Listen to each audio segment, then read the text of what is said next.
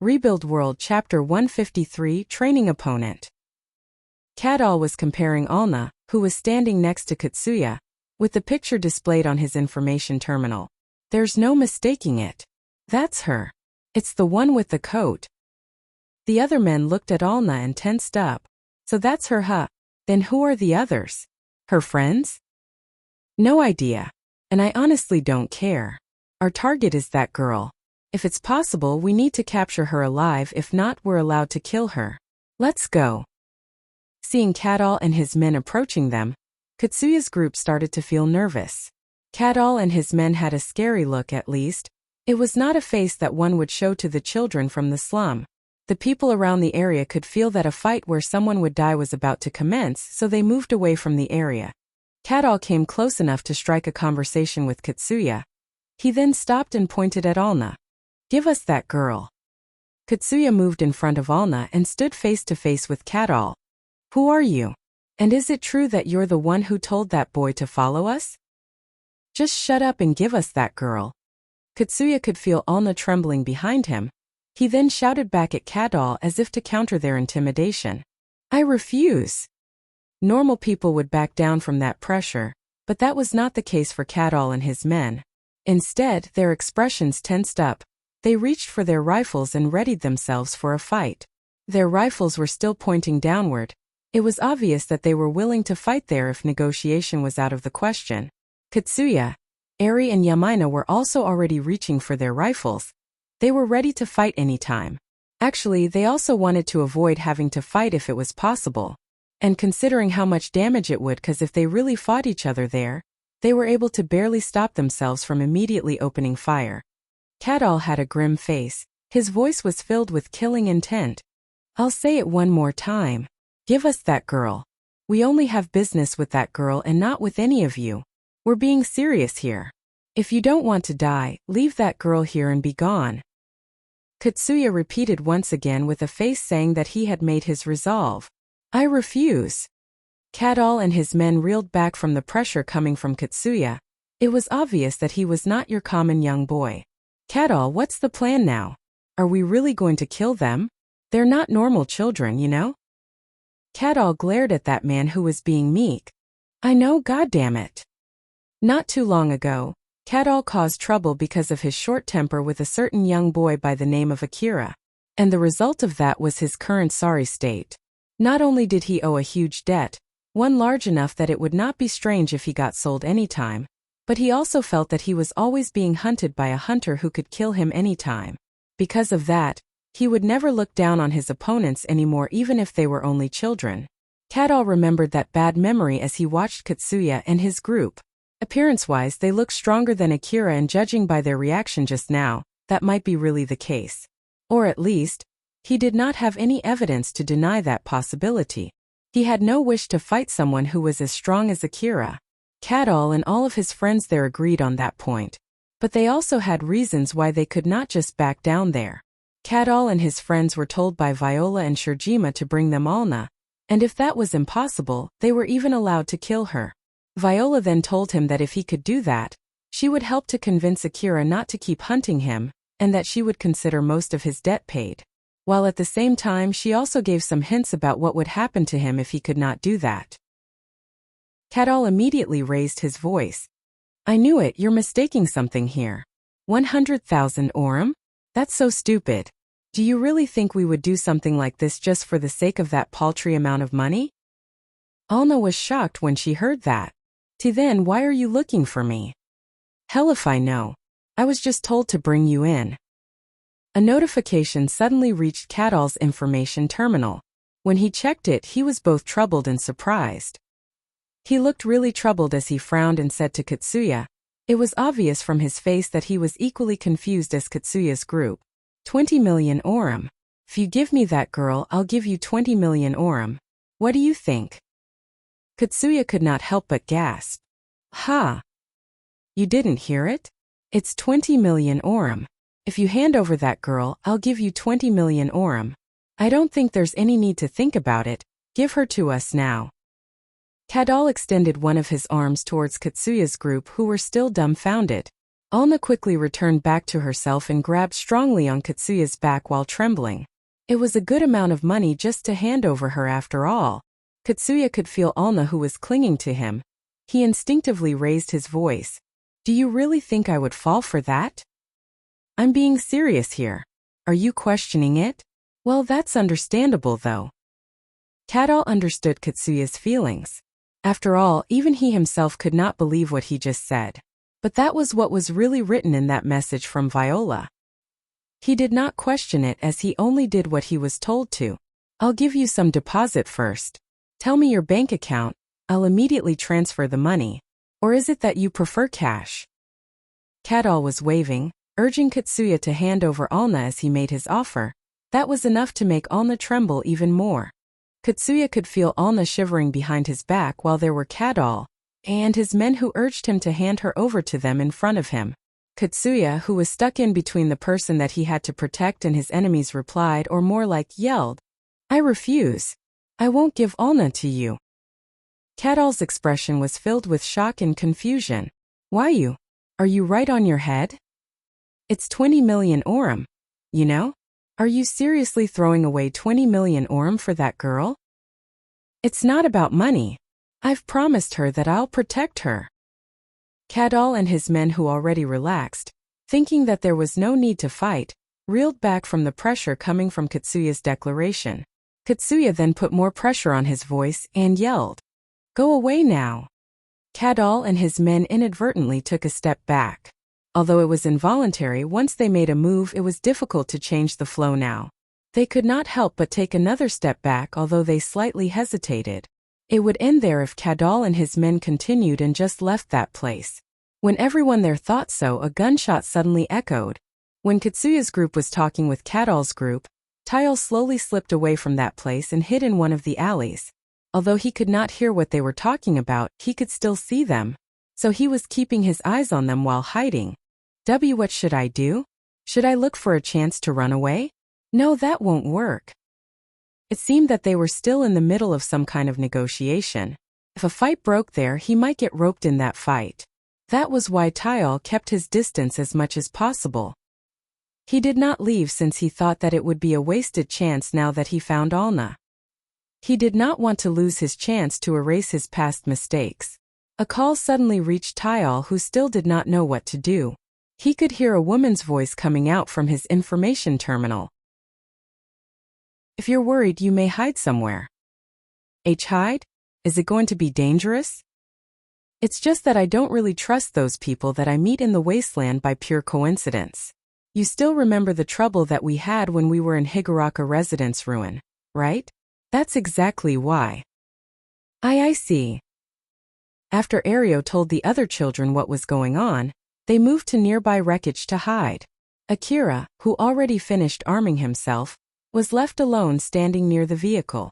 Akira checked the vehicle that was coming closer. It was obvious that they were heading straight to him. It was not out of a coincidence.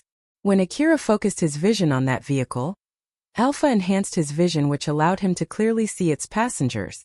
One of the passengers recognized Akira and lightly waved at him. Although the vehicle was still a bit away from him, that girl was clearly looking at Akira. Akira lowered his guard and looked slightly annoyed. Reina's group was in that vehicle, and the girl waving at him was Kane. That vehicle stopped not too far in front of Akira. Reina and her maids then stepped off from the vehicle. Shirori and Kane were wearing maid outfits, just like usual, but Reina was donning a new augmented suit. Kane smiled happily at Akira and said to him, Young boy. Long time no see. You're right. In contrast to Kane's energetic voice, Akira replied rather apathetically. Kane looked slightly disappointed as she continued. You don't sound that happy. That's not good enough. No. Hell if I care. Akira's gaze shifted from Kane to Shirori. So what is it? Shirori properly started with an opening. It has been quite a while since the last time we saw each other. I'm glad that you're doing fine. We spotted you on our way back to the city, so we thought at least we can say hello. That's it. Yes, we don't have any other particular business. If I have to add something, it's because someone really wanted to see you and we did not have any reason to refuse it. Akira glanced at Kane, looked completely convinced with a mix of a little sympathy, and said, "Ah, I see. Thank you for your understanding." Shirori lightly bowed and confirmed Akira's guess. Akira guessed that Reina and Shirori were simply dragged along by Kane. But that was not exactly true. Indeed, it was Kane who spotted Akira's vehicle and suggested visiting him. But the biggest reason why they did that was because Reina gave her permission. If Reina seemed to have any objections to it even in the slightest, or if she actually did not really care, Shirori would not have replied in such a concise manner. Reina seemed a little nervous as she stood in front of Akira. Long time no see, what are you doing in this place?" "Just a training with some people that I know." Akira then explained what he was doing there to Reina and Shirori while Ario and the other children were watching them from afar. Ario and the other children thought that there was no danger at all as they came out from hiding, but they did not have the courage to get any closer when they saw two of them were in maid outfit and the remaining one, assumed to be the master of those maids, was a beautiful girl with expensive-looking equipment. It was obvious that they were living in two completely different worlds. That fact intimidated them, and they did not have the courage to come any closer. But even so, they were still curious about what Akira and the others were talking about. Ario and the other children were talking to each other about their impression of Reina, Shirori and Kane. "Are they Akira-san's acquaintances? What can I say? They're really something. Those are what you call maids, right? I wonder if they're from the inner wall. So why does Akira know them?" "It might be from a bodyguard job or something since he's a hunter. But still, they don't look like common people. They have this high-class aura around them, unlike those girls from the gang." "So basically, hunters who are doing well get to know those kinds of people, huh? I bet if we can earn as much money as Akira-san, we'll get to know people like them too." All of them agreed that the hunter supporting their gang was indeed a great hunter, but past that, all of them had different impressions of Akira. Some of them felt hopeless after knowing how large the gap between them was. Some of them got a little more motivated thinking that if they continued training, they might get as strong as Akira one day. Some of them did not let it bother them that much even after knowing that they were basically living in two different worlds. People would have a different opinion, hope and impression even when they looked at the same thing. And the stronger their feeling to move forward, the faster they would reach the position they admired. Kane understood the situation after hearing Akira's explanation. She then smiled mischievously as a question came up in her mind. "Oh, so you're doing that kind of training, huh? But with your current skill, I don't think this training has any use to you though? No matter how many of them, if they're only amateurs with rifles, I don't think it can pose any trouble for you." Depending on how Akira took it, it might sound like a provocation to him, but he did not get bothered at all as he just casually replied, "Well, about that, you see, I made some adjustments to compensate for that, so it's okay." From what Akira said, Kane tried to gauge if it was just him being humble, or if he was simply too dense, or if that was the truth. If that was the truth, that would mean that he was not that strong, or that adjustment that he mentioned was really effective, or it might be even both. Kane once guessed the reason behind Akira's real strength and lost interest in him. But after a certain rumor reached her, she got interested in him again. "I see. In that case, how about letting Milady try a round in that training?" Reina did not expect that at all. What? Me? Yup. Akira said that it's good enough for his training. So it might be a good chance to see how good you are after you got the new equipment and went through your training with us. Not to mention, if Milady keeps training only with us, you'll get used to our movement and might get bored too. So, since we're here already, how about giving it a try? Reina flusteredly looked at Akira and Shirori. At least, at the moment, none of them looked against it. Akira then lightly warned her. "I don't really mind, but just to let you know, I can't guarantee your safety." Shirori immediately asked a question with a serious face. "Is it something dangerous?" "From what I can understand, you are using empty magazines with no bullets and the hits are only decided based on trajectory line calculation, right?" "I don't think that it's dangerous. But it's not like I gave all of their magazines a check. Moreover, we're in the middle of the wasteland, monsters might appear in the middle of the training. So I won't take any responsibility for safety. After all, it's not like I'm doing a request from you or anything, so I don't want to get blamed if something were to happen later." Before Shirori could say anything, Reina immediately interjected. I'll do it. Shiori seemed to be against it, so Reina begged her. Shiori, please, I want to give it a try. Shiori smiled as if she had given up. Very well.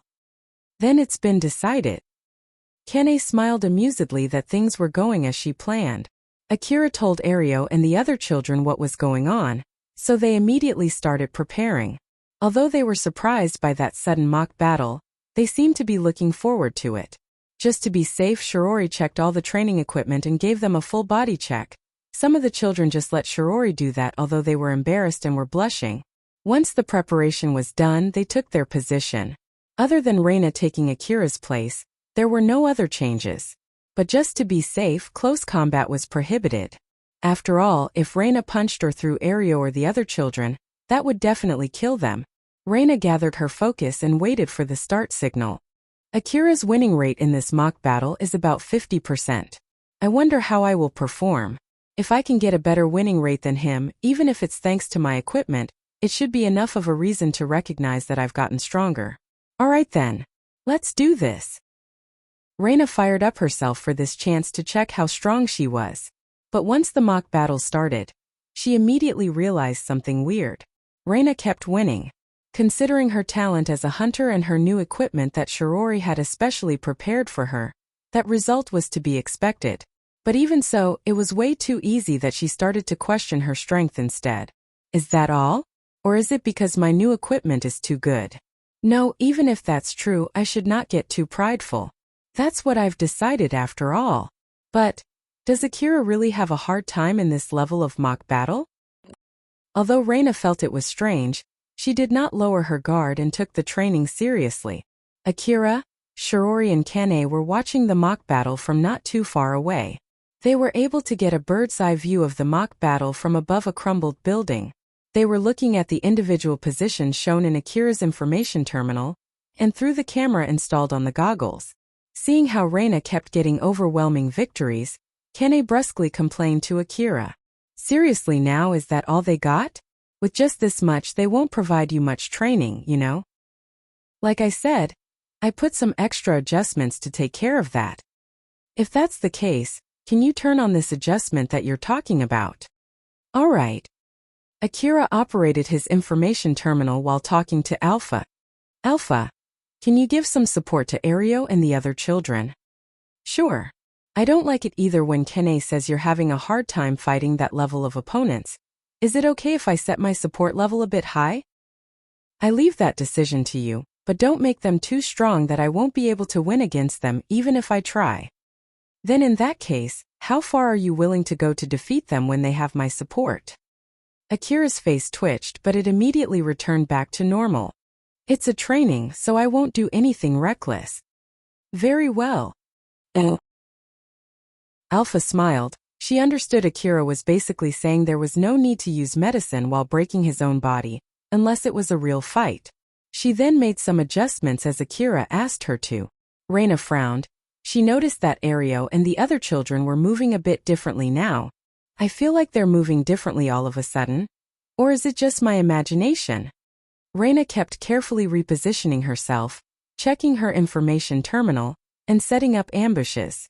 Normal people would not even be able to react to Reina's ambush. But Ario and the other children looked less and less surprised. Then finally, during a certain round, one of them suddenly jumped out from behind a wreckage as if that boy was lying in ambush for Reina. No, this is because they know my position. A notification appeared on the goggles that Reina was wearing. She borrowed that from Akira. After she read the message in that goggles, she smiled wryly as she understood very well what was going on. The message said that her position was broadcasted to everyone every 10 seconds. I see, so this is the adjustment that Akira was talking about. But this is nothing. Reina got even fired up for the training.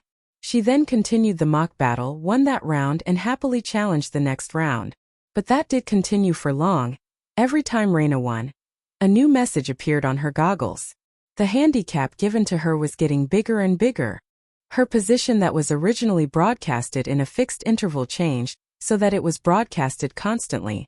Her opponents had to take a proper aim to hit her before, but now they could even just use one hand to hold their rifles to register a hit.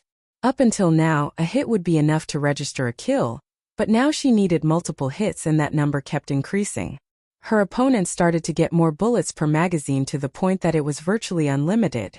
Moreover, her opponent's bullets started to pierce through wreckages and rubbles. Reina used her expensive and advanced equipment to the best that she could as she fought desperately, thus showing a fight that was worthy of those equipment. But just as expected, she got shot and lost. After her winning chance dropped way lower than 50%, some of the handicaps were removed and she finally got a victory after a long streak of losing. After that, her handicap got readjusted every time she lost or won until her winning chance was stable around 50%. Reina smiled bitterly and mumbled. So this is what he meant when he said that he only had 50% winning chance. But then she smiled as if she just decided to forget about it and said, "But well, I still can give a good fight with all of these handicaps. I think it should be enough as proof that I've gotten stronger. It might be all thanks to my new equipment. If I had these equipment back in the Saranthal building, I would have been able to fight better. I understand it very well now. It's all because of my stupid pride." Reina realized that her resolve to get stronger from back then was the correct decision and smiled. It was the right time to end the training.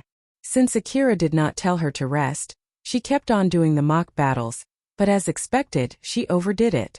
As Reina thought so, she decided to return back to Akira and Shiori. When she returned back to Shiori, Reina was dumbfounded seeing Akira engaged in a fight with Kene. Rebuild World Chapter 154 A Weirdo's Way of Thinking. When Reina was desperately fighting the mock battles, Kene peeked at Akira's information terminal to see the details of the adjustment and lightly smiled. "Akira boy, isn't that too much?" "Is that so? But I think she's doing pretty well. You know? That's because of the equipment that Ain-san especially prepared for her. What about you? Can you win with those handicaps?" It's not about winning or losing, it's about whether it's a good training or not. Akira did not think that he had a good winning chance with all those handicaps. He would have to perform some reckless moves in order to win. But for some reason he did not feel like saying that, so he just came up with a different excuse. Kene lightly laughed. She did not expect Akira would give such a childish reply. "Well, that's true. But if you use that level of difficulty as the base indicator, you'll need to do some reckless stuff to be able to win. And once you get used to doing something like that, you might also do some reckless stuff out of reaction during a real fight. Personally speaking, I recommend doing an easier training where you can more or less maintain a 100% winning rate." Akira looked surprised. He never expected that someone who looked so reckless as Kene would say something that prioritized safety. "What?" "Nothing." Akira looked away from Kene. Shiori seemed to be moderately amused by that exchange. "Well, that doesn't really matter. By the way, Akira boy, are you free? Want to have a light spar with me?" "No. Now don't say that. This is also a training, something like an equal exchange." "Equal exchange?" "Yes, you can't do mock battles when Milady is doing mock battles. It can even be said that Milady is taking your chance to do training. So to compensate for that, you can have a CQC training with me.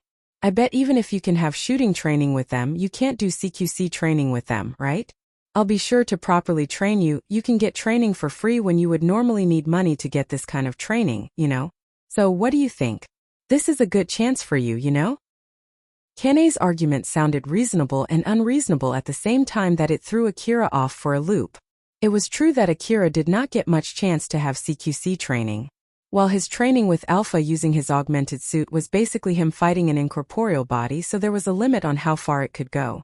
Indeed, it was a good chance for him to get more experience without having to go through a real CQC fight. Now, if only his training opponent was not Kene. After thinking for a bit, Akira then carefully asked a question. "So basically you'll help me train, right? Since it's training for me, I'll have you follow my wish regarding the training. For example, I might ask you to go easy on me. And also no aiming for my head, even if it's just a feint. If you're okay with that, then sure, I don't mind either." "Of course. I'm really glad I asked. Let's start right away." Kene excitedly jumped off from the observation point. Shiori did not expect that answer from Akira. "Akira-sama, are you sure?" "Well, it seems that she's being serious about teaching me. And it's true that it's important to have a training opponent against whom I don't need to hold back at all. They could easily kill someone if they were not careful when they were having a CQC fight with their augmented suits. But fighting without an augmented suit was also dangerous. So it was true that it was important to have a training opponent that Akira could fight using his augmented suit without holding back too much. Just to be safe, if something were to happen, I'll help you. Alright. I'll be counting on you if something happens. Akira lightly bowed to Shirori. Akira and Kane readied themselves while facing each other. Kane was smiling in excitement.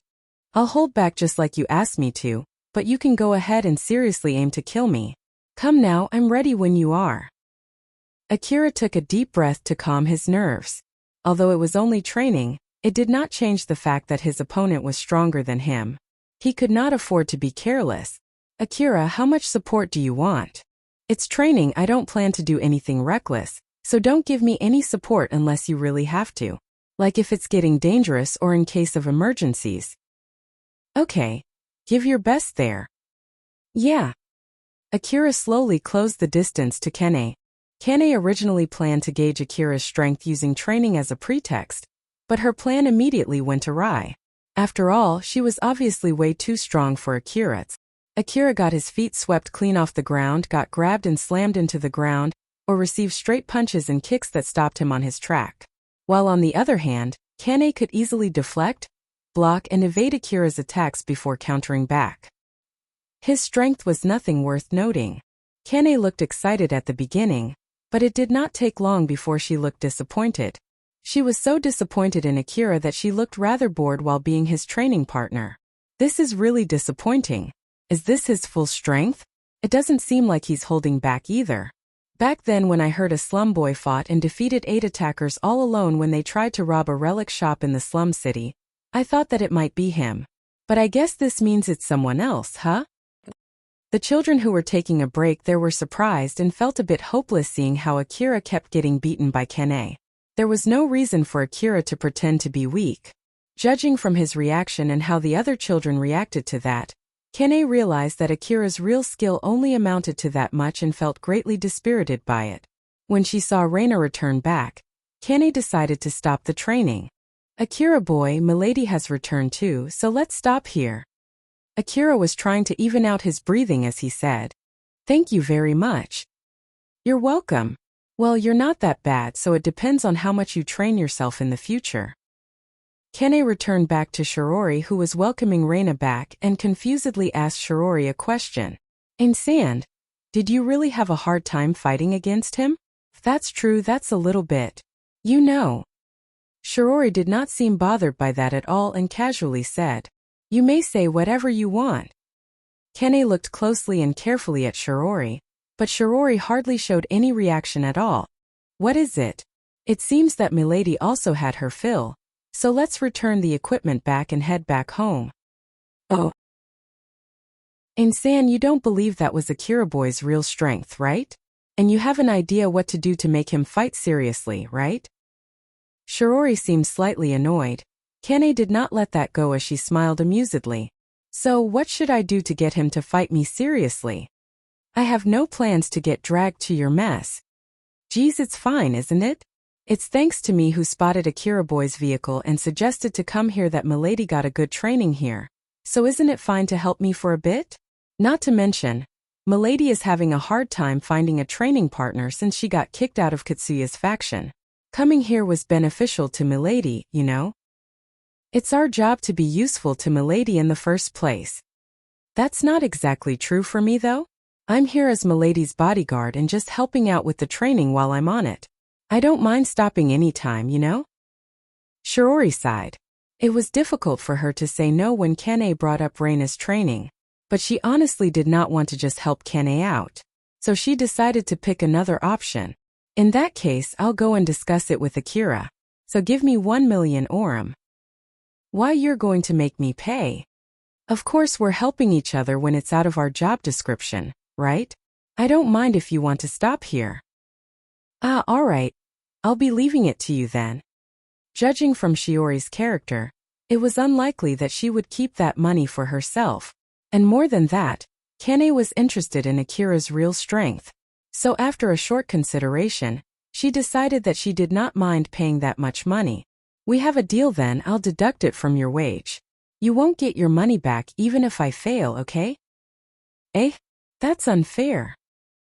Shiori just left complaining Kane behind to have a talk with Akira. Although it was originally a half-joke to make Kane forget about it, not that they had a deal, she only had one job now. She smiled at Akira and made a request to him. Akira-sama, can you please do another round with Kane? Consider it as a request for Akira-sama. Akira frowned. One more time? I believe that we did enough just now though? No, this is a little bit different. It's not Kane helping you train, it's more of Akira-sama helping Kane train. The reward will be 500,000 orum. It'll be paid in full up front. The request will be completed once Akira-sama works hard enough to earn that 500,000 orum. That will be all, will you accept it? Akira slightly frowned since he felt like Shiori was able to see through him. He then started considering whether to take that request or not. That was when Shiori suddenly said, if I may, it might be not good for Akira-sama to wrap up the training with Akira-sama's complete defeat. As Shiori said so, she glanced in Ario's direction. Akira followed suit and looked at Ario and the other children. It was true that he looked rather pathetic there. For some reason, after seeing how they looked at him, Akira thought that some of them might think that they have a chance to win if they try to challenge him in CQC. After Shiori gave that slight nudge on Akira, she then continued. If I may add my personal opinion, I believe that Milady started to work hard since she's aiming to be as strong as Akira-sama, who was able to fight side by side with the other hunters. If I may, I wish that Milady's goal would stay somewhere high. Akira glanced at Reina. Reina seemed rather conflicted and slightly disappointed. She's already using pretty expensive equipment there. Combat power-wise, I think she's already above me though. Is that so? At the least, I don't believe so. Moreover, strength is not only about pure firepower, it's not decided solely based on the quality of equipments. At first, Akira took some time to think about it. He then made an expression as if he just gave up. Alright, but I'll be the one to decide when the request ends and I won't take any objection. Okay? Very well, thank you very much. Shiori lightly bowed and paid 500,000 orum to Akira. That was just to be safe in case Akira wanted to get cash instead of a bank transfer. Akira received that, returned back to his vehicle, took out some medicines from his rucksack and swallowed them. Akira, are you sure you're okay taking that request? Well, I do want to test your support too, not to mention that I don't want Ario and the other children to misunderstand something here. Moreover, I don't like the fact that I kept getting beaten up one-sidedly. Akira said so as he smiled smugly. Alpha smiled back confidently at him. That's true, so then how much level of recklessness is okay? At least enough to be suitable for that reward. It's a request after all. Very well. Not to mention it seems you're willing to go as far as to take some medicines beforehand. Let's change the setting of your augmented suit a bit. If she already has her guard down, we can use that to defeat her quickly and show her your strength. Akira smiled seeing that it seemed Alpha was raring to go too. Akira and Kane were facing each other again. Akira had a serious face just like last time, but that was not the case for Kane. She seemed half convinced and was still suspicious. I'm ready when you are. Also, it's my training this time, so it would be great if you can give your full power. Honestly speaking, I wasn't holding back my punch at all though. I guess that doesn't really matter now. Come now, I don't mind if you want to aim for my head, you know? Roger that. Just like last time, Akira slowly closed the distance. Looking at that, Kane thought that her guess was indeed correct. Her expression slightly turned disappointed for a split second. Right at that moment, Akira used the full power of his augmented suit to propel his body forward and close the distance in one quick and fluid motion. That sudden move, as if Akira was completely a different person, caught Kane completely off guard and slowed her reaction. But that did not pose trouble due to her fighting skill. She saw Akira trying to dive straight at her as she moved to block that incoming attack. Right at that moment, she immediately shifted her posture and blocked a powerful kick aimed at her torso. That right straight was a feint? Not to mention that both his gaze and attack were seriously aimed at me? Isn't he too good at making a feint? After receiving that kick, Kane immediately shifted to counter that attack as her leg drew a sharp arc from under her maid outfit. But Akira took a step back and leaned back. Kane's leg just cut clearly through the air. He did not get thrown off balance even when I countered with that strong kick. And that reaction time. He immediately moved away to evade my attack right after his kick. Or more like he didn't even look at my kick, did he? Kane used the momentum from her kick to shift her posture and change the trajectory of her kick. But Akira immediately ducked and evaded that too. Now that Kane had her both legs off the ground, Akira zoomed in to throw an attack. Still too naive. Normally, now that Kane was flying in the air, she should not be able to evade that attack. But both of Kane's legs were armed with force field armor. She activated the force field armor on her left leg to forcefully change her posture and evaded Akira's attack. And she did not stop there. She used the projected force field that was only there for a split second as a platform to fix her posture in the air. But as if Akira completely expected that, Kane suddenly received a powerful kick on her torso. She was slammed hard into the ground and found herself lying face up on the ground. Not too far away from Kane, who was lying on the ground, Akira was trying to calm down his breathing. The exchange only lasted for a few seconds. If one of them looked away even for a bit, it would have ended in an instant. But even so, it left a big impression on everyone who saw that. Reina, Ario and the other children were completely shocked since they could not process what just happened. Shiori looked half shocked since she was half expecting that would happen. Kane pushed herself up. She was smiling widely that it was creepy. Akira frowned as he saw her smile. No damage even after she received that powerful kick? Huh. That must be because of her equipment. That's kinda true. Akira then shook that off and said to Kane, "That's it, that will be the end." Kane's smile was filled with excitement for more as she replied, "What are you talking about? We're just getting started here. You're surprisingly strong when you're serious, it's indeed amazing, but it would be troublesome if you think that was enough to defeat me." No, this is the end. Kane interpreted that as Akira looking down on her. So then she said while smiling amusedly, "Don't worry. I'll crush that misconception in no time."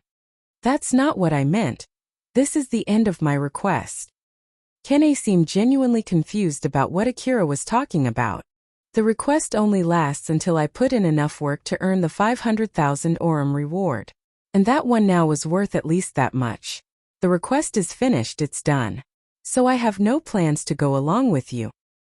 Although Kane was confused, she was able to understand what he meant.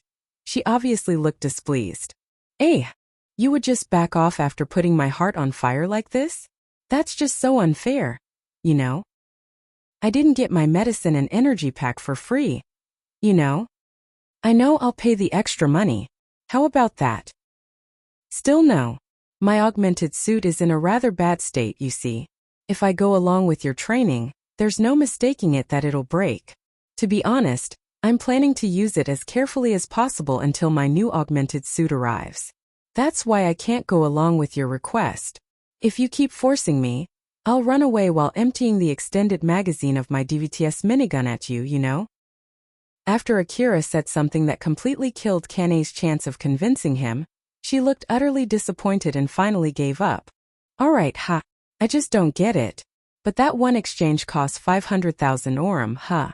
Isn't that too expensive?" "Honestly speaking, I think I didn't charge enough since I had to fight someone who's doing fine even after taking that kick square on." Before fighting Kane, Akira returned the setting of his augmented suit from follow type to read type. He then gathered his focus to compress his time perception, and raised the output power of his augmented suit to its limit with the help of Alpha's support, and he even took some medicines beforehand to brace for the burden that would be put on his body. After all these preparations he was finally able to get a strike in, but that did not hurt his opponent at all. So Akira believed that it was at least worth that much. Kane recognized Akira's skill, but that caused another question to surface up. "But still, if you're that strong, it would have been great if you had put that much effort in our first battle. Is it that you can't get serious unless it's a request?" I was being serious back then too, you know? It's just that since it's training, so I thought there's no need for me to get reckless. That was enough training for me too. While the last fight was a request for training, so I only did what I needed to do. As I said before, I didn't get my medicine and energy pack for free. Kene seemed to be thinking for a bit before she made a serious face and said, Akira boy, are you actually hiding your real strength while trying to be a superhuman? Akira frowned. I have no plans to be anything like that. Someone else also asked me the exact same thing not too long ago, so let me say it again, that's not true. I have no plans to be strong enough to be able to throw a tank with my pure strength. I see. Kene somehow looked amused.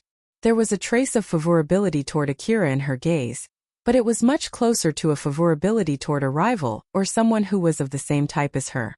Akira thought that smile was similar to Neria's. It was a smile of someone who would try to seduce the opponent that she wanted to kill. Akira could not help but to make an annoyed face at that. After that, Reina's group thanked Akira and left. Akira looked tired as he said, Alpha, I somehow feel tired. Is it okay if we finish the training here today? Sure, do you want to head straight back home? Or do you want to let Ario and the other children continue the training themselves? Let's see. I guess I'll let them continue the training themselves, huh? It's their precious opportunity to train, so I would feel bad if I send them all back just because I don't feel like doing it. Alright. In that case, let's break them into 2 groups and set them to fight each other. Then I'll have you observe their fight and take notes. It's important to be able to do that kind of analysis too, you see. Ario and the other children continued the training by themselves for some time after that. Akira did not join them at all, and when the time was right, they decided to wrap up the training. That was the first training session where they finished before Ario and the other children got too tired to do anything. Asterisk, asterisk, asterisk. After they left Akira, Reina, Shiori and Kene headed back to the city. Kene sounded rather happy as she said while driving the vehicle. Well, although it was rather unfortunate, I'm glad that we visited Akira boy. It served as a good training for Milady and I got to see how strong that Akira boy is. To be honest, I didn't expect him to be that strong. That explains why Ain-san had a hard time fighting him. So then, Milady, how was the training? To be honest, I stopped watching midway, you see. Reina somehow looked displeased. At least, she looked displeased enough that it was obvious that it was not because Kene said she stopped watching midway. It was hard, I feel like I got a good gauge of my current strength at the moment. Though it's all thanks to my equipment. It's also important to properly gauge your fighting ability when you have your equipment. Even that Akira boy also said that you'll need both equipment and training to be strong. And if he had to pick one, he did say that he would pick equipment. You're right. Although they were special equipment used only for training, it's true that I was having a hard time because of how superior their equipment was. I feel like I was defeated by a group of amateurs with overwhelmingly superior equipment. Well, that also applies to me too to some extent though. I'm okay with the equipment since Shiori prepared them for me, so what's left for me is only training, huh? I still need a lot of training before I can get as strong as Akira. Shiori Kane, I'll be relying on both of you. Reina sounded as if she finally made her resolve to move forward, so Shiori happily replied. Please leave it to us. It's our job to be useful to Milady. But in contrast to that, Kene said while making a grim face. Milady, it's all good if you want to be as strong as Akira boy, but it's impossible for Milady to get as strong as Akira boy, you know? He's someone who you should not aspire to be. What do you mean? Reina was confused. Kene then answered her question with a serious tone. He's not right in the head in all kinds of meaning. Akira boy's augmented suit is not an advanced augmented suit like Milady is using right now. Its capability is relatively low, and its user burden compensator is also relatively bad. That's why their power output is lowered for the sake of the safety of its user. But, although it's only my guess, I believe that Akira boy modified that limiter or maybe even completely took it off. So it should have been putting his body under immense stress. And while normal people would die if they do that, Akira boy's move suddenly changed as if he was completely a different person after he accepted that request from Ain-san, remember? Oh, did you even see that fight? I did. He suddenly became surprisingly strong. That's the difference when he was willing to put that burden on his body, you see. The reason why he took medicine beforehand was because he would die if he didn't do that. Is it really that bad? It didn't seem that bad though. In that case, would you like to give it a try? You should be able to try it if we change the setting on your augmented suit. Kane said that so casually, but Shirori immediately interjected as if she was scolding Kane. Kane, stop talking nonsense. Milady, it's really dangerous, so don't even think about it no matter what. Reina frowned. She understood the danger of doing something like that from how Shirori sounded there. Kane lightly giggled and said, to be honest, I think it's a good idea to at least try it once though. But as I explained before, it's basically awful. If it's really that dangerous, I can understand why I should not fight using that method. Reina seemed to fully understand the importance of that subject. But Kane shook her head and said, that's not what I meant, as in matter of fact, that's not the biggest issue. Shirori also stopped me though, but that was not the real issue? Even Ain-san also has a similar trump card too. It's not a bad thing to keep something like that in case of emergency. The problem is how Akira boy is using that method without any hesitation even though he doesn't have a cyborg body. That way of thinking and common sense is simply abnormal. Abnormal? Although Akira boy's augmented suit is a new augmented suit compared to the one that he used when he fought Ain-san, it's already pretty rugged to the point that he said he's already buying a new one. Normally augmented suits won't get that bad so quickly. That would mean that he had gone through enough fierce fights to get his augmented suit, not his body, that bad so fast. So it's not an exaggeration to say that he's not right in the head since he thinks that it's a normal thing. Then to top it off, he said that someone also mistook him before and asked if he's trying to be a superhuman. That would mean he's been doing that without knowing it. Although I feel bad for saying this, but he's simply crazy. Shirori frowned. It must be rather severe since even Kane says so. Well, I bet it's because he's like that Ain-san had a hard time fighting him. After Kane said so, she suddenly made a rather confused look. But still, putting that aside, I still find it rather strange. People who are that strong usually have an aura that you can recognize. But although Akira is actually strong, why does he still look weak? And I don't think that he's deliberately trying to look weak either. Milady, do you have any guess? Me. I heard that Milady looked down on Akira boy thinking that he's just a small fry the first time Milady met him. Is there any particular reason why Milady thought he was just a small fry? Reina remembered her mistake and looked slightly displeased. But as she continued searching through her memories, her expression slowly changed to a confused one. Now that Kane mentions it, why did I think so? No matter how he looked, he was called to that place as a hunter and he had proper equipment too. Was it simply because there was something that I did not like about him? No, I only felt so after I talked to him. I thought that he looked weak even before I spoke to him. That's why when he refused our offer to work together, I got irritated and, is it because Akira's just a small boy? But I think he's more or less of the same age as me though. Shirori was also searching through her memories as to why she misjudged Akira's strength. She then remembered Shikarabe's answer when she inquired about him and realized that Shikarabe also had made the same mistake as her. This could not be just a pure coincidence, there must be something behind it. Although Shirori could not identify what this something was, there was no mistaking it, something was causing it. As she thought so, she decided to be more careful with Akira. Ain-san, did you get anything? What are you planning to do with that information? As Milady's bodyguard, it's so that I won't lower my guard even if my opponent looks weak. But then Shirori replied back causally. Nothing in particular came to mind except the shame from the mistake I made.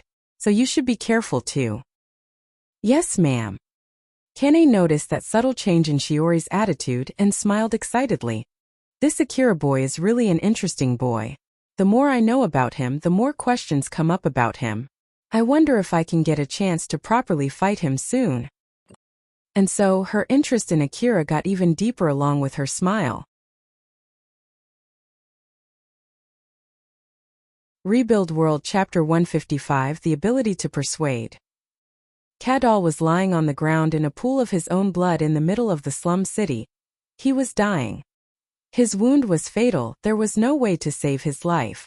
The other 3 who were Shijima's men were already dead. Why? Always got involved with these strong brats.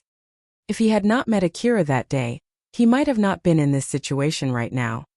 He replayed the flashbacks of everything that happened that had led him to this ending. His expression was filled with grudge and frustration as he breathed his last breath. Katsuya's group had an overwhelming victory. None in his group was wounded. After the shooting stopped, the area was so silent that it was even felt strange.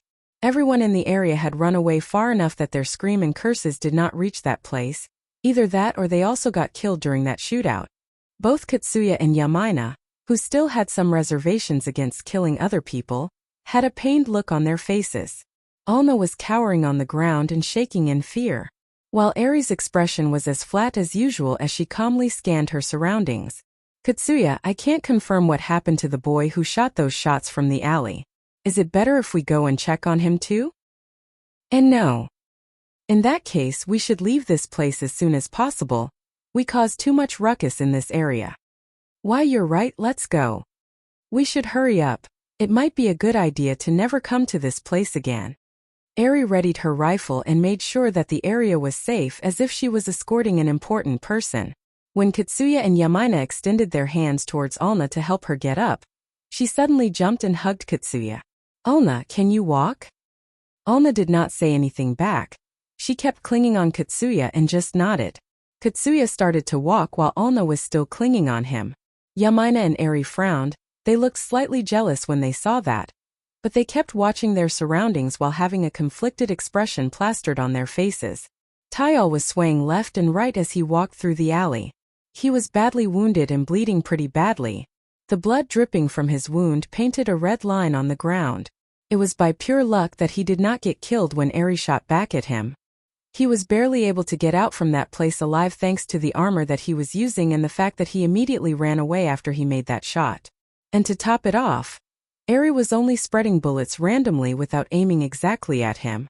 Tayal kept on walking through the alley with his fading consciousness, but it did not take long for him to hit his limit as he collapsed into the ground. He did not have the power to push himself back up.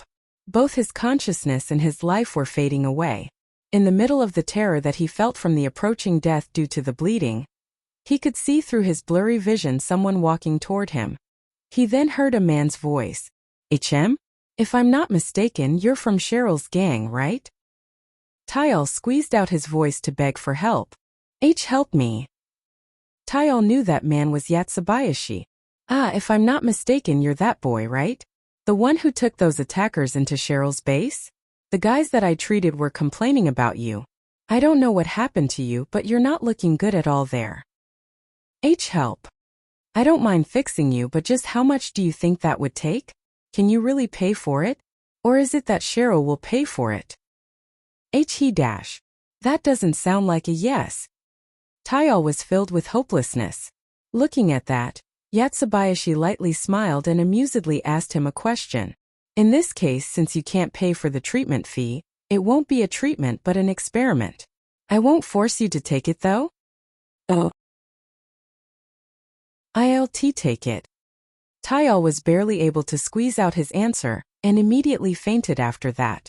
Yatsubayashi did not panic at all. He lightly smiled and said, We have a deal then.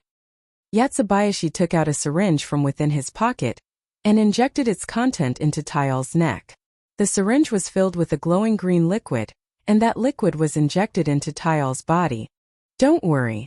I can still save your life. We're both lucky here, don't you think so?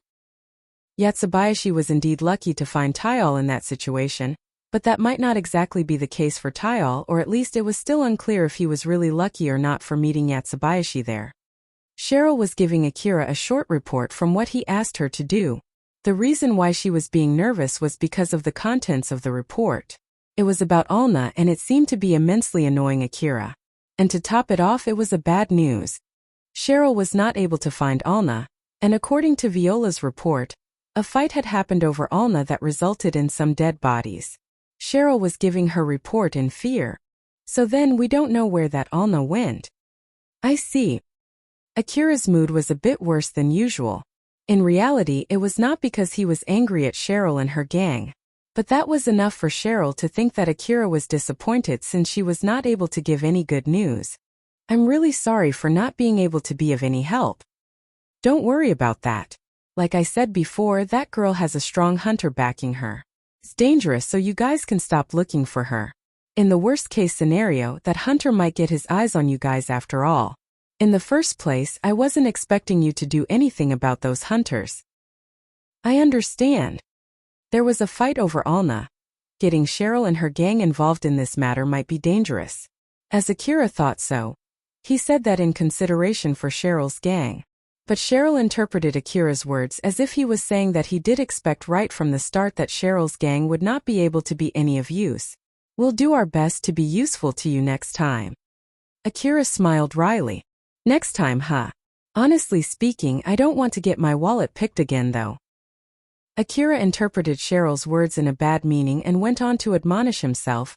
Cheryl's face went pale as she flusteredly said, I'm really sorry, that wasn't what I meant. HM? It's just that I interpreted that in the wrong way. Sorry, I'll be relying on you again if something comes up. Why yes. Akira realized that his mood was worse than he had thought.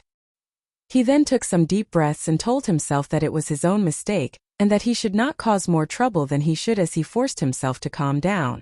A notice suddenly reached Akira's information terminal. When he checked its content, his mood immediately brightened. Cheryl, I have something to do, so I'll take my leave for today. Just call me if anything comes up. Okay. Is it okay to ask what is this something that you need to do? Cheryl tried to act casual when she asked that question, but since it was able to fix Akira's mood in one go, her curiosity and insecurity were leaking out. Akira did not notice Cheryl was looking at him as if she was clinging to him. He just lightly replied to her. My orders just arrived, so I'm just going to pick them up. He then took a short pause before he said apologetically, by the way, I'm sorry, I might not be able to come here that often after this. I need to return back to my hunter job after all. I see, that's really unfortunate, but it can't be helped. I would be really happy if you can come when you're free. Well, compared to before, I might come here more often though. Cheryl forced herself to smile while Akira just casually said so.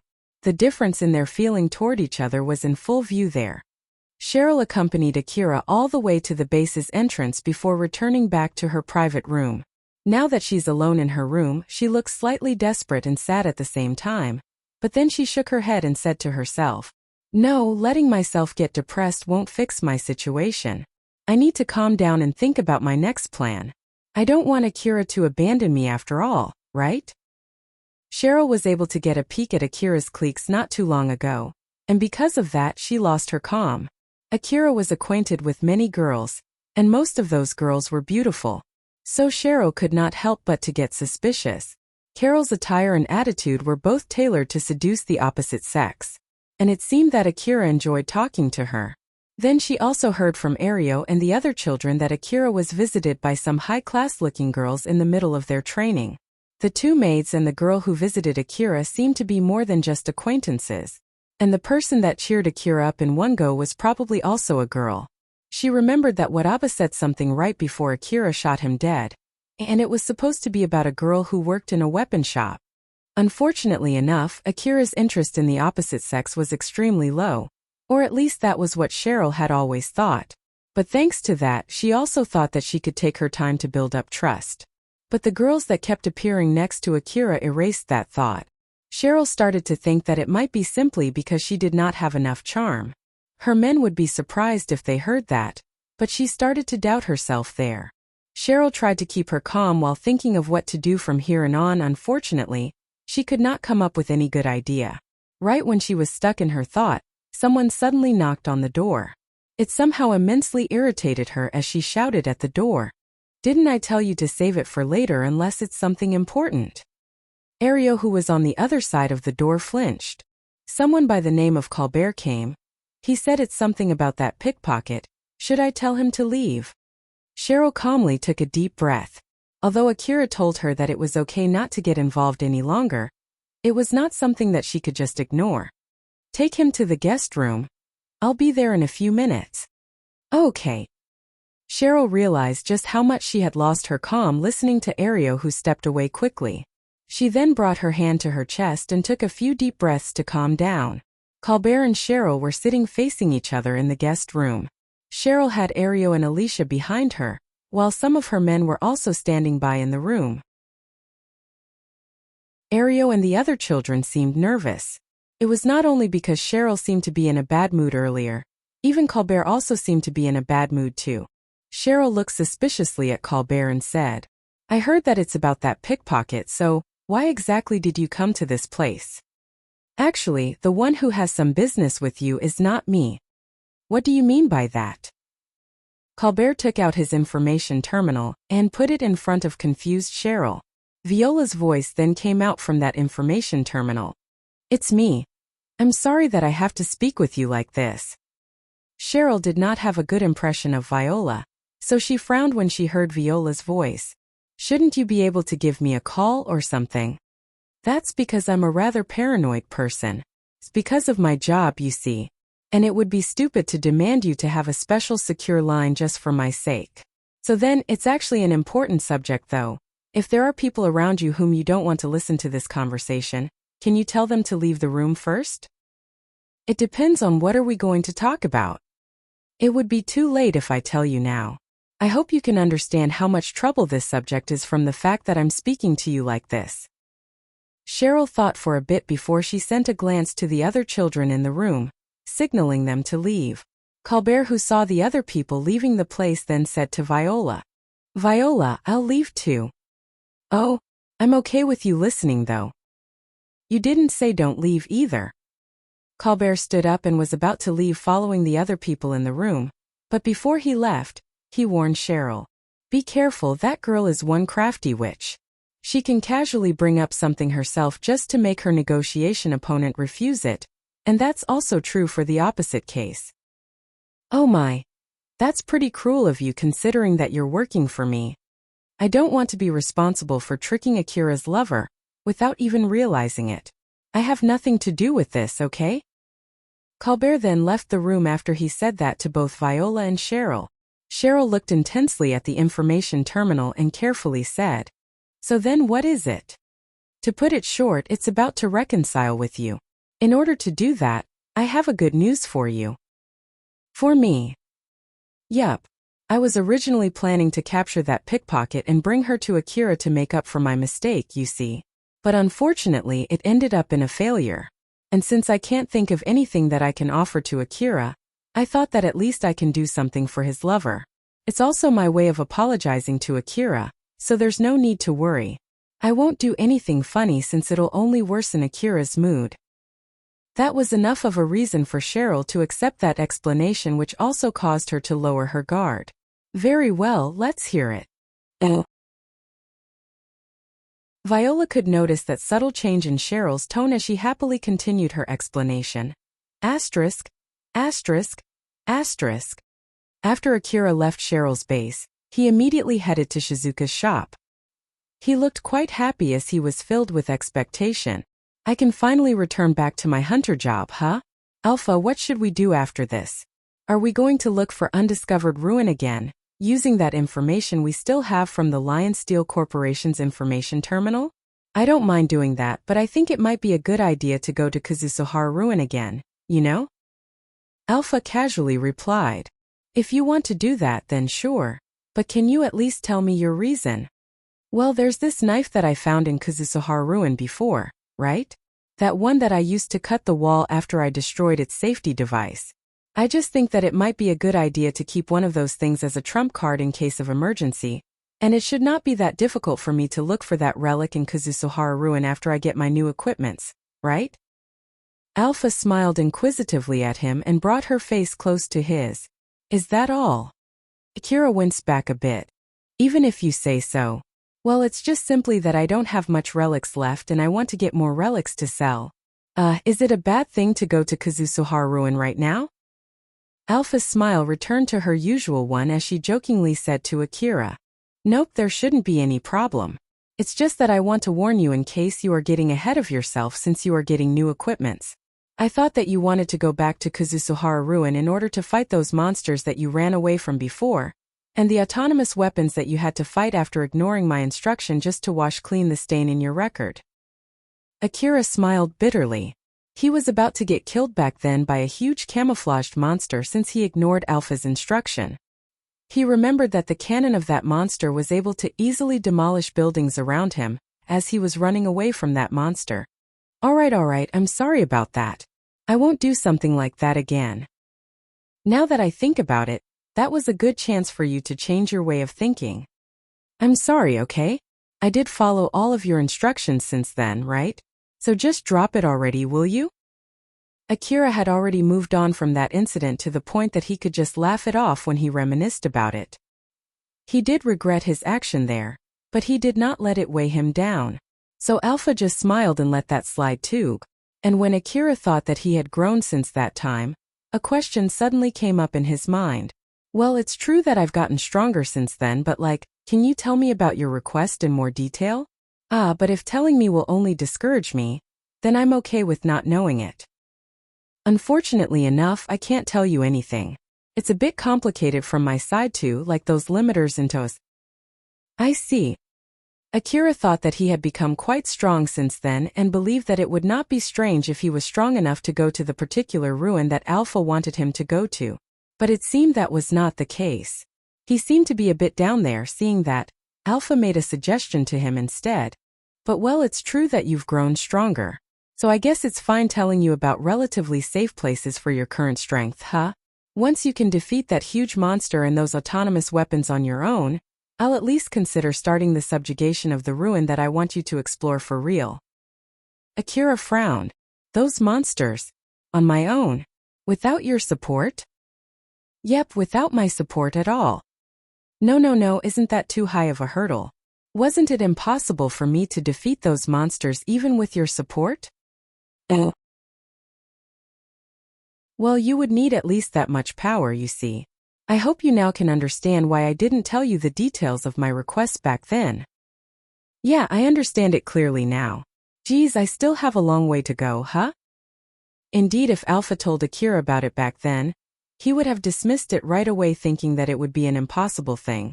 But when he thought about it, he once again realized how much he had grown since he now believed that it was not completely impossible. But still, I at least got a good gist of how far my goal is, huh? Akira's face was not filled with mockery, instead, it was filled with confidence and excitement. Looking at that, Alpha smiled and cheered for him. It seemed that completing my request has been shifted from utterly impossible to extremely difficult. Once it's changed into a risky exploration, I'll tell you the location of the ruin. We'll only start exploring the ruin for real once you have a good chance to come back alive. I see. I'll also give my best without getting too reckless. I'll be in your care until then. Of course, just leave it to me. I'll be in your care too. Akira smiled faintly at Alpha while she smiled confidently at him, expressing their trust in each other. But Akira's expression immediately turned sour when he saw Katsuya in front of him. It was rare for Katsuya to be moving alone that day, and when they noticed each other, their faces turned stern. Their inner feelings were expressed right on their faces. Akira only looked at Katsuya as a troublesome guy with a mix of irritation, but that was all there was to it.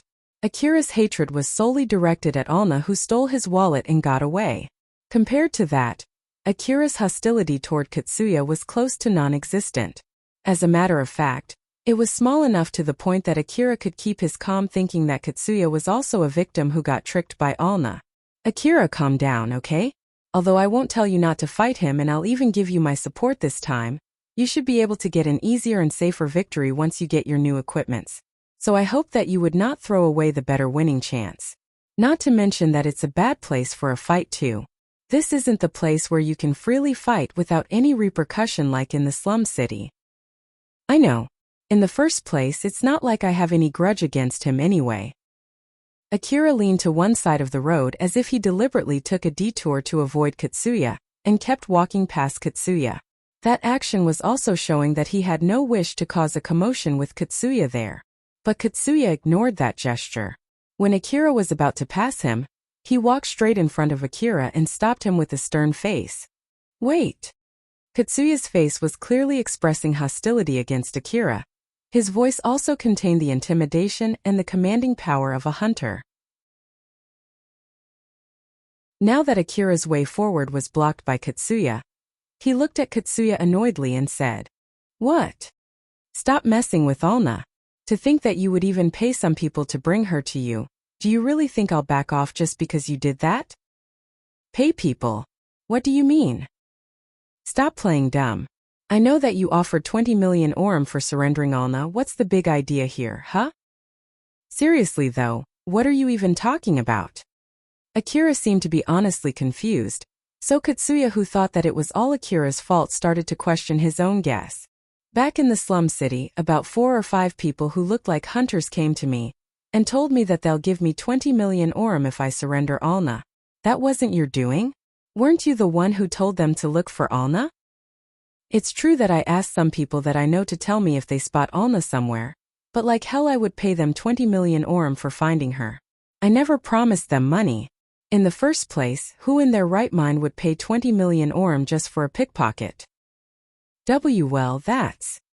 Katsuya reeled back from Akira's logical argument. Akira stepped aside and walked past Katsuya.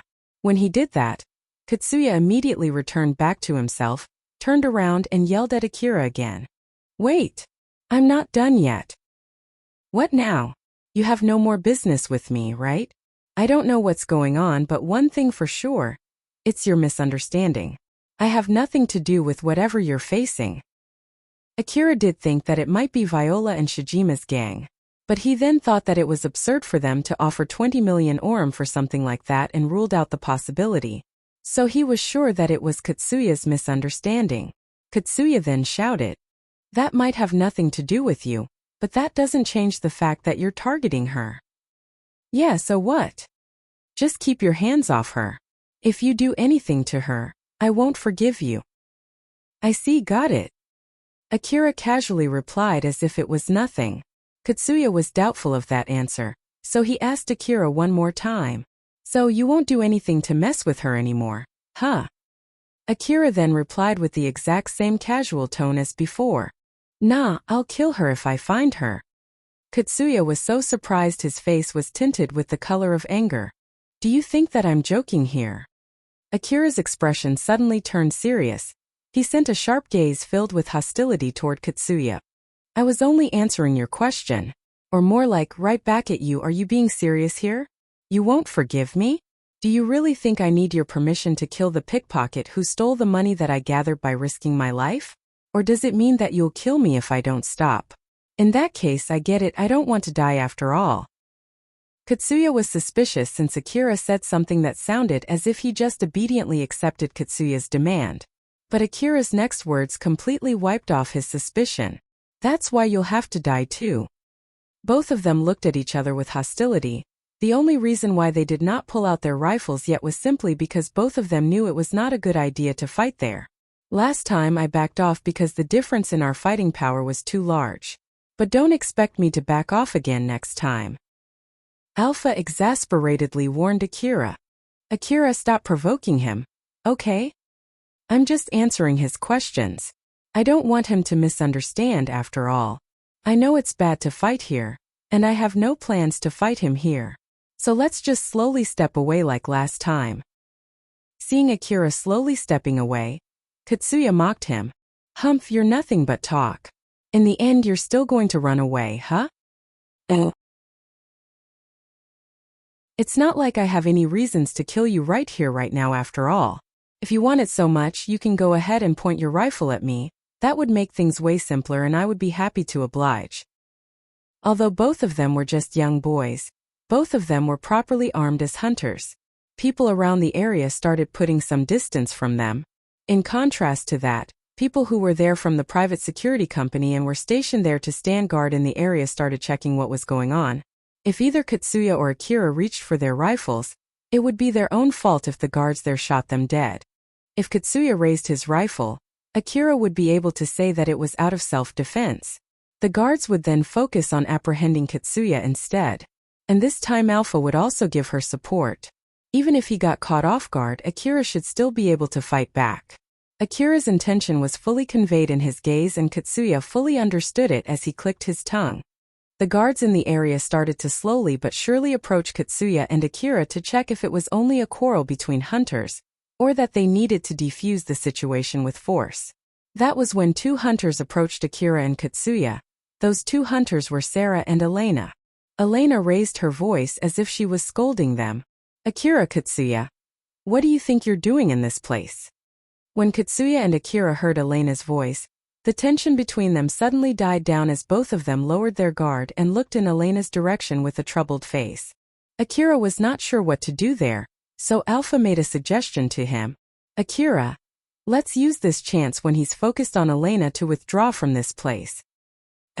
But Akira hesitated to leave that place without giving his side of explanation of what was going on to Elena and Sarah. But Alpha then said to him with a serious face, are you going to get them involved in case if something happened in this place? The fastest and most effective method to make sure not to cause a commotion there was for Akira to get away from that place. He himself knew that much. Although he hated the idea of leaving that place as if he was running away, for him it was thousands of times better than getting Sarah and Elena involved. As he finally reached his decision, he lightly bowed to Elena and Sarah and said, I'm sorry, but I have an urgent business to take care of. Wait, Akira? Elena was taken aback, but when she tried to stop him, Akira quickly left the place. Sarah also did not expect that from Akira as she looked obviously surprised, while Katsuya only glared at him as Akira walked away. Elena and Sarah were actually there to see what was going on since they spotted 2 hunters whom they were familiar with confronting each other. If they caused a ruckus there, it would definitely cause them a lot of trouble later. Both of them were hunters. If they fought there, it would definitely cause big damage to the area and the common people around them. If it was something that they could stop, Elena and Sarah were thinking of stopping them, but now one of them had run away. Since it was not like they could do anything about Akira who was leaving the place, they decided to ask what was going on to the one that was still present. Sarah then casually asked Katsuya, it seemed like you were having a fight there, what happened? Sarah smiled gently. There was no trace of reprimanding in her voice. It seemed that she was genuinely curious. She deliberately did so to calm down Katsuya as well as to express her wish that it was not anything big. But although Katsuya was able to calm down to some extent, he then answered with anger. I was stopping that guy from killing my friend. Elena and Sarah frowned and looked at each other. It was a bigger issue than Elena had thought. Elena then made a stern face and spoke to Katsuya as if she was having a serious discussion with him. Can you tell us the details? Katsuya nodded and explained what happened to Elena and Sarah. Of course, his explanation was biased and mostly mixed with his personal guesses. Elena and Sarah's expression obviously turned cloudy when they heard his explanation.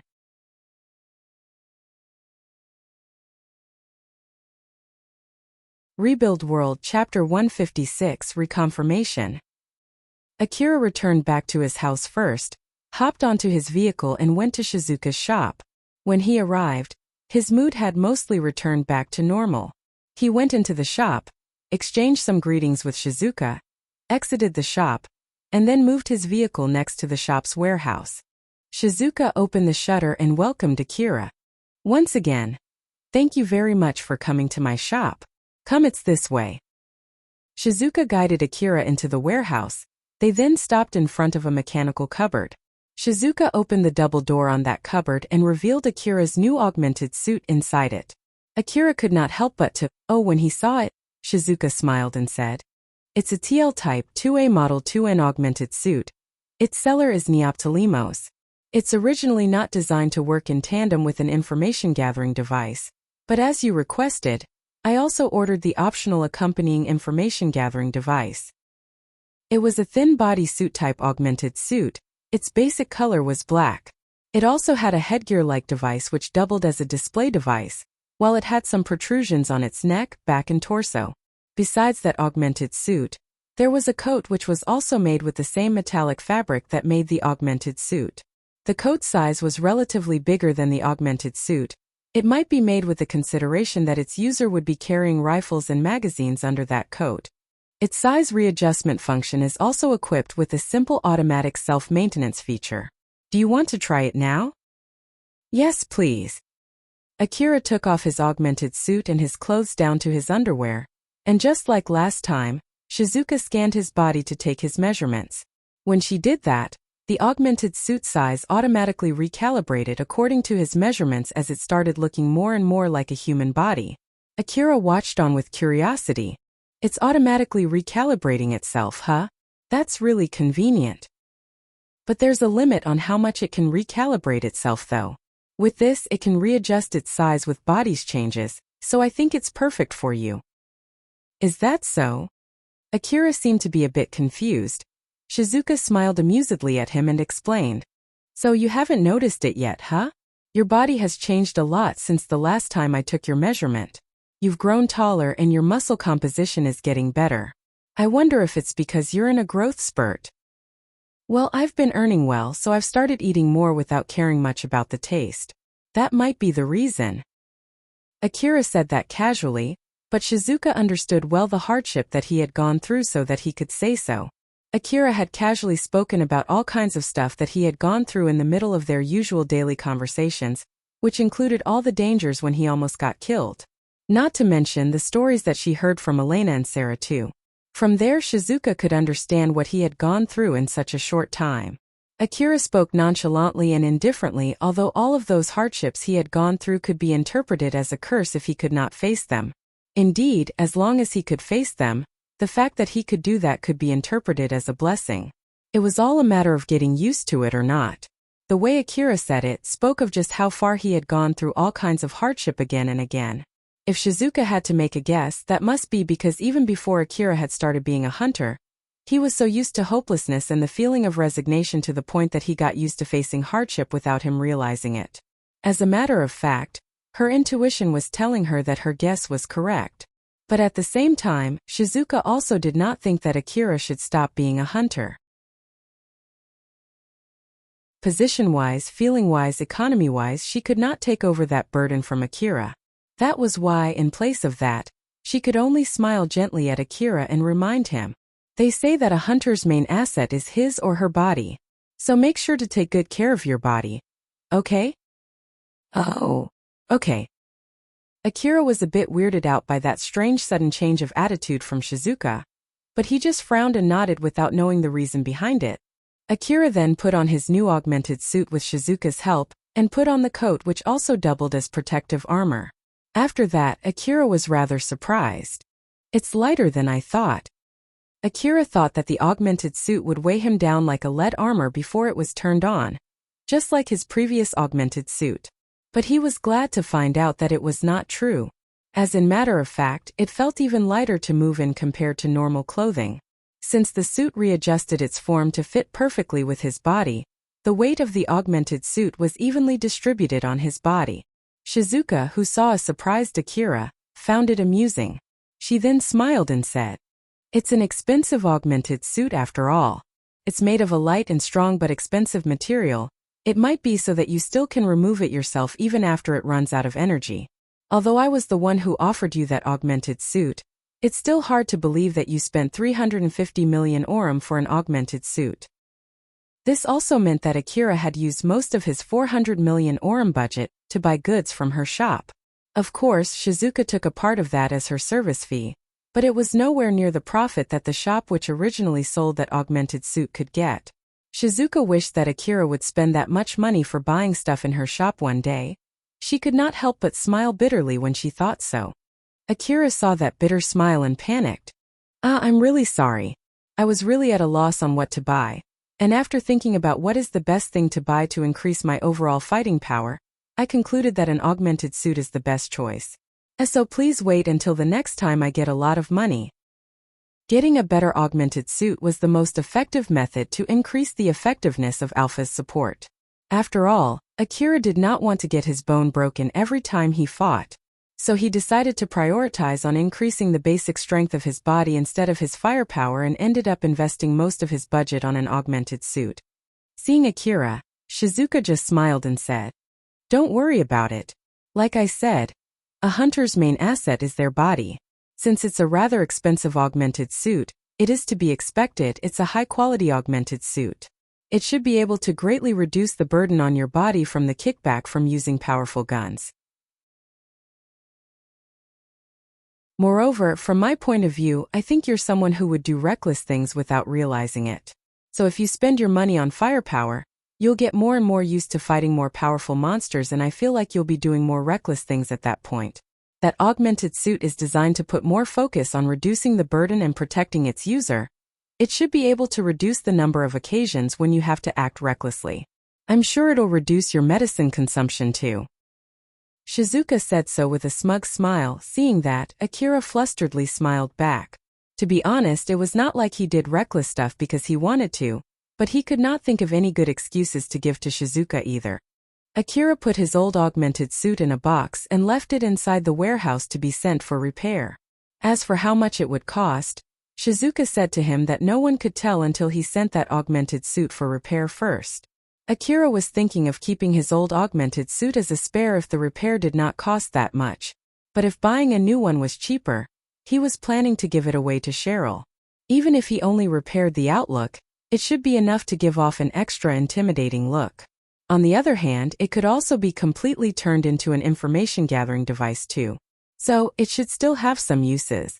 As Akira was moving the metallic mechanical cupboard into his vehicle, Shizuka was gathering rifle modification parts into a cart.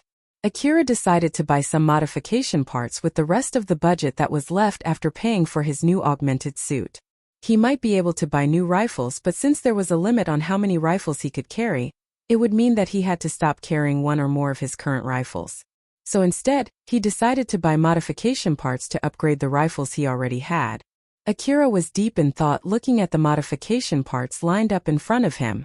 Not too far from him, Shizuka was still lining the rest of the modification parts that she brought there. She then warned Akira, "Don't worry, you can take your time deciding. You can even try them too, but remember that if you open any sealed goods you'll have to pay for them. Although the parts that are not sealed are second-hand goods, they should be working just fine since I've checked them myself beforehand. And be careful, some parts are designed to be used on rifles with certain built-in functions, so they might need some extra parts if you want to install them." "Okay. Thank you. I'll return back to the shop. If you need anything, just call me." "Well then, take your time." Shizuka then returned to the shop. Akira started to analyze the modification parts scattered in front of him. "Well, which one should I pick? Most of them are pretty pricey. I feel like I'll go over the budget if I don't choose carefully. Let's upgrade your AAH and A2D assault rifles with the assumption that you would use them without an augmented suit. And if you still have some money left, let's use it to buy parts to upgrade your augmented suit. I already have a plan on what kind of upgrade to do, the rest depends on your preference and how much you want to spend. There are just too many types of parts, you know? Though it's better than having too few options. This is also a training, so you can take your time." Akira was humming while looking seriously at the various parts in front of him. Next to him, Alpha was smiling just like usual. Asterisk, asterisk, asterisk. In her office, Mizuha was at loss on what to do. The reason why she was so troubled was because of Katsuya's request. He asked Mizuha to provide protection for Alna. At first, she heard that Katsuya was simply trying to save a girl who was falsely accused of pickpocketing. Up to that point, Katsuya was only being nice and everything, and it was fine. But now she came to know that the hunter, whom that girl stole from, was looking for her and trying to kill her. Then there was also a fight against an unknown organization that was also looking for that girl, to the point that some people got killed. Now that it had come to this, it was no longer that simple anymore. Mizuha then asked an acquaintance of hers to gather more information just to be safe. And from there, she knew that Alna was indeed a pickpocket. The hunter that was looking for her was someone who even participated in hunting a bounty monster. And it was true that a certain organization was trying to capture her. Normally, Mizuha would have refused to give that kind of protection to someone of Alna's status. There was no need to even think about it. But since it was a request from Katsuya, it could not be helped. She could not afford to sour her relationship with the person that was allowing her to maintain her influence and power. At the moment, Mizuha hid Alna in one of the camping cars parked in one of the parking lots owned by Drenkum that were scattered in various places in the wasteland. It was at least able to satisfy Katsuya for now and bought her some time. With Alna staying inside one of Drenkum's facilities, outsiders would not be able to freely come after her. But at the same time, she could also not afford to let Alna, who was an outsider, stay in Drankum facilities for too long. She might be able to do something about it if Katsuya accomplished something that would give her more influence. So, she decided to stall for time, hoping that something like that would happen. To be honest, Mizuha did not really care about Alna. As a matter of fact, she was a bother. As someone from the inner wall, there was nothing she could gain except scorn if she associated with a pickpocket from the slum. Whether she sent Alna to work as a hunter or as a helper in the office, depending on how people looked at it, it might seem like she was providing Katsuya's lover with a shelter using Drankum's money. If the news got out, the critiques from both inside and outside the gang would be severe. And if the opposing faction got their hands on this information, they would definitely use it as ammunition. Now that she thought about it, it was nothing but a hassle. Mizuha seemed extremely annoyed as she said to herself, as if giving an excuse, "I guess there's no other way out, huh?" She took her information terminal and made a call. Her call immediately connected and a woman's voice came out from her information terminal. "Oh, it has been quite a while. If I'm not mistaken, last time you said to me that you have nothing to do with a bad girl like me. So I'm really happy that you called first." In contrast to the happy voice, Mizuha sounded pretty annoyed. "Let's stop with the silly talk. Is this line secure?" Since Mizuha asked if they were talking through a secure line, there was no mistaking it that she was planning to make a request that she could not afford to get out in public.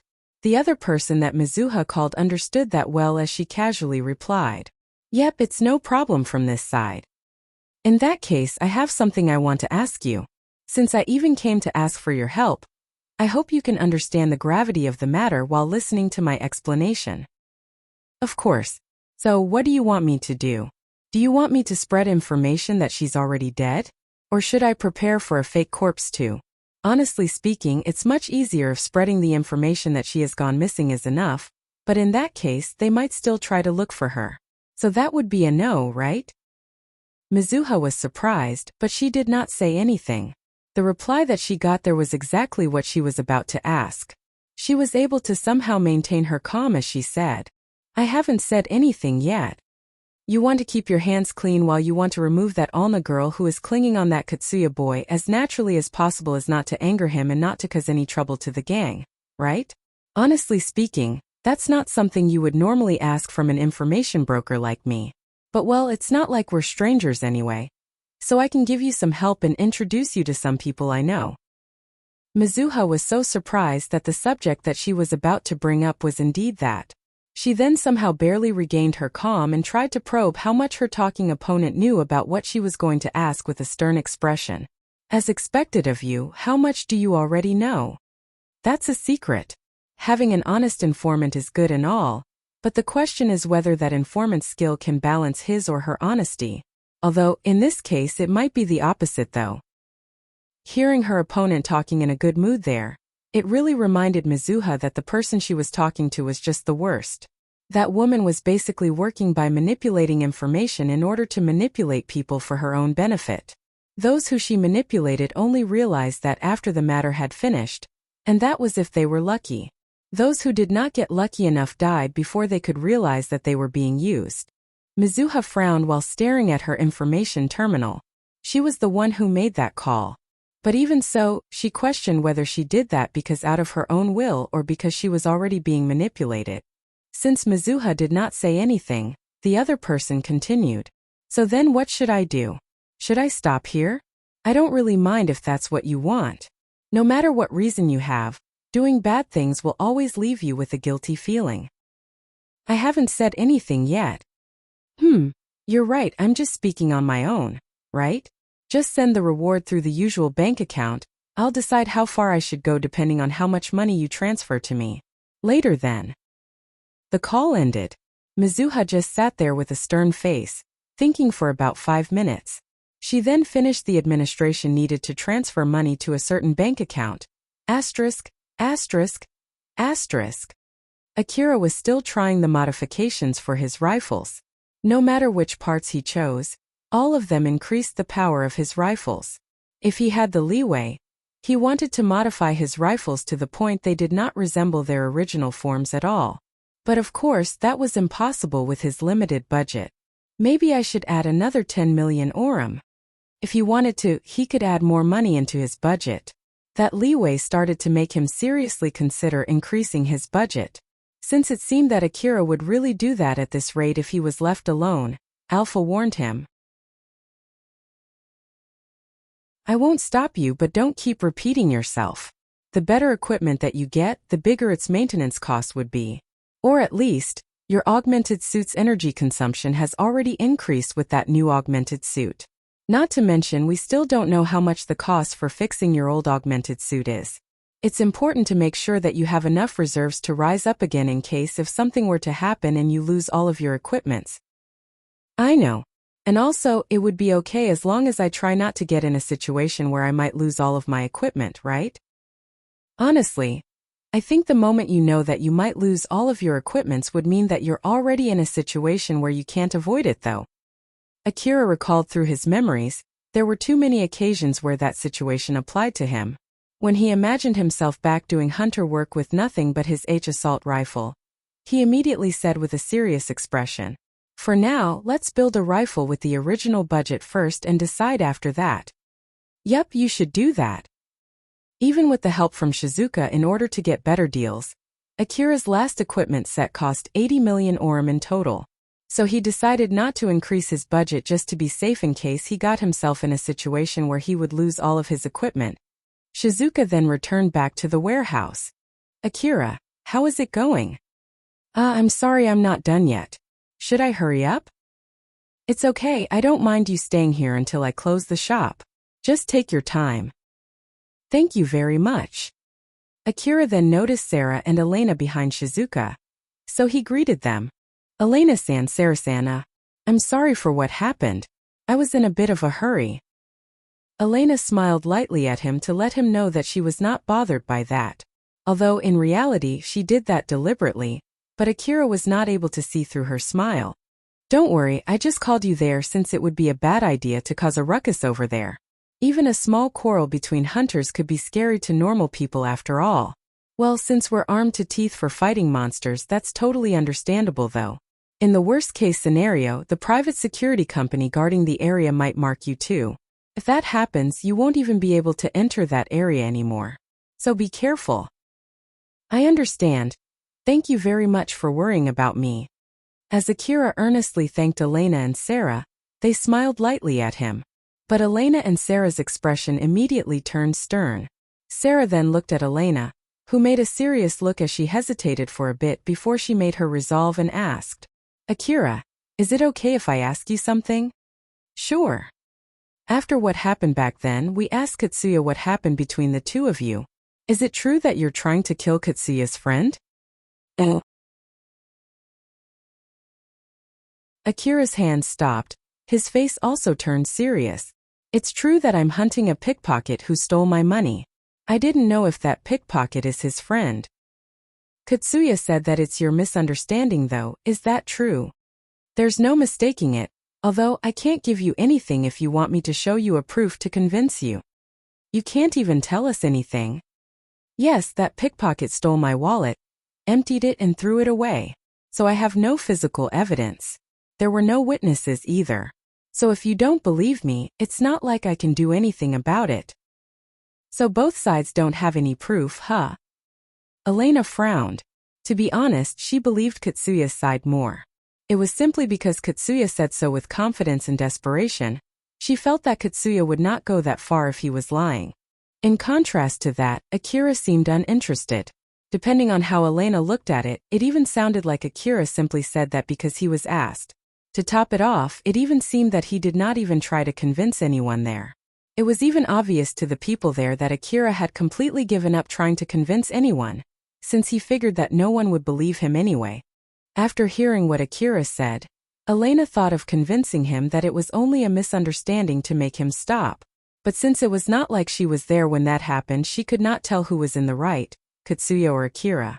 But it did not even matter, after all. She only thought that it was not worth getting into a fight with Katsuya just because of a few 100,000 orum. But seeing from Akira's reaction there, it seemed that making Akira back off by pointing out the possibility that it was just a misunderstanding would be difficult. As she thought so, she started to think of another solution. This time Sarah was the one who asked a question to Akira. She sounded a little hesitant when she asked him, Akira, why do you want to kill that pickpocket? It's not like I'm going to chase her to the end of the world. But if I can find her with a little bit of effort, I'll kill her. Of course, if I find her in front of the hunter office, I would let her go since it would be too much trouble. But if it's in the middle of the wasteland, I'll definitely kill her. And if I see her somewhere else, well, it depends on the location. I see. Akira answered back casually. But that was exactly the reason why Sarah knew that he was being serious. Sarah and Elena both knew how he felt nothing about killing others. Although they did not know exactly how willing Akira was in killing people who were related to that pickpocket, people who got in his way, and people who got involved in that incident, they knew well that Akira would not hesitate that much when it came to killing them. Akira frowned and showed an expression that he had almost never shown to Elena and Sarah. Elena-san, Sarah-san. I have no wish to tell you to believe me. I won't tell you to take my side either. So, can both of you please stay away from this matter? Elena had a worried look on her face as she frowned and said, No, I can't do that when I know that two of my friends might try to kill each other because of something like that. She could not take Akira's side and demand Katsuya and his group to hand over Alna. At the same time, she also could not take Katsuya's side and pressure Akira to back off. Not to mention, it would be super difficult to convince Katsuya to hand over that pickpocket when they knew that Akira would kill her. As Elena thought so, she made a suggestion to probe the situation further. If I'm not mistaken, the main problem is that pickpocket stole 100,000 orum from you, right? It would feel wrong if I just gave you 100,000 orum to take its place. So let's see, that's right. Since this matter left a bad aftertaste, so in order to clear up that bad aftertaste, how about I treat you to something around 200,000 orum? So let's calm down, okay? I know a pretty good restaurant, you know?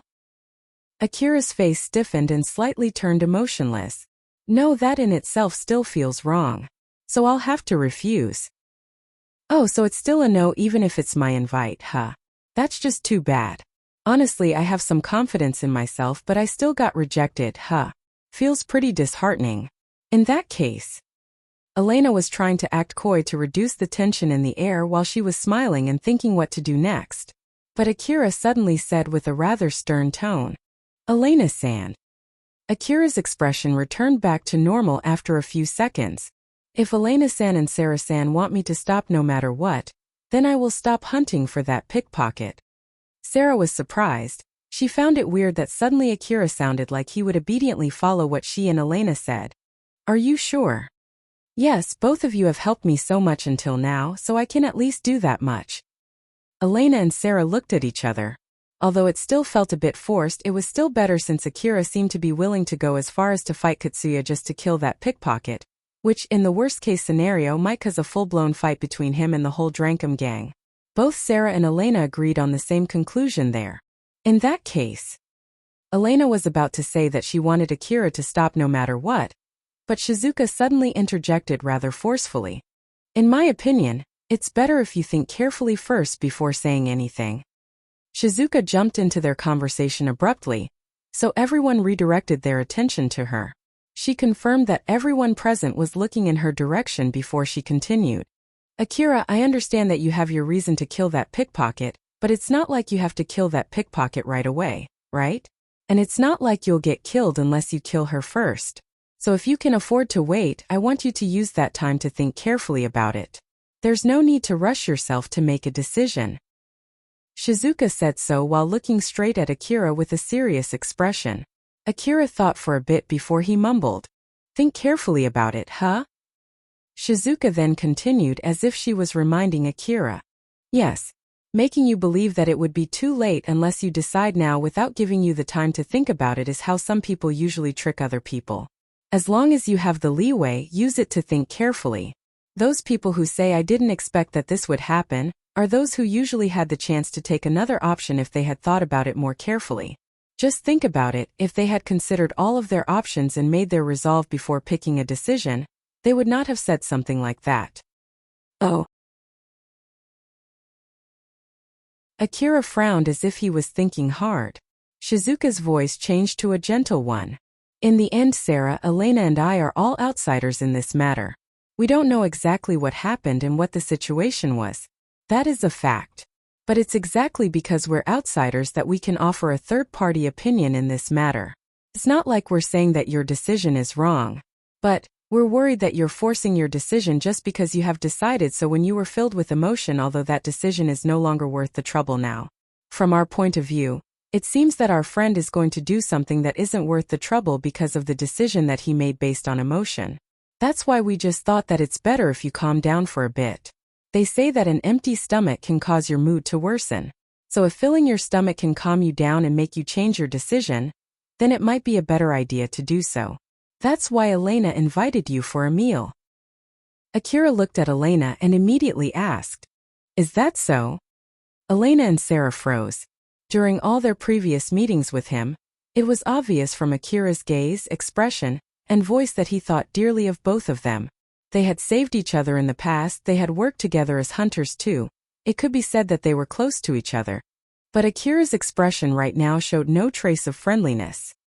He was looking at both of them as if they were only strangers to him, like people who he did not know that might pose danger to him.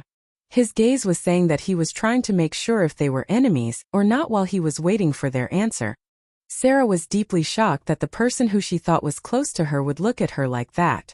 Elena was equally shocked too, but since she was used to handling negotiations, she was able to maintain her usual expression from the outside.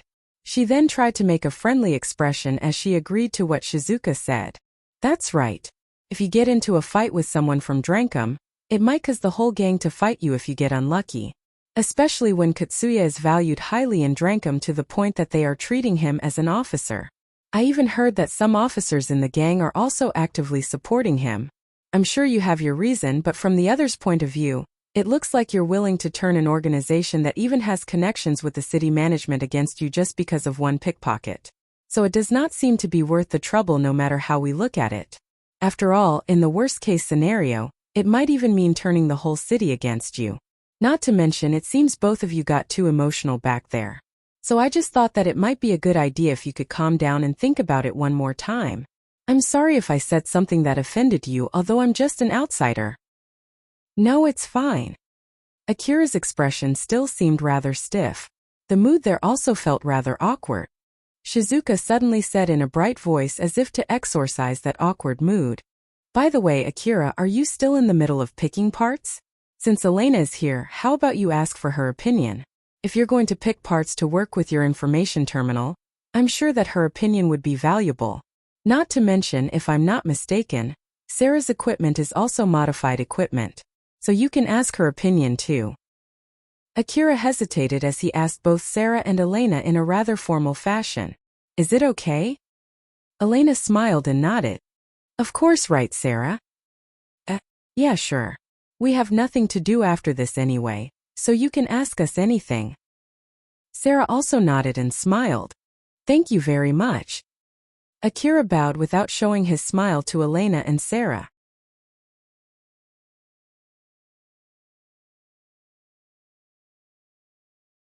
Rebuild World Chapter 157 People Who Sow Conflicts. The lower district of the Kagomayama city was vast. The public order was more or less as bad as the wasteland. And in the area that had even worse public order, there were some organizations with strong economic power doing illegal businesses. They employed powerful military power to control the other smaller organizations within that area. Izant family was one such organization. Its territory expanded from the slum city all the way to the lower district. Izant family's base was located in a certain mansion that was in the boundary between the slum city and the wasteland. That mansion demonstrated the power of the organization, and the most important thing was not the size of the mansion. There was no shortage of land in the eastern district, and with the advancement of technology, people could build mansions relatively cheap. But it was a whole different problem whether it was safe or not for them to do so. The main reason why the land inside the inner wall was expensive was simply because it was safer. Having a mansion right next to the wasteland meant exposing it to monsters' attacks. It showed that they had enough money to pay for the people to guard that mansion, unlike those countless small gangs scattered inside the city. In a large guest room inside that mansion, the boss of the Izant family, Rogolt, was sitting while thinking hard. On the other side of the table, in front of him, Viola was smiling like usual. Rogolt had his men standing guard behind him, while Viola had Carol standing guard behind her. They were all armed. Rogolt looked at the 4 pictures on top of the tables while immersed in his thoughts. His gaze then returned to Viola. Viola tried to analyze his gaze. If it was saying that there was a chance for negotiation or not, as she happily said. So then what do you think? It's not a bad offer. 2 of the pictures were of Akira and Katsuya. Akira looked slightly annoyed in that picture, while Katsuya was smiling as if that picture was taken for publicity. We also did some investigation about those 2. That Katsuya boy has his past record properly written in the report from Drankum, so it's easy to compare it with the information that you brought in. His hunter rank is also pretty high. Well, basically, I'm sure he's indeed a strong hunter. While that Akira boy, he has a rather low hunter rank. But I heard that he was able to fight against 8 robbers all by himself recently, and if I add the information about him that you just brought in, well, I'm sure he's pretty strong too. If I can get both of them working for me, our battle against Horias would definitely be easier. We're thankful that you even prepared a way to make them work under us. I'm glad that you found it interesting. Viola said that with a bright smile, but Rogolt suddenly put some intimidation in his voice. So then how much of it was your plan? Viola tilted her head and looked confused, but she looked rather exaggerating. What do you mean? Don't play fool with me. Even I at least know that you're not a decent human. It's your usual modus operandi to spread information that doesn't seem connected to one another at a glance in order to manipulate the situation for your own benefit, right? That's a big misunderstanding. It's just that those people who bought information from me made a blunder and pinned the blame on me.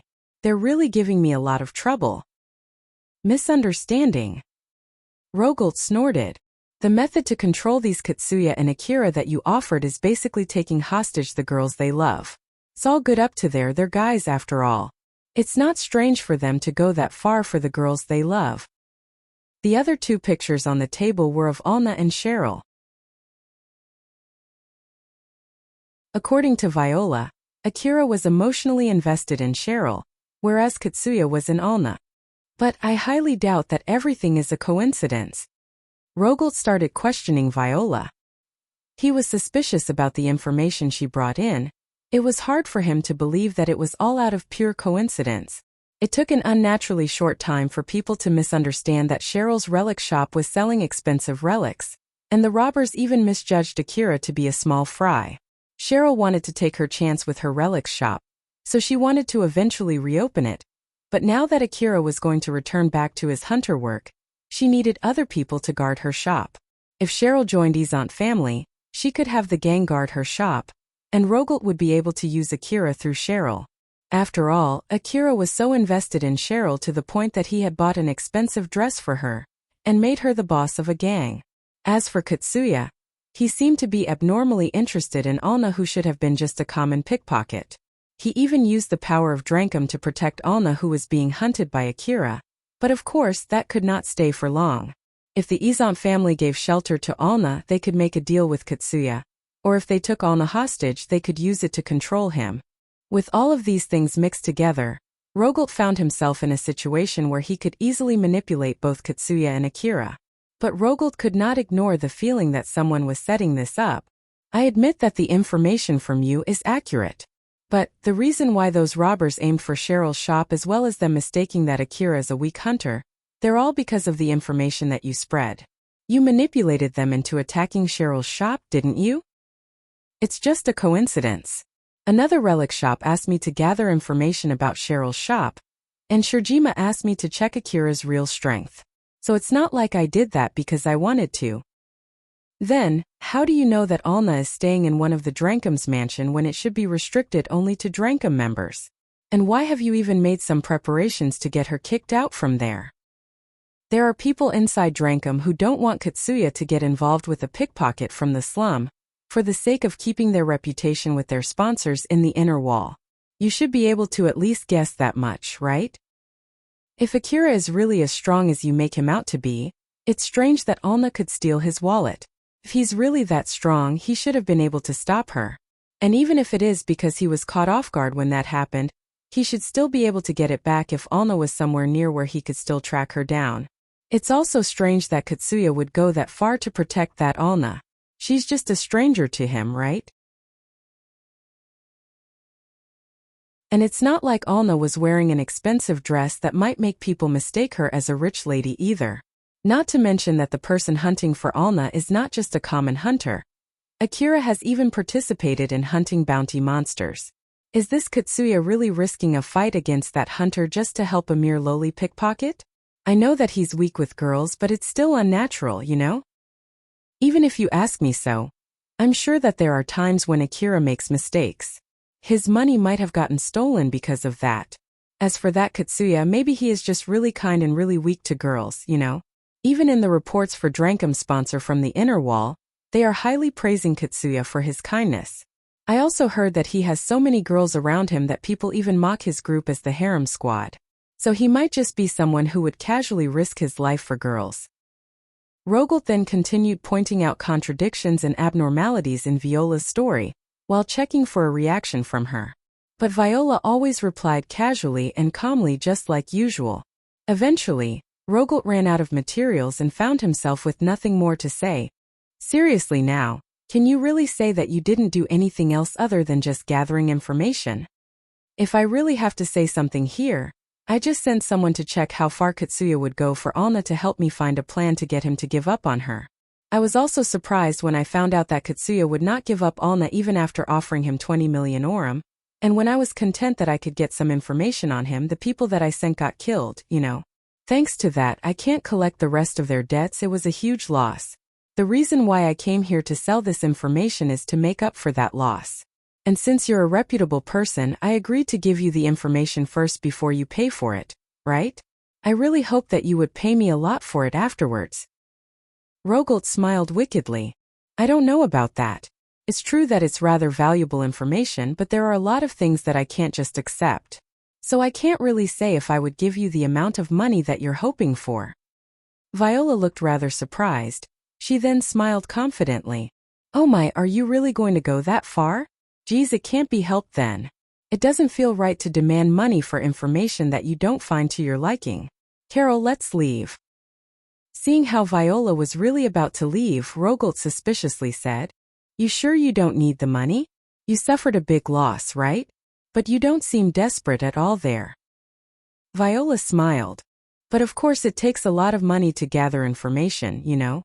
That's why, if you don't take this offer, I think I'll go bankrupt, so I'm planning to sell the same information to Horias. Horias was another gang that was more or less as powerful as Izant family, and they were in a feud against each other. They were very close to starting a full-blown war for territories. If Horias got the same information, they might get the upper hand against the Izant family. Why you fox? Rogolt could not help but to raise his voice in anger. His men behind him readied their rifles in reflex. But Carol already aimed her rifle at Rogolt faster than anyone present. Rogolt frowned and made a stern face as he signaled his men to lower their rifles. Viola smiled at Rogolt and asked, So then should I leave now? All right. Rogolt seemed to have given up, and took out his information terminal. There, I sent it. Go ahead and confirm it. Viola opened her information terminal and checked her bank account. She then lightly shook her head. That's not enough. What? Are you kidding me? Shouldn't that be enough? That's true if it's just to pay for that information. But that's not enough to stop me from selling that information to Horias. And also, since you even made some extra work for Carol here, I'll need to pay for her extra wage too. It's your fault, so you have to pay for that too. So with all included, let's see, you'll need to pay me 50% more than what you just transferred.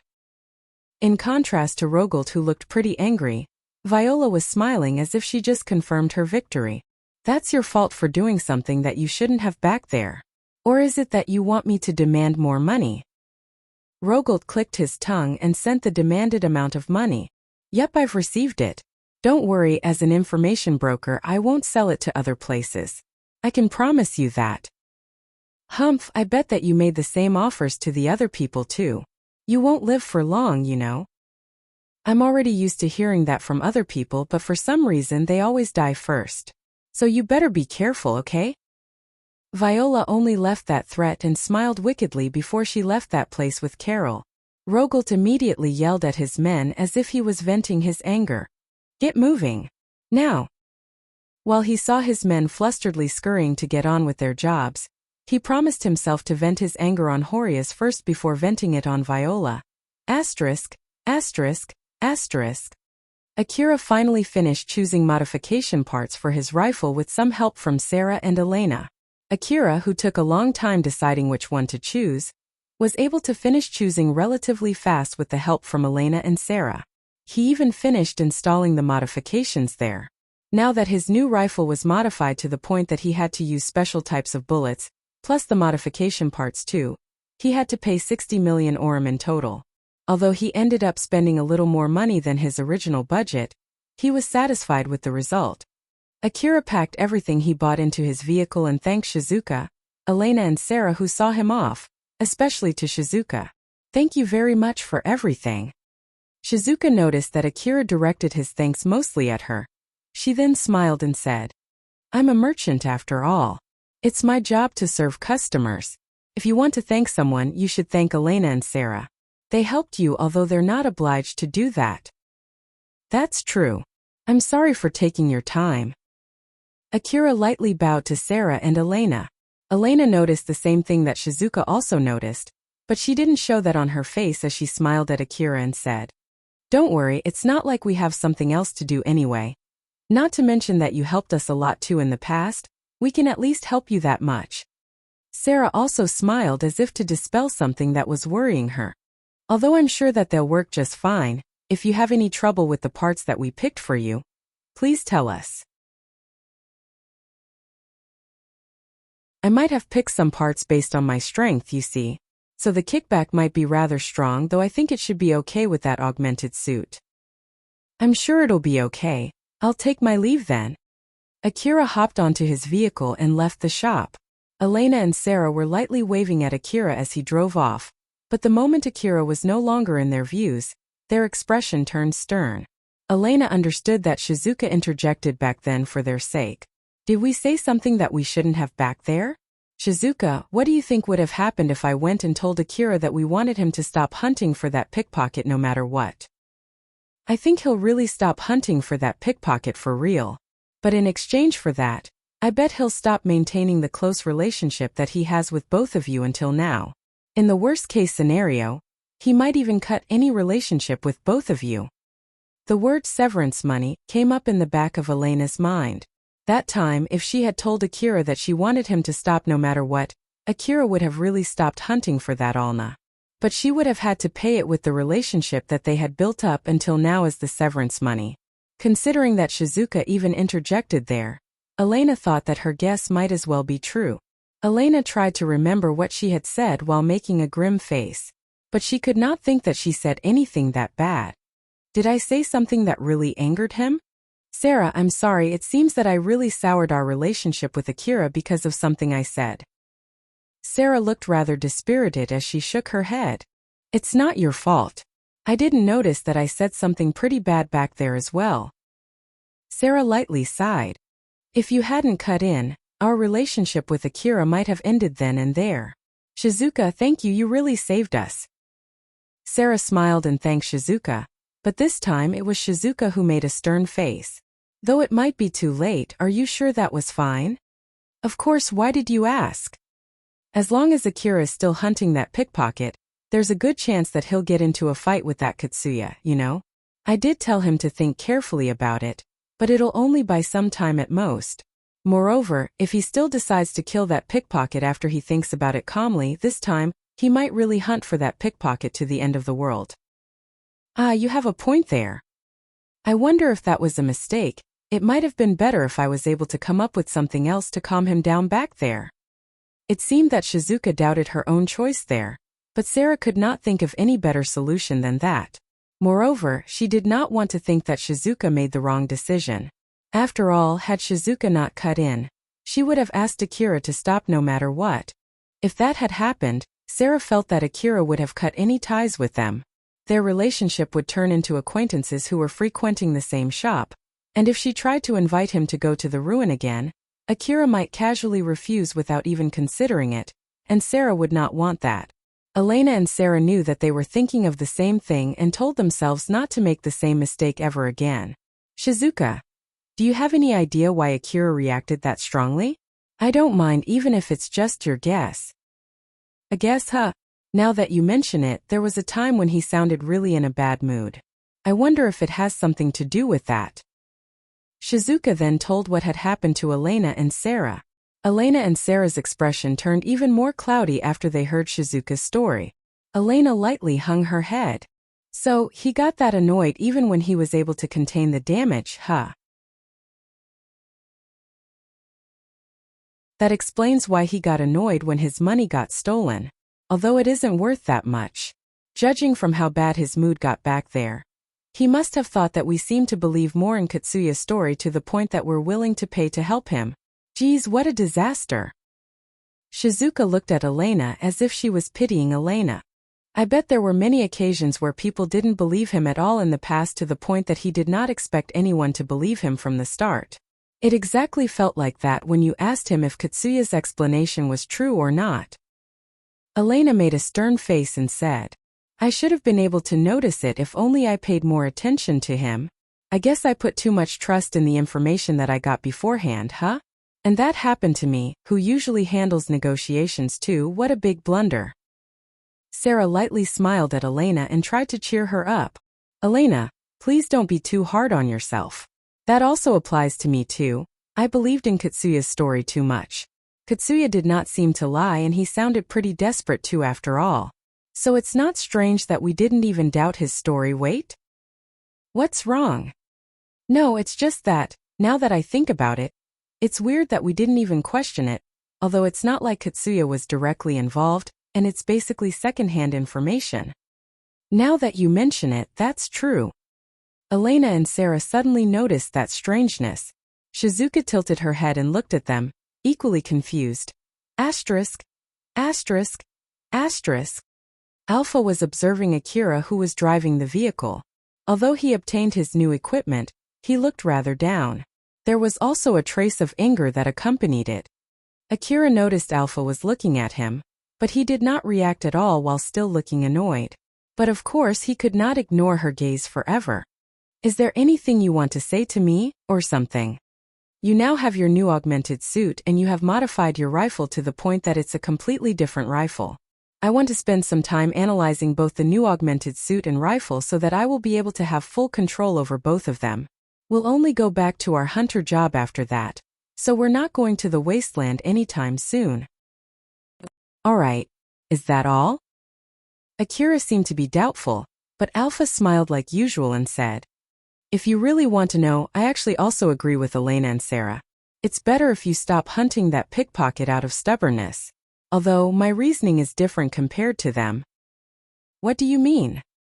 Unlike Elena and Sarah, I don't care if that pickpocket dies. What I'm worried about is the trouble it would cause you later after you kill that pickpocket. If you really want to kill her that much, it might be a good idea to get a long-range anti-personnel sniper rifle and snipe that pickpocket from far away.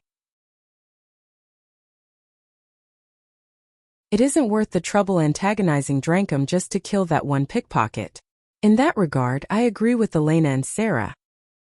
Akira frowned and asked skeptically, then why didn't you recommend me to buy that rifle? Do you think an anti-personnel rifle has any use in the old world ruin? Akira could not say anything back. Alpha made a serious face and continued, the only reason I'm giving you my support is so that you'll complete my request. Of course, if you ask me, I might help you with other things too, but things like this are normally outside my support. So don't forget about that. Akira did not say anything back for a while, but he suddenly sighed and lowered his shoulders. He did think of killing Alna and fighting Katsuya and his group, but he assumed that he would have Alpha's support when he considered that. It was true that Alpha was not obliged to go that far to help him, so him thinking that it was given for Alpha to help him was nothing more than him being too naive. Akira thought so as he mocked himself. You're right, I was too naive. He might have gotten a little bit too stubborn without him realizing it. Akira thought so as he took a deep breath and let it go. It might be just a self-suggestion, but he did feel lighter after he did that. Alpha's expression returned back to its usual gentle smile. I don't mind if you want to take advantage of my support, but do remember that I won't help you if you're going to do something that would put your own life at risk. If there's no danger in it, I won't stop you. If you want a sniper rifle, let's buy one next time, a long-barrel one with super long range. Well, I'll think about it again once I earn more money. There's no need to rush, I'll think about it carefully. Indeed, you better do so. Alpha smiled at Akira as if to look over him and thought.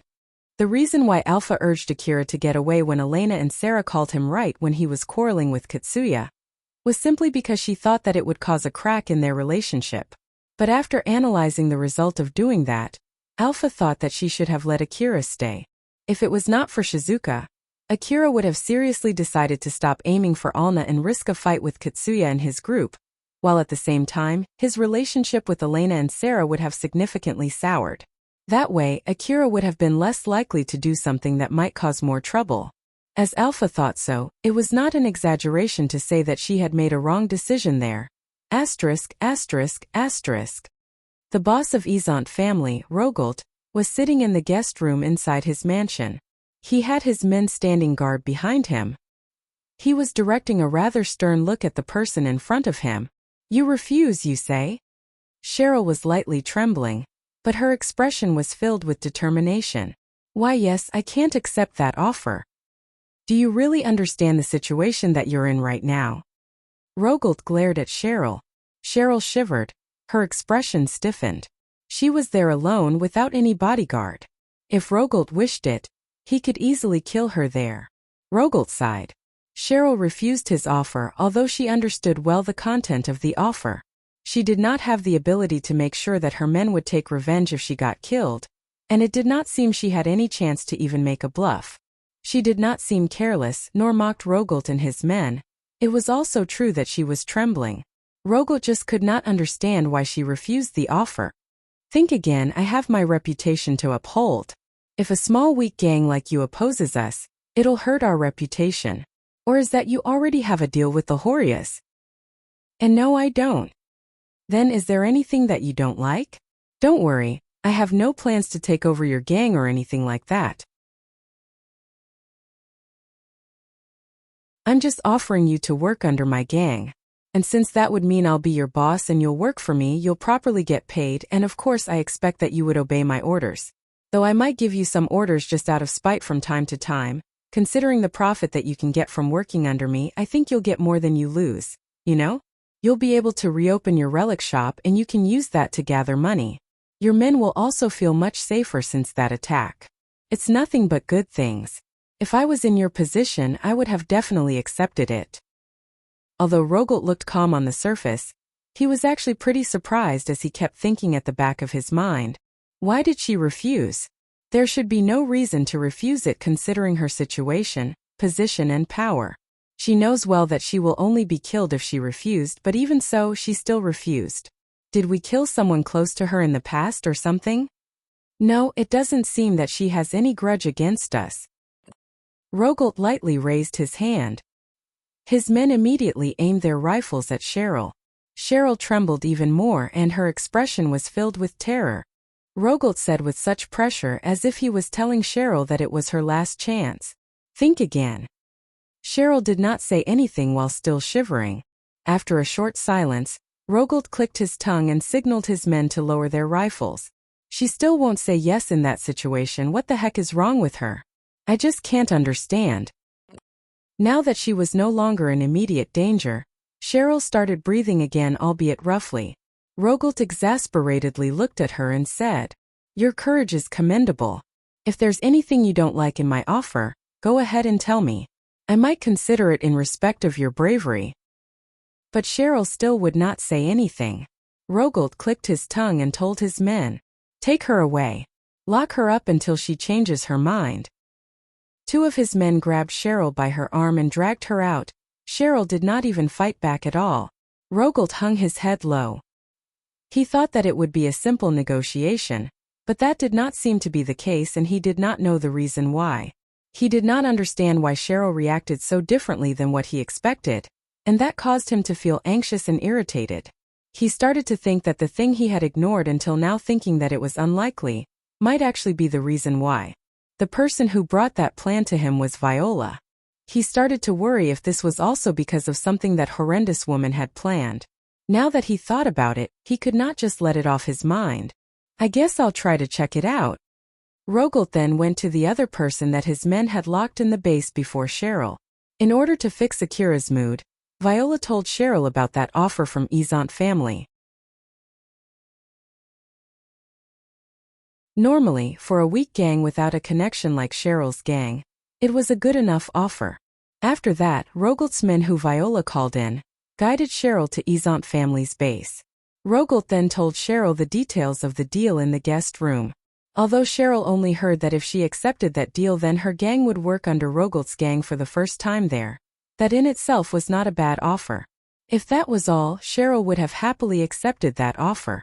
The real problem was the reason why Rogolt was trying to take in Cheryl's gang. It was simply because he wanted to be able to use Akira via Cheryl. Cheryl, who noticed that, had no other choice but to refuse that offer. From the outsider's point of view, it might look like Cheryl was able to skillfully get Akira to be interested in her, and use it to manipulate him. She might already have Akira in her palms to the point that he would support her so that she could maintain her position as the gang's boss, buy her an old world dress, guard her relic shop, and even give all the money that he got from selling the robbers to her. Others might have thought that it should be easy for Cheryl to control Akira. But that was completely their misunderstanding. Cheryl did not have that power, but she could not say that to Rogolt while at the same time, she could not conform to that misunderstanding either. If Cheryl accepted that offer from Rogolt and asked Akira to obey Izant family, Akira might as well cut all his ties with her. She was sure about it. While on the other hand, even if Cheryl could get away with some lies there as if she was selling Akira to Izant family, that would definitely come to light. And when that happened, Akira might abandon her without giving her the chance to explain herself that it was only a lie. Although it might be just her being a little too paranoid since nothing good had happened to her lately, she was sure that Akira would do that. The reason why she thought so was because she relied on Akira for her mental support.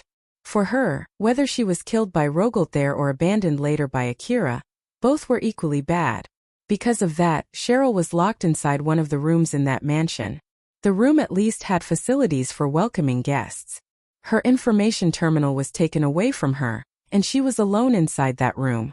Although no one was keeping watch in that room had no windows and the only door was also locked. She had no means to escape that room. Cheryl anxiously mumbled, "What should I do?" She did think of the possibility that Akira would come to rescue her. But her logical side that properly understood her current situation denied that possibility. She could not contact Akira and Akira did not know where she was. In the first place, it was rather doubtful if Akira would antagonize the whole Izant family just in order to save her.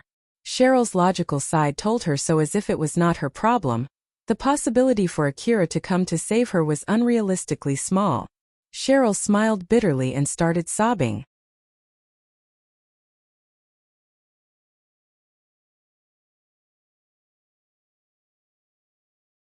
Rebuild World Chapter 158 Ignition. Akira was relaxing in his own home. He left his augmented suit on a shelf in an empty room. Just like with the previous augmented suit, Alpha was working on the control device of Akira's new augmented suit. "Alpha, how long will it take until my augmented suit is ready?" "It'll be done sometime around tomorrow night. We'll head to the wasteland again after that." That's pretty long. Unlike your previous augmented suit, this is a high-quality augmented suit after all. Moreover, it's not like I'm just simply hijacking the control device. I'm basically rewriting the software from the bottom up to be able to pull out its full power, so putting that in consideration, finishing it tomorrow night is pretty fast, you know? Is that so? That's pretty amazing then. Alpha was telling the truth, but Akira barely showed any reaction to it at all. So Alpha pouted and said, "It's understandable since it's out of your area of expertise, but I really wish that you would show more interest in it. Even if you told me so. Just wait patiently until I have enough knowledge to be honestly amazed by something like that." Forget difficult things like that, Akira only had barely enough common knowledge according to the current standard. Not to mention, He would need all kinds of complex information that normal people would not know in order to be honestly amazed by what Alpha just said. Seems like it would take quite a long time until you reached that point, huh? Yup. It seemed that it was not an easy thing to get Akira interested in that kind of information. Alpha thought so from how he replied apathetically.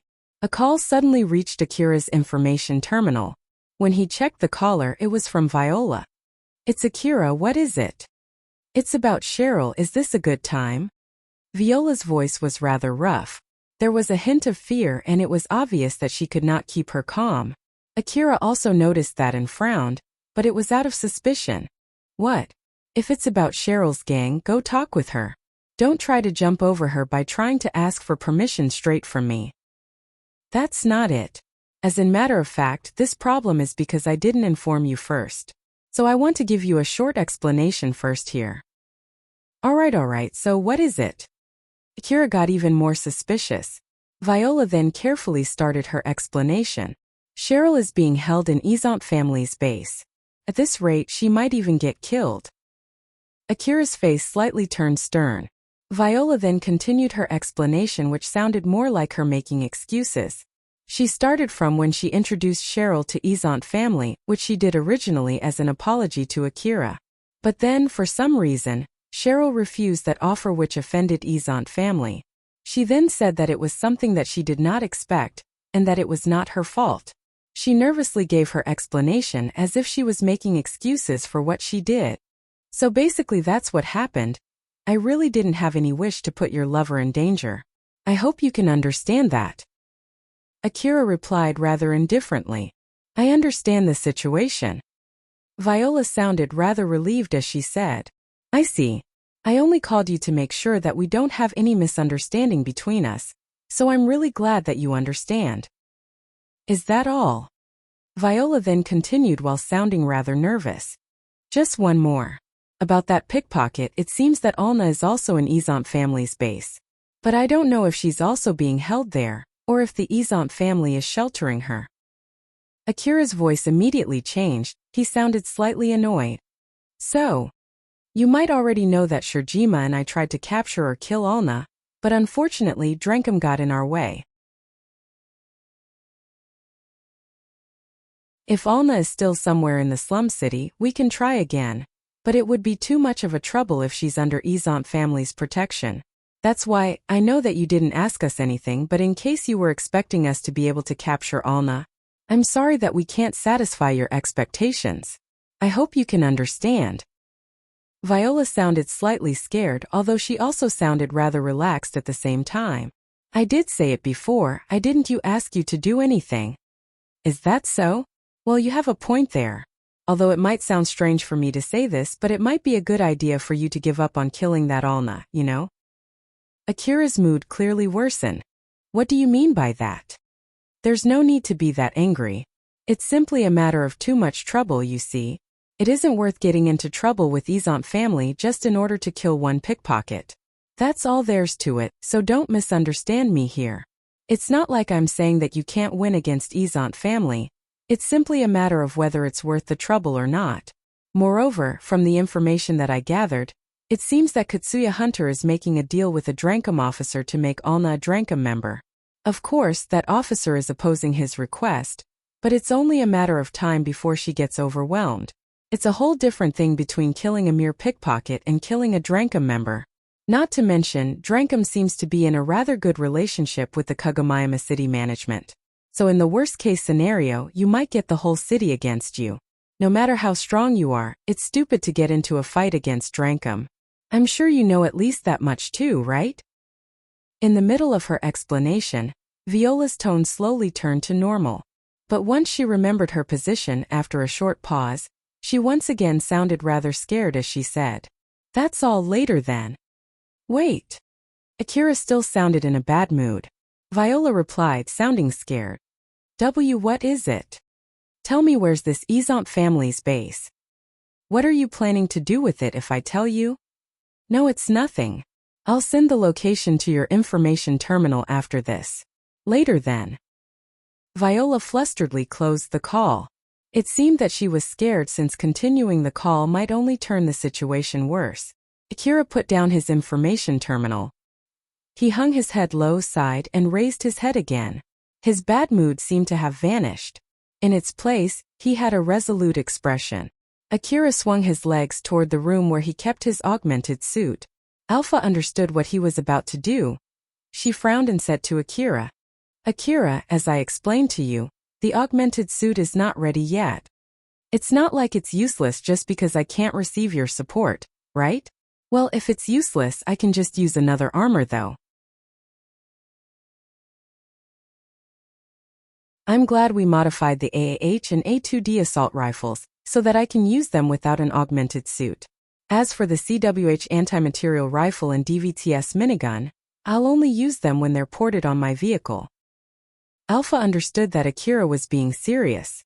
There was a time when Akira went to Shijima's base with only his H assault rifle, and no augmented suit. Considering his opponent and his equipment at that time, it might be equally as reckless as what he was going to do this time. So it was rather impossible to stop Akira, who had made his decision using his equipment as an excuse. So Alpha decided to try a different method. "Are you going to save Cheryl, or to kill that pickpocket?" "Both if it's possible.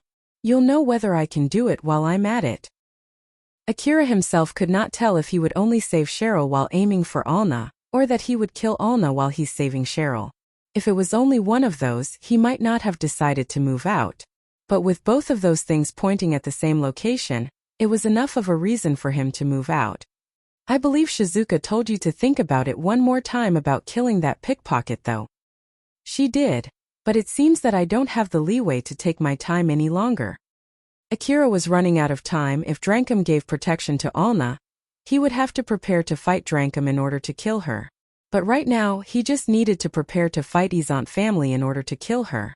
As a matter of fact, he might be already too late, but it did not change the fact that the sooner he made his move, the better it was. And that would mean to make his move now. Alpha made a serious face and said to Akira, "Like I said before, I have no obligation to provide you support for this, you know?" Akira stopped and stared back at Alpha.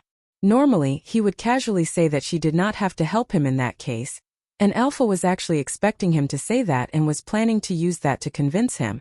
But Akira lightly smiled and said to Alpha, "You did tell me to spoil myself with your support, right? So help me."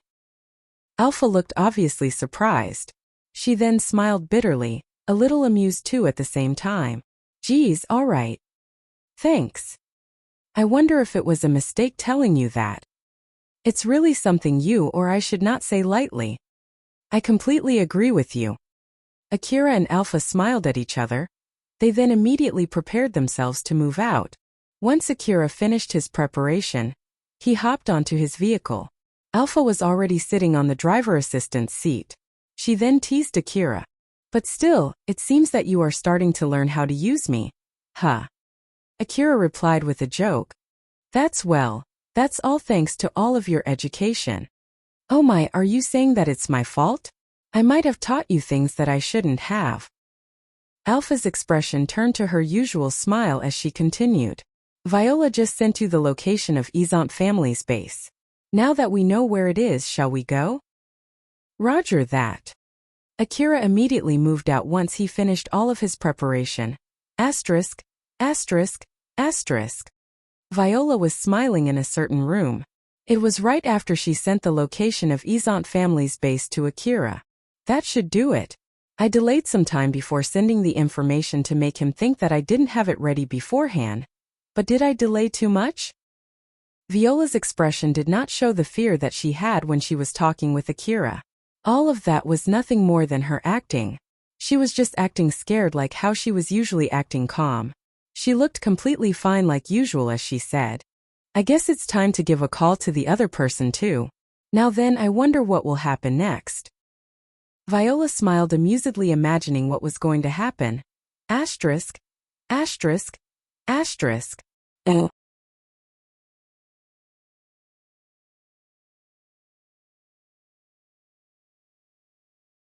That would depend on the reason why these guys are protecting that pickpocket. If these guys are also a victim to that pickpocket and are planning to publicly execute her to make an example out of her, then I'll just leave her be. Alpha raised her eyebrows in surprise. Oh, you're okay with that, Akira. It's not like I need to be the one who kills that pickpocket. As long as she would end up dead, I don't really care about the rest. Well, it would be way easier in that case then. Yeah. If that was enough for Akira, Alpha had no complaints about it at all. If Alna got killed somewhere that had nothing to do with Akira, it would not cause any trouble for him afterwards. As Alpha was thinking of a way to accomplish that, her plan was immediately crushed. Another car was heading in their direction. The guards there immediately noticed that vehicle. It was a fully armored vehicle with no windows. It was equipped with multiple cameras to let the people inside it see the situation outside the vehicle. It was even equipped with a machine gun on top of it. That vehicle stopped not too far away from the entrance. The side door of that vehicle opened and an armed young boy stepped out. It was Katsuya. Katsuya's aura intimidated the guards. One of the guards there winced back from that aura as he tried to hide it by yelling at Katsuya. What the heck's with you? Do you even know where you are right now? Do you want to die? Katsuya glared angrily at those guards.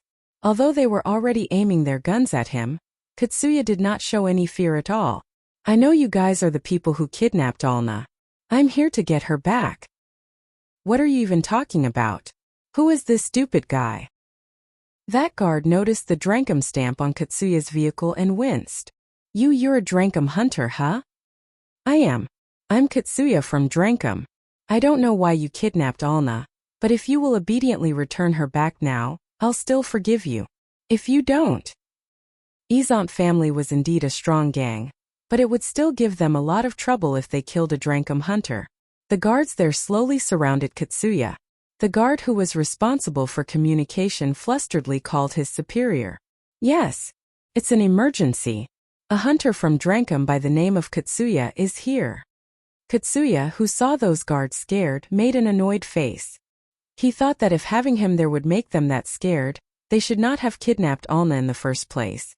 Yes, it's indeed the guy from the picture. I think he's the real Katsuya.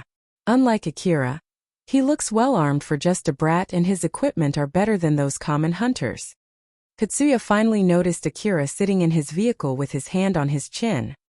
He immediately connected Alna, who was being held in Izant family's base, to Akira, who was there. His expression immediately filled with anger and glared at Akira. I see what's going on here. Katsuya thought that Akira asked the Izant family to kidnap Alna. Akira actually already noticed Katsuya for quite some time now. He looked obviously annoyed as he sighed and said, "Why is that guy here?" Alpha seemed obviously disappointed. It seemed to be impossible to avoid a fight now. I bet he's here to save that pickpocket. Why he would even know that pickpocket is he dash. Akira was suspecting that Katsuya also received that information from Viola, but since he did not have any proof and he had no trust in his own intuition, he decided to just forget about it and consider other possibilities. Well, it might be from Drankum's information network. According to Elena-san, he's treated as one of the officers in the gang after all, so it might be possible for him to get that information from there. So, he's glaring at you though. What are you going to do? Let's see. Oh.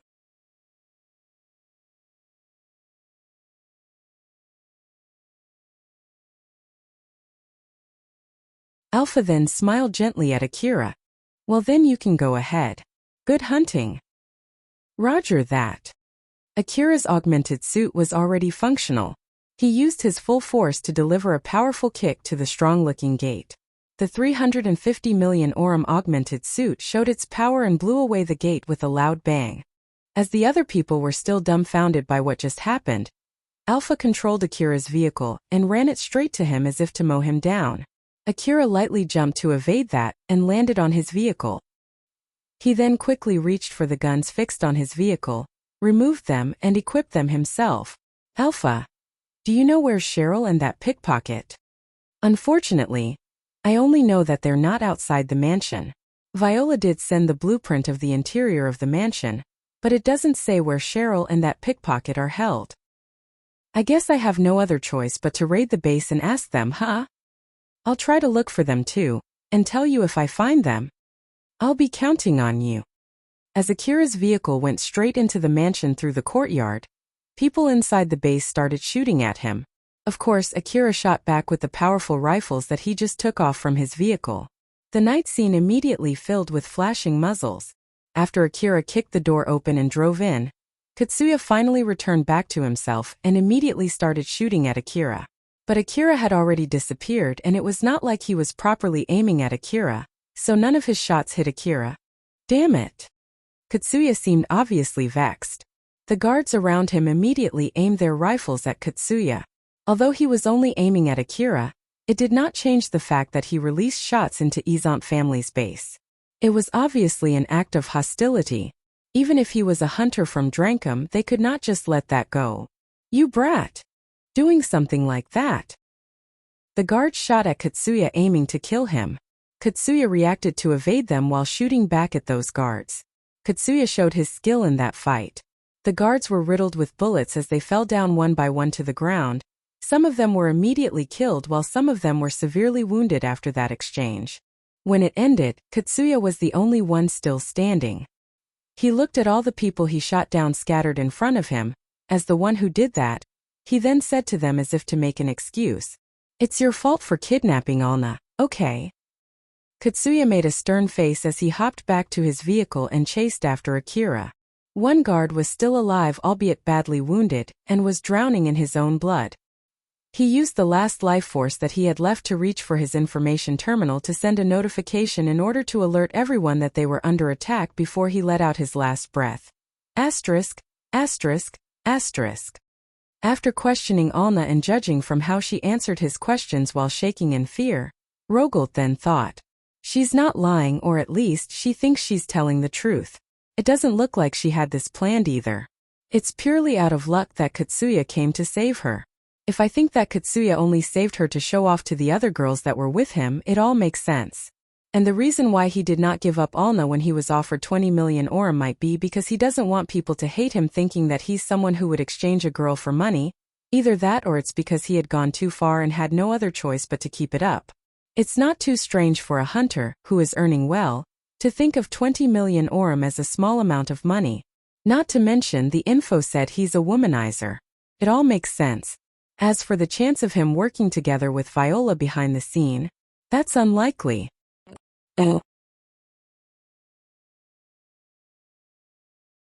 Rogolt thought that the information about Katsuya and Alna were nothing more than fake information made up by Viola. But he quickly dismissed it. And when he thought that the information Viola spread might incite it, considering the reason why Akira was hunting for Alna, he quickly dismissed that too. It was because he had enough reason to think that it was all nothing more than pure coincidence. But even so, the reason why he questioned if that was really a coincidence was simply because he knew of Viola's bad reputation. I'll ask you one more time. You're close to that Katsuya and he promised to save you if anything happens to you, right? Alna was still shaking, but she replied back firmly. That's right. He'll definitely save me. But you're in this situation now. Doesn't that mean that he wasn't able to save you? That is. It's my fault. He told me not to walk around outside since it's dangerous, but I disregarded that. When Alna was hiding in one of the camping trailers owned by Drankum, a hunter came and kicked her out since he was about to use that vehicle. As she was thinking about what to do inside Drankum's base, a guard found her and kicked her out since she was an outsider. When she was loitering around outside Drankum's base, she heard that Katsuya went to the slum city to look for Akira. She was so worried and ended up going to the slum city too. And that was where she was kidnapped by Rogolt's men. Alna thought that it was nothing more than a series of bad luck. In reality, it was all orchestrated by Viola. The hunter who kicked her out of the vehicle she was hiding in, and the guard who found her later, all of them were there only because of the information that Viola spread. They did not even know that they were being used by Viola. Similarly, the reason why she heard about Katsuya going to the slum city was because she overheard some people talking about that, and those people only did so because they were told to do so after they received some money from someone they did not know.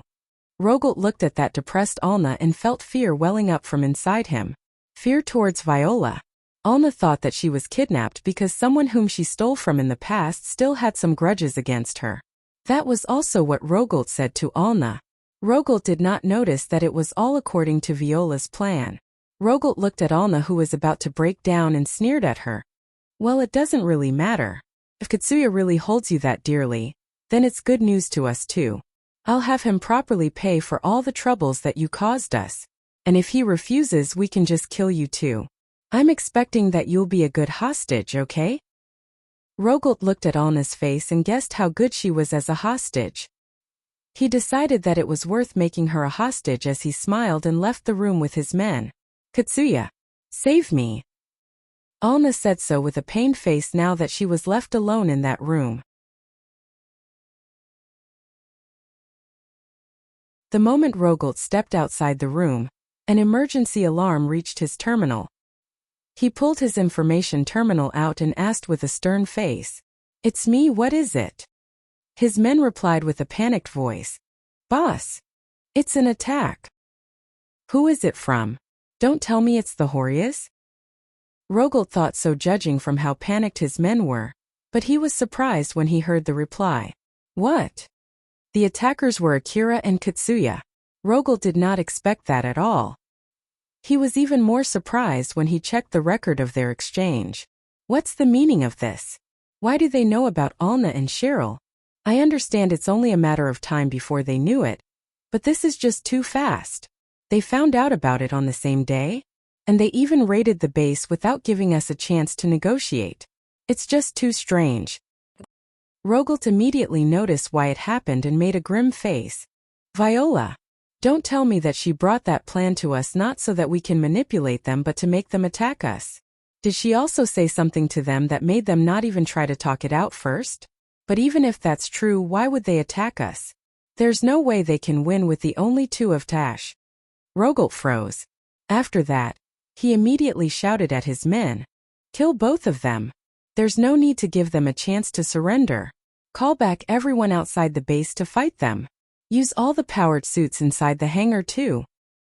Rogolt's men, who did not expect that at all, confusedly replied, "Wait for a sec.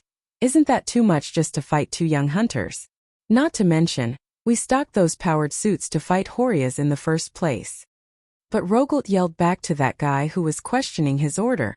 "If they're your common young hunters, there's no way they would raid our base just with the two of them, you know? If my guess is correct, that Viola might have something to do with Horias. They might even come here using this chaos. Go. Make sure that the powered suits are ready before I'm there." Okay. His men flusteredly ended the call. Rogolt still had an extremely grim expression on his face as he looked around his officers and his men and told them, "I'll go to the hangar. All of you take your squad to join the fight outside. Hire those hunters who would help us too. It's a full-blown war. In case if Horias don't come after we finish taking care of those two, we'll go and attack Horias' base." Roger that. Should we kill Cheryl and Alna too? Rogolt was able to regain some of his calm after he looked at his men who were calm in that situation. After giving it a short thought, he then said, "No, try using them as hostages. Both of them attacked us without even giving us a chance to talk it out. They might not be here in order to save them in the first place, but at least give it a try." Rogolt quickly ran towards the hangar after he said that, while his men immediately went to move as they were ordered to.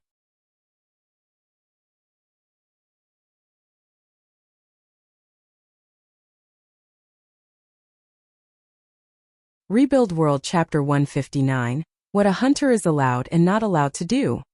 Akira was holding down the trigger of his DVTS minigun, while still standing on top of his vehicle.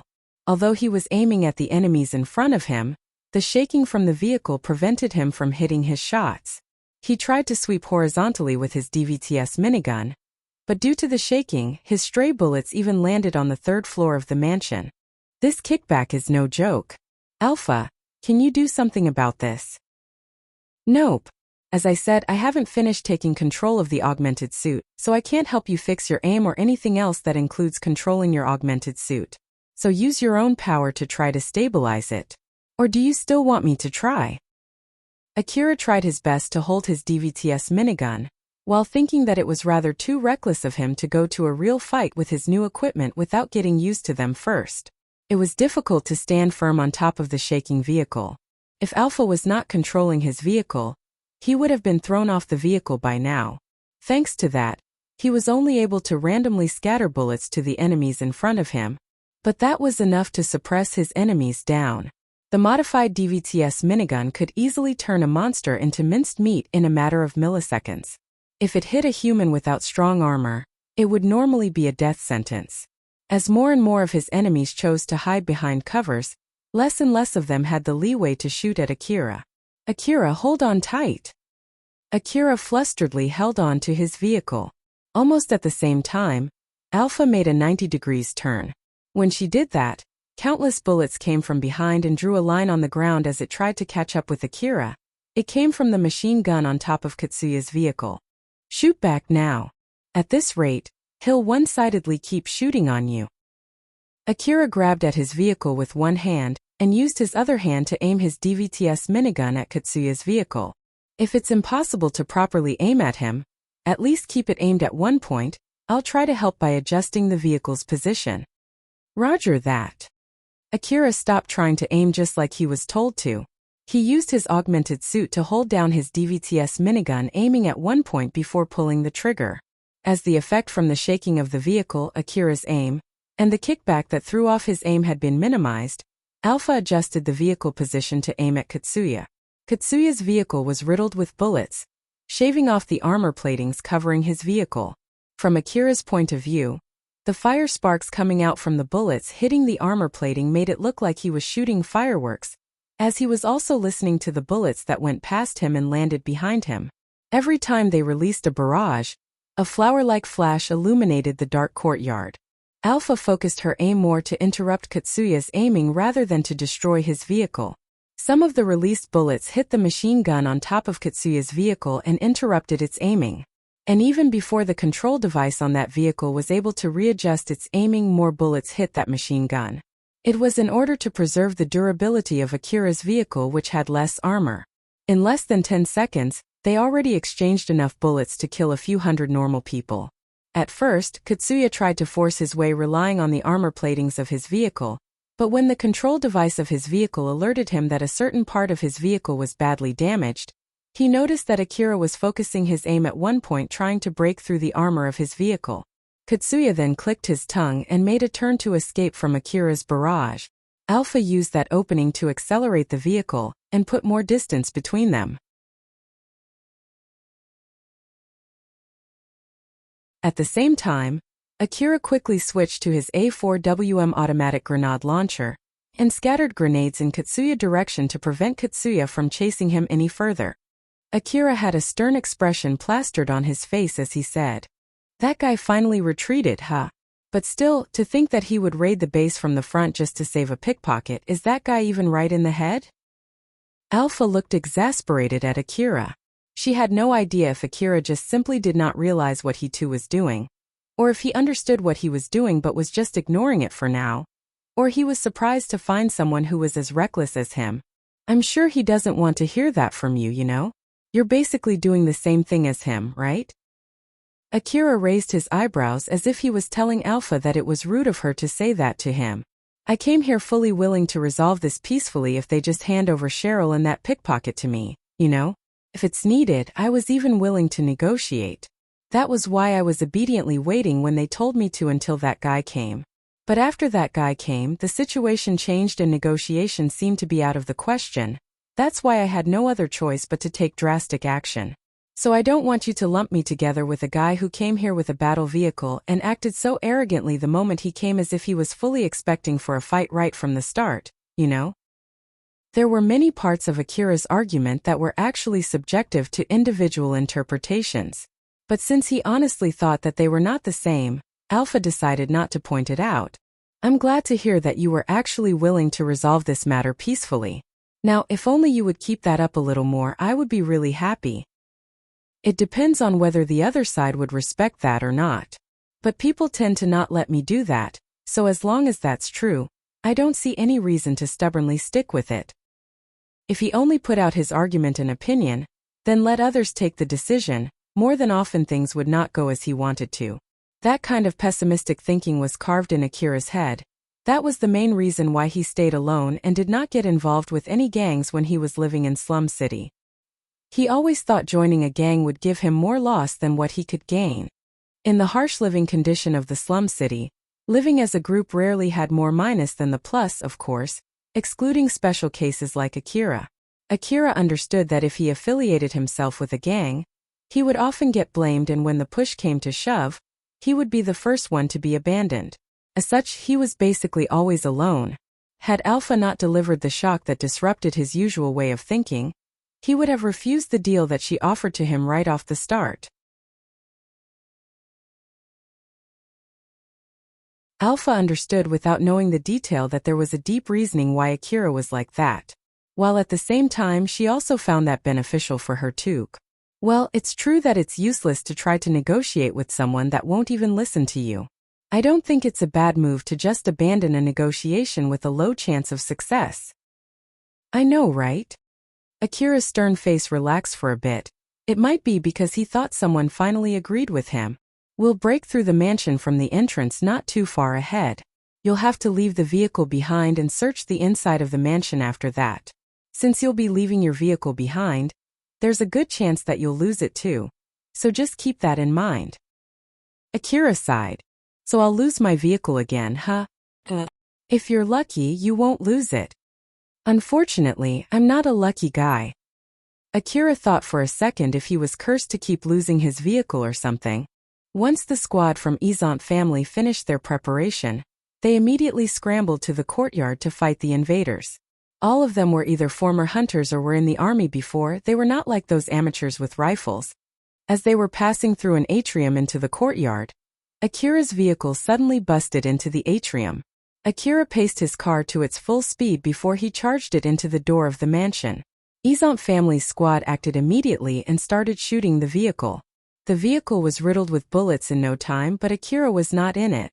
When those people were shooting at the vehicle, Akira jumped into the atrium with his DVTS minigun ready in his hand and opened fire just like that. Akira got some of them in his first opening barrage, but those who survived immediately spread out. Some of them set up a portable wall and used that as a cover while shooting back at Akira. Some of them moved away from the group before shooting back at him. Some of them lied down on the ground, or used Akira's vehicle that just broke in as a cover, or used the full power of their augmented suit to jump away.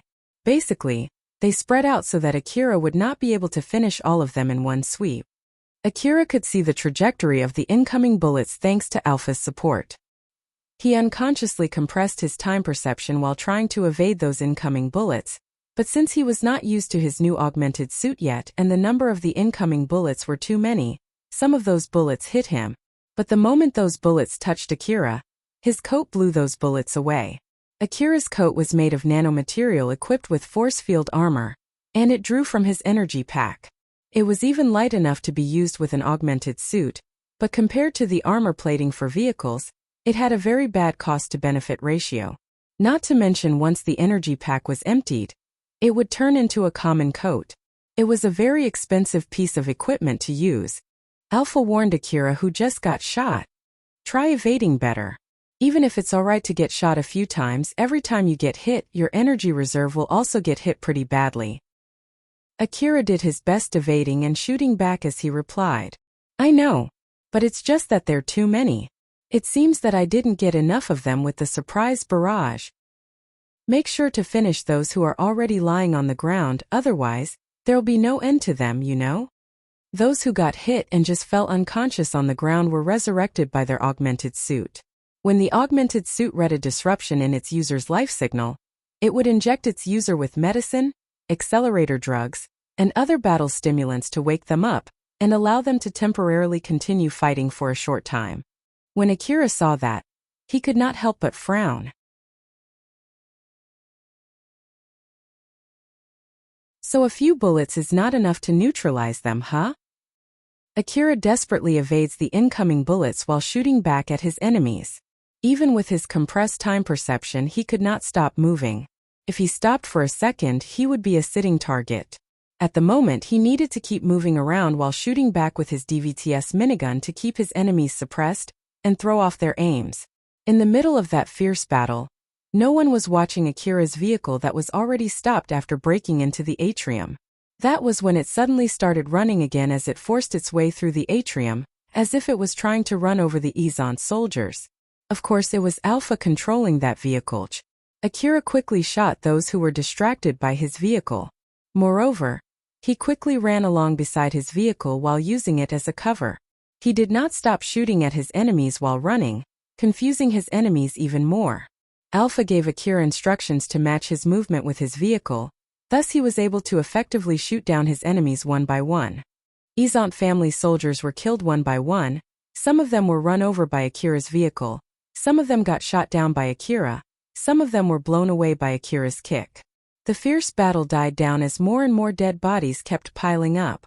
As the dead bodies finally outnumbered those who were still alive, Akira slowly but surely got the upper hand in that fight, but that was when another sudden change in situation happened. A reinforcement suddenly poured in from inside the mansion. Akira started considering pulling back and assaulting the mansion from another side. If Alpha told him to do so, he was planning to do so right away. Alpha then gave Akira an order. Akira. Temporary retreat. Force your way into the mansion. Although Akira was surprised by that unexpected order, he had a stern face as he looked at the direction Alpha was pointing at. He then gathered his resolve and started running. Akira had to pass through several positions where he had no cover in order to follow that order, but he did not hesitate at all. Izant family's soldiers were surprised by the sudden charge that looked nothing more than just a reckless and pointless action, but they immediately aimed their rifles at Akira. Right when they were about to pull the triggers on their rifles, another barrage suddenly came from the courtyard, followed by another vehicle that crashed right into the atrium. Katsuya was chasing Akira while scattering bullets from the machine gun fixed on his vehicle, as he rammed his whole vehicle straight into the mansion. Akira used that opening to slip past those soldiers. He held his DVTS minigun in one hand and randomly shot bullets at those men while running. Of course, those men could not just ignore the battle vehicle inside the atrium. They shifted their focus from Akira and focused their firepower on Katsuya's vehicle.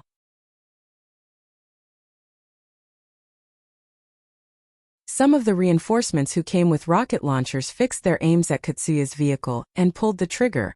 The rockets did not have a hard time finding their target, as those rockets hit Katsuya's vehicle that was inside the atrium. The fire from the explosions even reached outside of the mansion and the shockwave shook the whole mansion. Asterisk. Asterisk. Asterisk. Cheryl, who was also being held inside the mansion, looked very confused. She no longer looked sad anymore. What's going on? It seems that there's something going on outside for a while now. She was able to notice the change in the situation from the room that she was locked in. She could hear the siren going off outside accompanied by the sound of people running around. Cheryl thought of using the current chaos to escape, but she could not find any ways to do so. The only door in that room was locked, and she did not have anything that she could use to force it open. Although there was something going on outside, it did not change the fact that she was not able to get out of that room on her own. But even so, she tried her best to think of the best decision that she could take in that situation. She was trying to regain her calm so that when the opportunity presented itself, she would not miss it and would be able to react calmly. If she kept looking down while crying, she might overlook something that she could have done. She might have unconsciously ignored some chances that she could have used. She kept telling herself that while taking deep breaths to calm herself down. Then something happened. The door to that room suddenly opened and a few men came into the room. The man who was leading those men aimed his rifle at Cheryl and held out her information terminal that was confiscated before. If you don't want to die, give Akira a call. Cheryl extended her hand and took that information terminal with a serious face. Asterisk. Asterisk. Asterisk. After Akira went through the atrium, he kept running into the deeper part of the mansion through the hallways. He loaded a new magazine into his DVTS minigun while running. He had to pay for the price of using his new augmented suit, which he was not used to yet, with a few pills of medicines. That was pretty dangerous. I thought I'd keep myself vigilant back then, but those guys were pretty strong. Akira inadvertently compared the strength of the people that he just fought to those robbers that he fought in Cheryl's base, excluding Zalmo, who he had especially extra trouble fighting against. But if he included his current equipment, these people were a little stronger than those robbers. As Akira thought that it was to be expected that the guards defending such a huge base would be rather powerful, he then regretted the fact that he was unconsciously looking down at them before. But he did not regret his decision to raid the base. But still, didn't that guy come to this place to save that pickpocket? So why is he chasing after me desperately? He might have misunderstood that you know the location of that pickpocket and decided to kill you first. What a pain in the neck. As Akira looked immensely annoyed, Alpha suddenly made a suggestion to him. If you think that it's already way outside your caliber, you can decide to withdraw, you know. That fight just now was pretty bad after all, right? Well, it's true that it was rough, but I somehow started to get the feeling of how to use this augmented suit from that fight. As expected of an expensive augmented suit, it doesn't seem hard to operate. That's why I should be able to give a better fight next time. It's rather unfortunate that I still can't get your support, but I don't think I'll withdraw yet. Alpha understood that Akira was not trying to sound strong from the way he said it.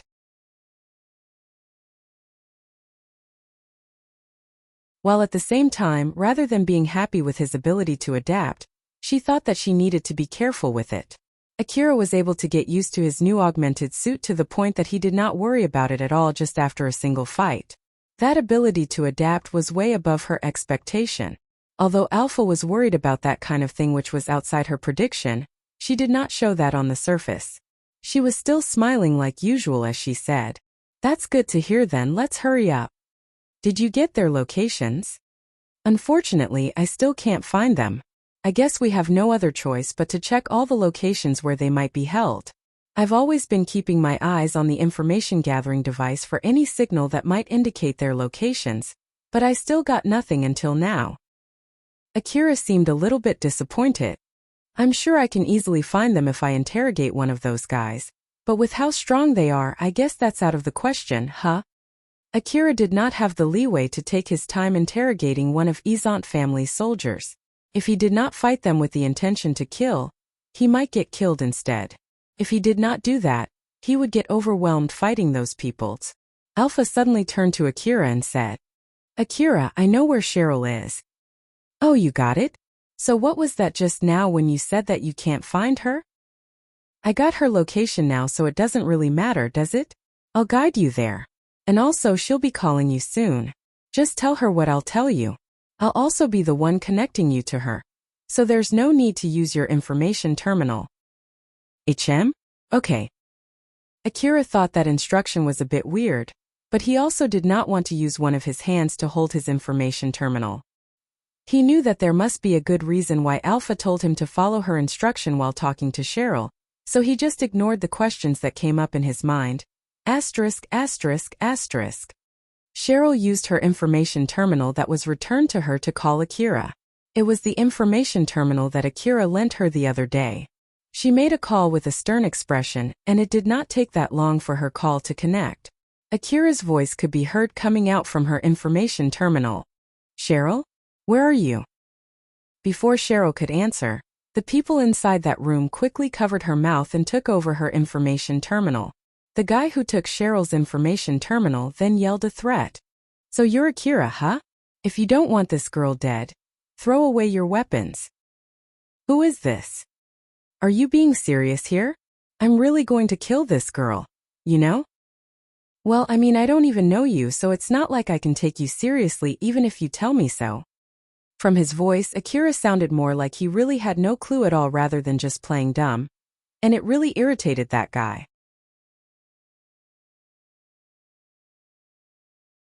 "Are you really attacking this place without knowing who owns this place? Don't play dumb with me. If you're going to play dumb again, I'll really kill her now. I'm not bluffing here, I'm being serious." Akira paused before replying. "Let me get this straight first. I came here after hearing from Viola that Cheryl is being held in this place after she made a blunder during a negotiation with Izant family. Then Viola also said that at this rate Cheryl might get raped and killed to make an example out of her. So I just thought that if she's still alive, then I'll get her out, but if she's already dead, I at least can take revenge in her place. Thought it might be too late to say this, but to be honest, I'm not even sure if that information is correct. So is that really what's going on here?" That man frowned the moment he heard Viola's name. His expression saying that he knew how horrendous that Viola girl was. It's true that this girl refused an offer from the boss. That's why we're holding her here. "I see. Then, How about the information that a pickpocket called Alna is also here? I also got that from Viola. Does this have something to do with that pickpocket? Because of a personal reason, I want that pickpocket dead, you see. So if she's really here, I'm just thinking of killing her while I'm here. That man raised his voice. I don't care about your personal reason or what not. That pickpocket has nothing to do with this right now, does she? The only thing that matters here is if you would obey us or not. And if you won't, then we'll kill this girl. Akira paused for a bit again before replying. I have two things that I need to confirm first before I can give you my answer.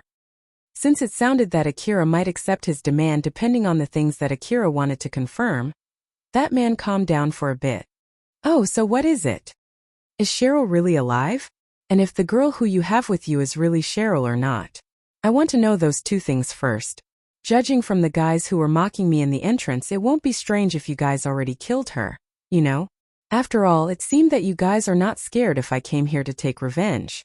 So if Cheryl is already dead, then it won't be strange if you guys took her information terminal and used it to call me in order to trick me. In the first place, it's weird for Cheryl to come to this place alone without asking me to accompany her. It doesn't seem like you guys kidnapped her either, and even if I wasn't able to accompany her, she should have at least given me a call. There's also a possibility that someone stole her information terminal, used it to ask for a meeting with your boss, and said something that she shouldn't have to your boss, so the person that you have there might not be the real Cheryl. If she's really Cheryl and she's still alive, then I don't mind listening to your demand. After all, I don't want to throw away my weapons just to save someone who's pretending to be Cheryl, you see. That man clicked his tongue after hearing how paranoid Akira was. But since he was trying to confirm the identity of the hostage, that in itself meant that Cheryl had some value as a hostage. He then extended that information terminal to his friend who was covering Cheryl's mouth and signaled him. After that man let Cheryl off, she took that information terminal. The other men were still pointing their rifles at her, as she started talking to her information terminal with a stern face. It's Cheryl. I'm being held here but I'm not injured. So, I'm okay at the moment. Yes, it's the real me. Please believe me. Cheryl somehow sounded rather awkward. It was both because she was buying more time while thinking about what she could do in that situation, as well as because she was so surprised and delighted to find out that Akira really came to save her.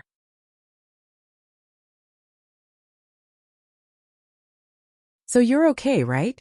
Then why did you come here alone? I was there with you when you went to Shijima's base, remember? In reality, considering the fight that almost happened because of Akira back then, it was enough of a reason not to bring him along again. Cheryl could not understand what Akira was thinking about that matter, if he just did not notice it himself yet, or if he was just putting that aside for now, or if he thought that it was way better to do so rather than having to face this kind of situation. I'm really sorry. Viola introduced me to Izant family and brought up that offer to me. Judging from what I could gather from her that time, I figured that I didn't need any bodyguard for this. I heard that you refused their offer though. Did they tell you to give up your territory again? Although it might sound suspicious, they wanted us to work under their gang. So I think it can be interpreted that my territory will be Izant family's territory too. But if I have to make a guess, I believe that they were talking about the chain of command, and in that chain of command they wanted Akira to be in it too. So since I thought that it's not my place to decide that, I refused their offer. I see, so that's what happened, huh? Cheryl was a little surprised since Akira too sounded surprised. She thought that since he never considered himself as a part of Cheryl's gang, he would not have any interest in such matters. One of the guys there then snatched Cheryl's information terminal again. You confirmed that she's the real Cheryl now, right? Then let me tell you this again, if you don't want this girl to die, throw down your weapons. I'll send you a location. Come to that location with your hands up and dash. Akira interjected. You're going to kill me there, aren't you?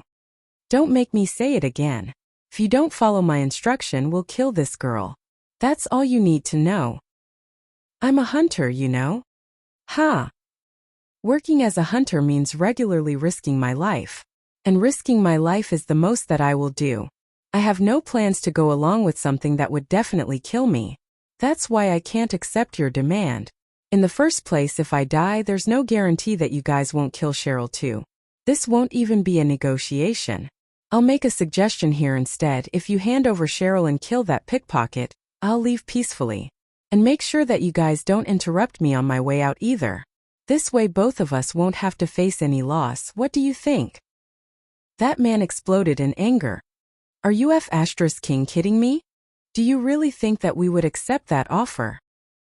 I'm saying here that I'm willing to forgive you for threatening to kill my lover. Isn't that enough for a reason? Or is it that there's no place for negotiation? Yeah, that's right. I see. Oh.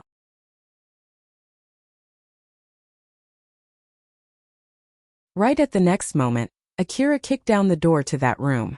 He already had rifles in each of his hands. Everyone in that room was frozen by that sudden turn of events.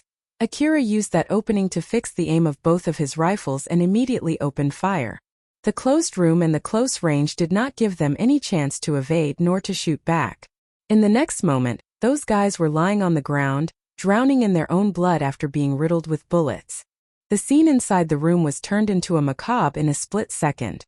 Akira looked at the dead soldiers there and said, "It's your fault for saying there's no chance for negotiation, so I won't accept any complaints, okay?" Of course no one was complaining there. Dead men could not complain after all. Akira was actually just buying time when he was talking to Cheryl and the other guys. The moment Alpha said that she knew where Cheryl was, Akira already knew that it was really Cheryl and that she was still alive. He also was not doubting the information from Viola.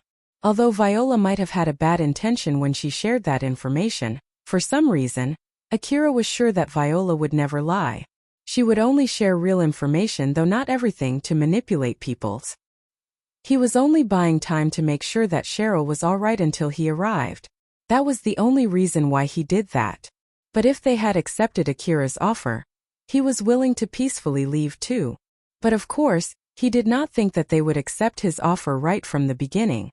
His demand would get refused. He at least got that guess correct. Since he made that offer while assuming right from the start that the negotiation would break down anyway, that result was fully under his expectation. Akira himself did not notice how twisted his way of thinking was. Cheryl was dumbfounded by the sudden change in front of her, but once she registered what just happened, she made a troubled face. She was happy that Akira even called her his lover and came here to save her, but at the same time, she shuddered at the fact how Akira did not even bat an eyelash, massacring everyone in that room, and stared coldly at the dead bodies in the ground to top it off. Akira lowered his rifle and turned at Cheryl. Cheryl tried her best not to show fear on her face. "Well, just to be safe, are you okay? I was trying to be careful as not to shoot you by mistake." "Ah yes. I'm okay. Thank you very much for coming to rescue me." Cheryl bowed and thanked Akira while giving off a calm smile at him. Akira did not seem to be bothered that much. It looked as if he just finished cleaning up some small stuff. "Well, I did say that I'll help you out if something were to happen. Though it's not like I'll come to your rescue every time. I can at least rescue you if it's only this much." For Cheryl, Akira seemed so reliable from that short exchange. While at the same time she also thought that if she ever made an enemy out of Akira, he might clean her up like what he did just now. Putting aside whether Akira was a good person or not, one thing was for sure: he had a very low moral value and had almost zero aversion toward killing other people. To top it off, he had the power to do so, although he obeyed a vague set of moral values.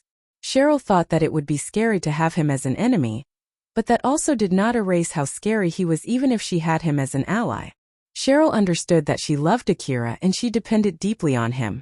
That was why she wondered if her fear was her self-defense instinct kicking in for the scary person in front of her. She could not help but wonder if that fear would subside if she could gain more power. She felt insecure as those thoughts ran through her mind. Akira lightly sighed. With this, half of his goal why he came to that place was achieved.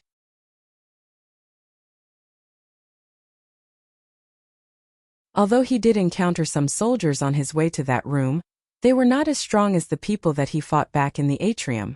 Not to mention that he had also already gotten used to his new augmented suit, so he had no problem fighting through those soldiers, and it gave Akira some leeway. Alpha smiled at Akira and suggested he withdraw now. "Well, we've rescued Cheryl now, so let's get out from this base." Akira slightly pouted. "I still have a pickpocket to kill though." "Even if you say so, It's not like you can hunt for that pickpocket while protecting Cheryl, right? She'll be dead if you go around while taking her along with you, you know? It's not like you rescued Cheryl just to get her killed, right? Alpha wanted Akira to get out from that base as soon as possible. That was why she decided to help him rescue Cheryl. She wanted to avoid the situation where he killed Alna, which caused Katsuya to have some grudge against him, which definitely would cause more trouble later down the line. Moreover, it would be great if Alna got killed by chance in the middle of the ongoing chaos. That was why Alpha wanted Akira to leave that place as soon as possible. Kira looked conflicted. He understood Alpha's argument, but he could not just leave either. Well, one thing for sure, we shouldn't stay in this place. Let's move somewhere else where you can better ascertain the current situation. It would be troublesome if they send some reinforcements to this room, so let's hurry up. You're right. Akira turned to Cheryl. Cheryl, we need to hurry up and move somewhere else. I'm sorry, but I might need to carry you rather roughly. I understand, please don't worry about it. Akira used one arm to pick her up. Cheryl then said that she felt like she might fall, so she extended her arm around Akira's neck and back as not to get in his way too much. If he wanted to prioritize the ease of moving around, Akira could just carry her under his arm. But Cheryl kept that to herself. Akira then followed Alpha while carrying Cheryl, who was hugging him tightly. Cheryl felt really happy that someone she loved was hugging her, even when she was in that situation. As she thought that she was rather a calculating girl for feeling like that, she smiled bitterly and most of her worry from just now was already gone.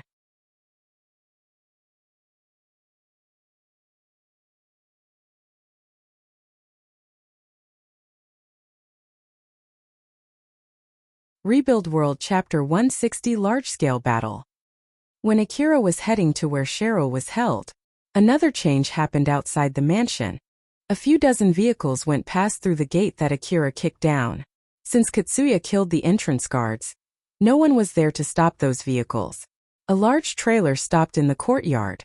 Its huge backside opened and revealed multiple powered suits under its cover. They were about 5 meters tall with thick bodies and limbs. Those thick limbs gave off a powerful and durable impression rather than simply being heavy. There was also a big gun lined up beside each and every powered suit.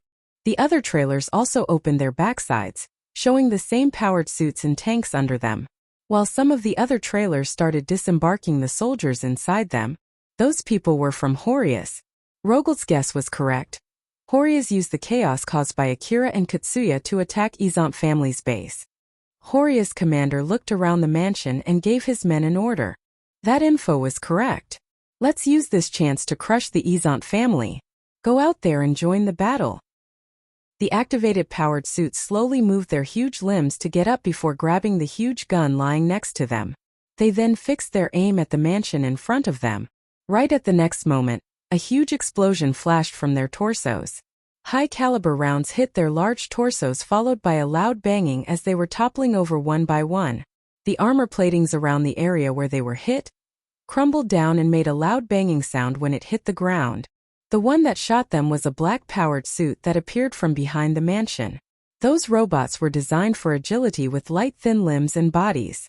It was maneuvering around quickly on the ground with the mobility support device equipped under its feet while carrying huge guns that looked unfitting with its small body. That black robot was Rogel's powered suit. Rogel then shouted from inside his powered suit, as if to let everyone in that place hear him. "You damn bastard! I knew you would come. I'll crush you here and now." The other undamaged Horius-powered suits and tanks focused their aim from the general direction of the mansion to that black-powered suit. But that powered suit maneuvered nimbly to evade the incoming rounds while shooting back at them. Horius foot soldiers spread out so as to not get swallowed in that exchange. With tanks and powered suits involved, it was no longer on the level of a battle between the slum gangs. Akira watched what was going on from the mansion's rooftop and could not help but frown. What the heck is going on? Just right outside the mansion, there was an ongoing chaos between dozens of tanks and powered suits. Not to mention the cannon barrage coming from outside the mansion by Horius' side. Izant family's powered suits were shooting back at those cannons from inside the mansion.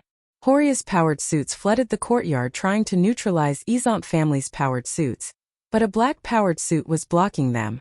Quantity-wise, Horius had the upper hand with their tanks and powered suit. But the black powered suit was obviously a few times stronger than a common powered suit, and it compensated for the lack of number on the Izant family's side. It would not be strange to feel a sense of superiority if someone was to stand somewhere high while looking down on the ensuing battle. But since Akira knew very well there was a good chance one of those huge rounds strayed and hit him, he was only able to smile wryly with a stern face. What kind of battle is going on here? They even have powered suits out too. This isn't on the level of a fight between slum gangs. Akira watched the black powered suit closing its distance against its enemies.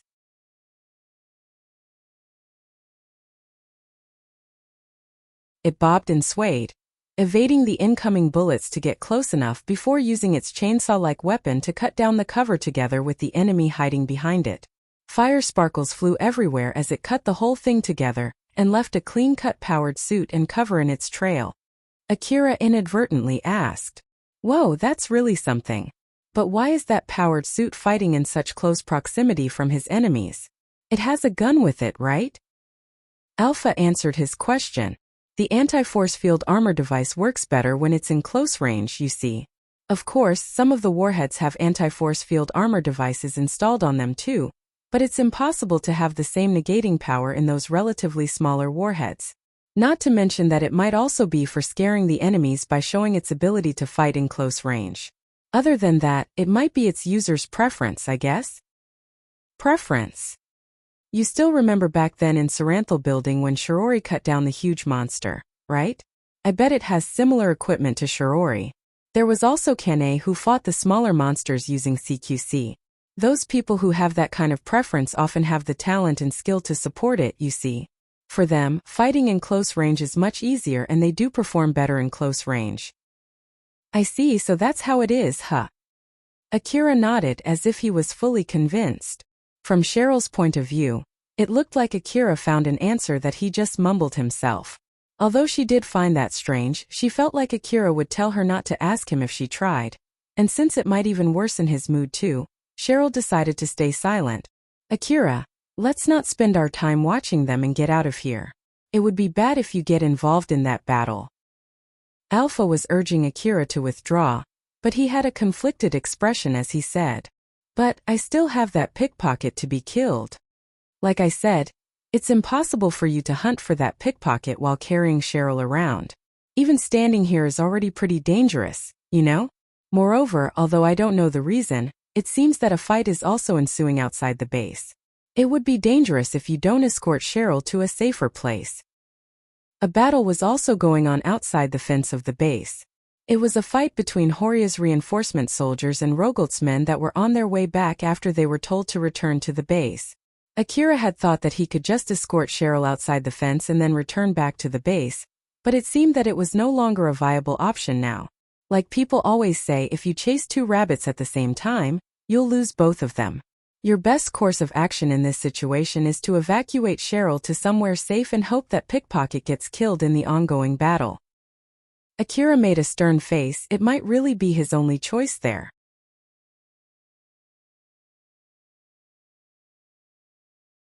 But before he decided to just give up and do that, another idea came up in his mind. Akira understood that his plan was unlikely to work. But even so, he was still willing to try. And if it really did not work, he would just give up and retreat, that way it would lessen his regret. "Alpha, I need your help to control my information terminal." "Sure, but what do you need me to do?" After Akira explained his plan, Alpha frowned and said, "I'm not even sure that it would work, but I know we're just going to give it a try. And if it doesn't work, I'll give up killing that pickpocket and obediently leave this place." "Well, if you would feel better that way, then sure." Alpha operated Akira's information terminal to send a message. *******. Inside a building not too far away from Izant family's base, Viola was watching the ongoing battle between Izant family and Horius through her binoculars. "Oh, they're fighting just fine." Carol was also there as Viola's bodyguard. She then exasperatedly said, "Good grief, you're really an awful woman. But still, although it's true that they're fighting just next to the wasteland, to think that they would bring out tanks and powered suits too. I wonder how much oil you poured for that to happen. Viola replied with an empty smile. Oh my, you make it sound like I caused them to fight. That's so rude of you. They did that themselves, you know. I have no power to make them fight each other. And even if I do, just imagine how much damage they would cause had they fought in the lower district. So I really want the city management to thank me for making them fight in the slum.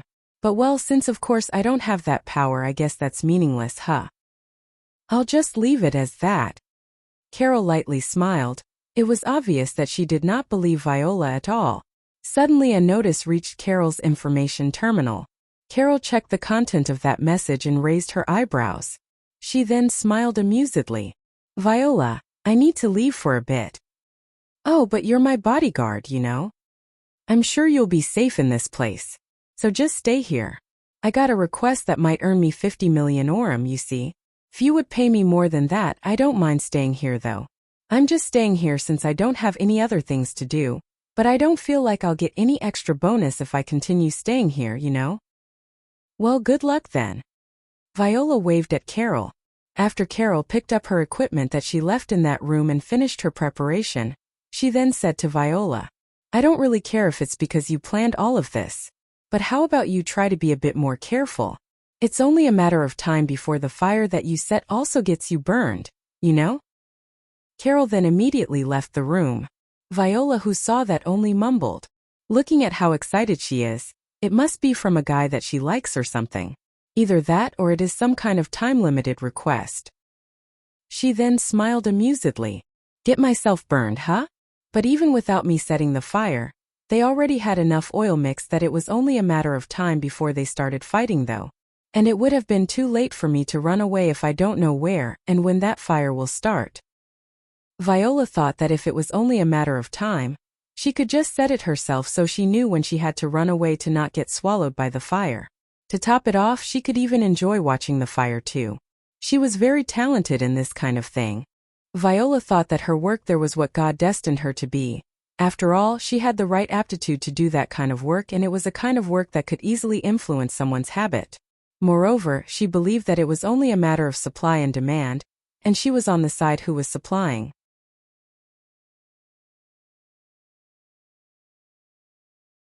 Viola then shifted her focus back to the fight and watched it while smiling. Asterisk. Asterisk. Asterisk. Cheryl was still carried by Akira as she was looking around. She looked slightly scared. She could see powered suits fighting each other and their firepower way outside what normal people could produce. Stray bullets that were more like huge warheads ripped off the mansion and opened a huge hole. If it hit someone, there was no question it would turn him or her into minced meat. Cheryl could also feel her feet trembling. Someone inside the mansion might have been using explosives. Although Akira was protecting her, it did not change the fact that it was scary. And Akira was just standing on top of that mansion. It did not seem like he was going to move anywhere anytime soon. It was not strange that Cheryl found it weird and felt worried. Are we not going to withdraw? Akira calmly replied. Yeah, but just wait for a bit here. It's not like I'm just waiting here without any reason, you know? I see, I understand. Cheryl could not pursue any further if Akira said so. After all, she did not have the ability to escape from that place with her own power. If Akira thought of her as a bother, she might get left behind to die there. She did not say anything any further. She just tightened her arms around Akira to ward off her worry. Akira seemed a little disappointed and thought, as I thought it won't work, huh? Well, I did expect that though. He did that fully expecting that it would not work in the first place. As he was about to make his next move, Alpha suddenly said in surprise, Akira, I know we need to go, right? I'll give up on killing that pickpocket and go back home. No, that's not it. She's here. Akira raised his eyebrows and looked in the direction that Alpha was pointing at. He could see Carol running towards him. Carol stopped in front of Akira and smiled at him. Sorry for the wait. Did I come too late? No, it's fine. I didn't expect you to really come though. Carol smiled and exasperatedly said, Geez, that's so like you. Not only did you call me here with just one message, I even happily ran as fast as I could to get to you.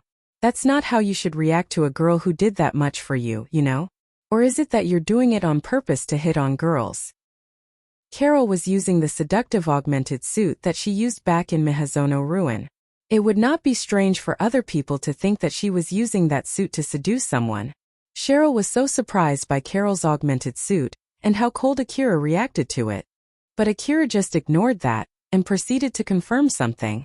Carol, that message is just an escort request, you know. Don't make it sound like I sent some strange message to you.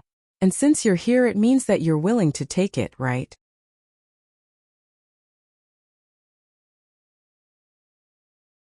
I know it's weird for me to say this since I was the one who sent that request, but I didn't expect you to accept it, you know? Akira sent an escort request to Carol. The content was a very one-sided offer. The reward would be paid later after the request was finished, and the amount was open for negotiation. He was also willing to pay for the expense up to some amount, and it had no detailed explanation. To top it off, it only had a coordinate mentioned and a text saying that it was a time-limited offer, as if it was only a prank. If it was himself, Akira would have refused that request. In the first place, he could not reach the designated location under the time limit. Akira thought so when he sent that message. Because of that, he was amazed that Carol actually came. But still, it's pretty impressive that you could come here under the time limit. I was somewhere nearby, you see. But well, I wouldn't have been able to come if I wasn't using this augmented suit though. That aside, I didn't expect you to send an escort request, but seeing those powered suits fighting each other over there, well, that's understandable. Well, let's go. Wait, I'm not coming with you.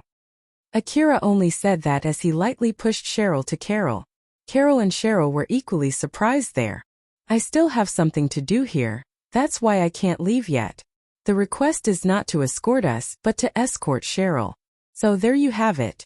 I'll leave her to you. Seeing Akira was about to leave after saying that, Carol flusteredly stopped him. Wait there. Akira, you're not coming? Are you sure? Yeah, it would be hard for me to do the other thing that I need to do here while carrying Cheryl around. That's why I sent you that escort request. I know it's my fault for not giving enough explanation in that message, but the request that I sent is an escort request, not a request for reinforcement. I sent that request considering my fighting power. If it's impossible for you to do that without me coming along, then just refuse it. No, I'm okay with that, but... I see. Well, later then. I'll be counting on you. Akira immediately left after he said that. Carol and Cheryl looked at each other. Both of them were fully shocked. They could see from each other's expression that the other person was equally confused. Carol then awkwardly said to Cheryl, well, shall we go now? Why, yes. Cheryl understood that it was not like Akira abandoned her, but she could not help but to make all kinds of guesses as she made a rather conflicted face. Carol saw that and smiled bitterly. She's having it tough too, huh? As I thought, he really doesn't know how to treat girls. If that was the case, then it made sense why he reacted so indifferent toward her. Carol thought so as she escorted Cheryl away from the battle. The other aim that Akira still had left was to kill Alna. So he once again went into the mansion to finish that job. She might as well already be dead, but of course no one had the leeway to clean up all the corpses in that situation. He thought that it would be enough if he could find her corpse. The inside of the mansion was filled with the sounds of gunshots. Izant family's soldiers were trying to fight back the invading Horia's soldiers. Akira moved around the mansion while evading both sides. They are fighting both outside and inside the mansion, huh? Well, it's not like they can bring those powered suit inside the mansion, so it's still better than being outside. You might get hit by the stray bullets if you move too close to the outside. So let's only take the route through the inner part of the mansion. Depending on the situation, you might need to break through some walls though. Roger that. Even Akira also did not want to get involved in that battle between powered suits.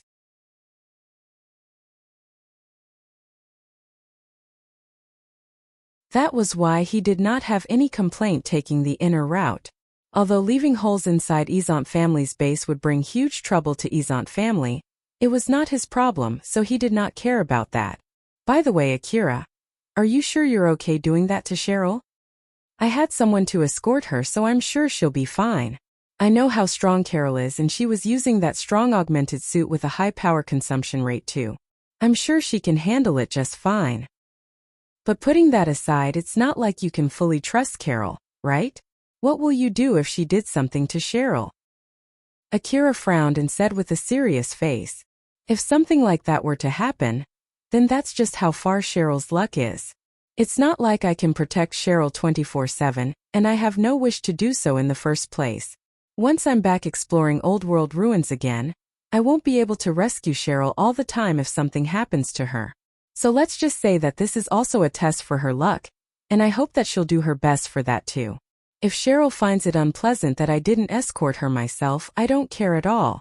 I have things that I need to do too. I have no obligation to do everything that she wants me to do. Including this time too. Akira came to Cheryl's rescue. So Alpha thought that Akira had been too invested in Cheryl. Alpha had anticipated that she might need to do something to change that soon, but judging from Akira's reaction just now, it seemed that there was no need to worry about it. Although he might be slightly invested in Cheryl, he had no problem with abandoning her when needed. In the worst-case scenario, he did not even care if she was dead. For Akira, Cheryl was only worth that much. But another problem came up from there. Between saving Cheryl and killing Alna, Akira actually put saving Cheryl after killing Alna on his priority list. He put more priority on killing Alna, which meant that it would be difficult for him to change his priority.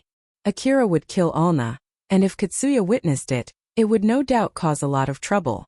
Alpha wanted to avoid that. Akira, get into that room.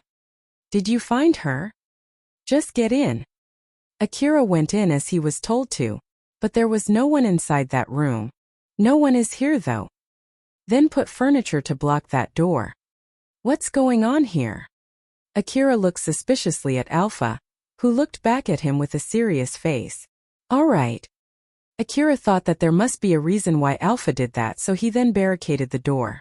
Once he was done, he was told by Alpha to wait in the middle of the room, and that was exactly what he did without complaining. His right hand suddenly moved on its own. Oh, Alpha, is that you? It seems that it's working just fine. With this, I can get your support through my augmented suit, huh?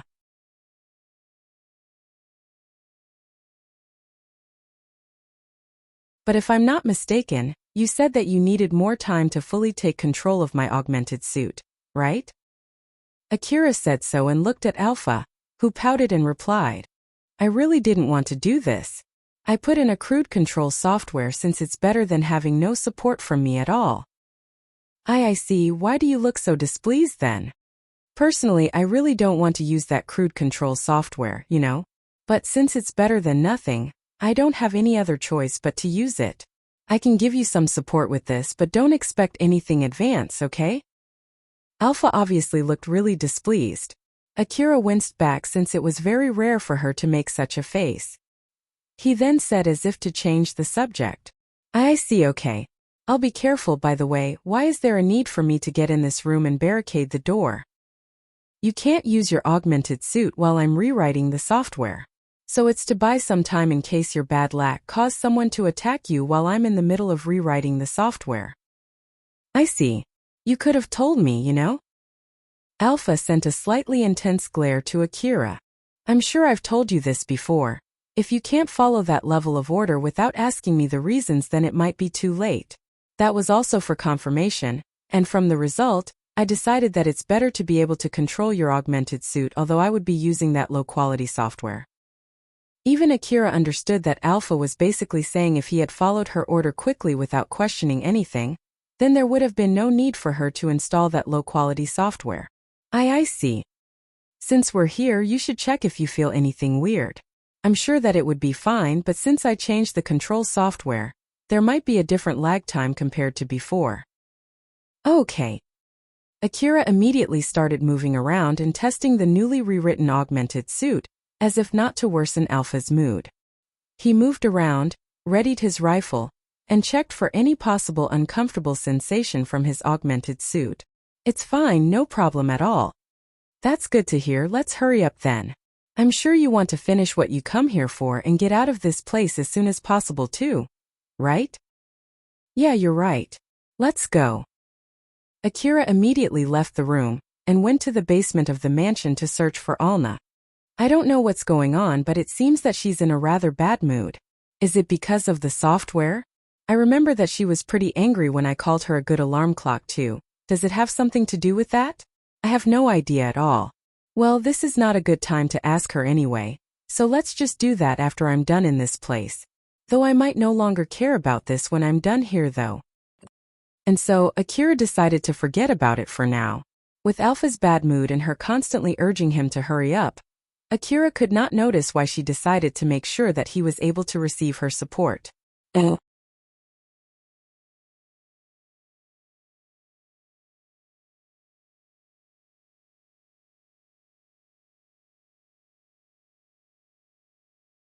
Rebuild World Chapter 161, A Foolish Small Fry. Rogolt used the chainsaw equipped on his black-powered suit to sever Katsuya's vehicle and raised it up. The spinning blade of the chainsaw spat fire sparks through Katsuya's vehicle. After Katsuya chased Akira with his vehicle, it had sustained a considerable amount of damage from all the shootings. So he decided to retreat.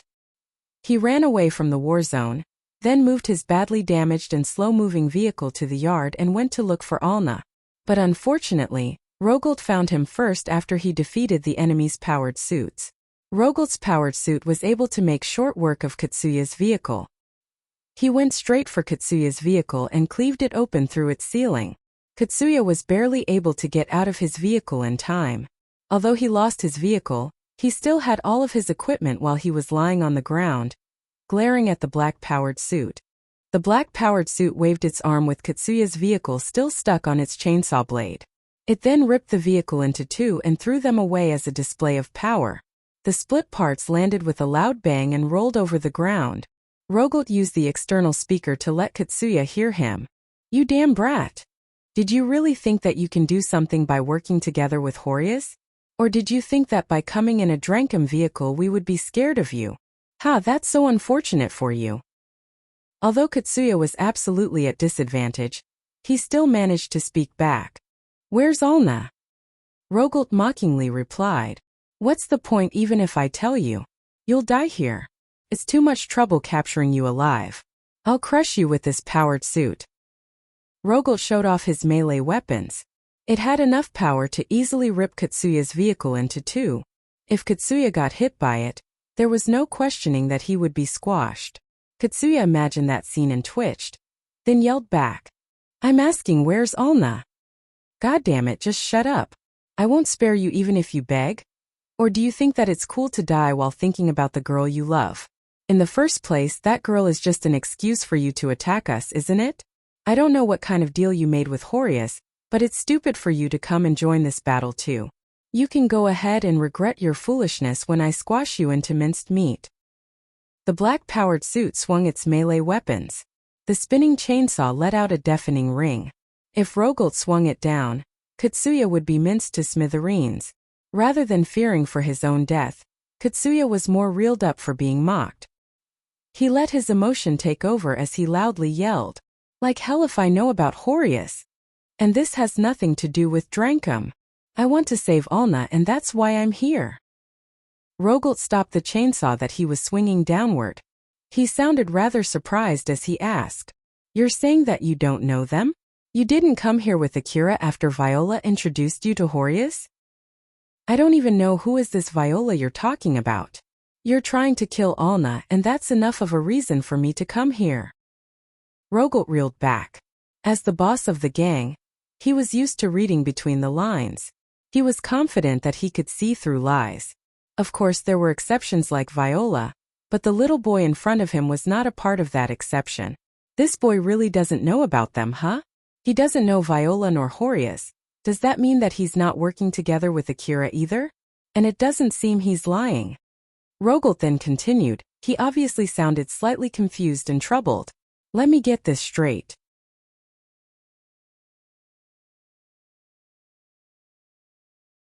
So basically you have nothing to do with those Horius, you have nothing to do with that Akira.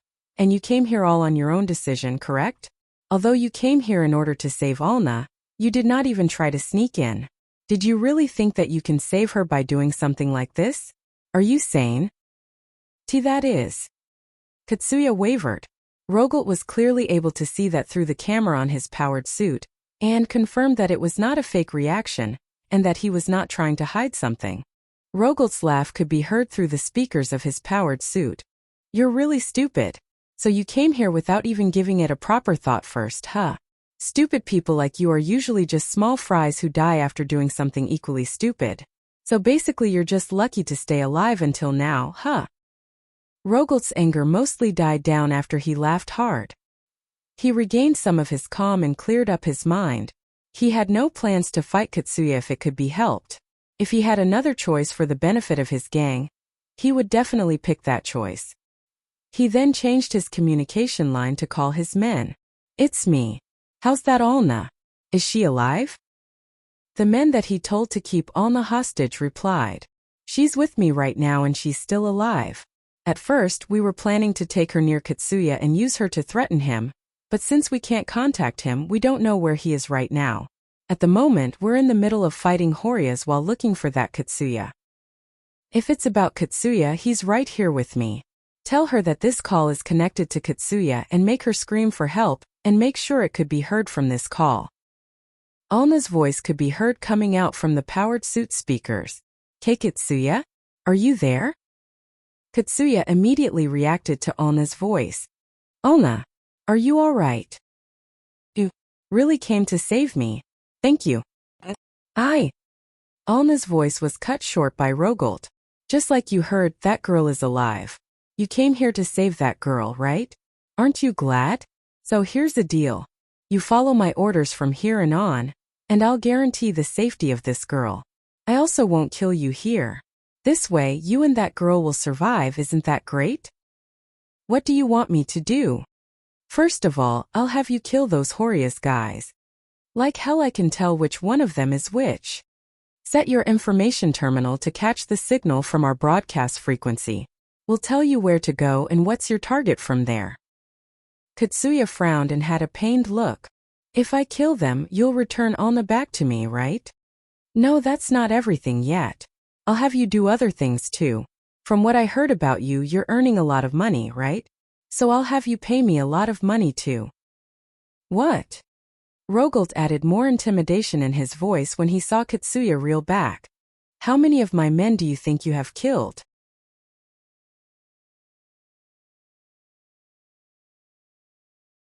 "I won't let that slide unless you kill 100 people for every one of our men that you've killed.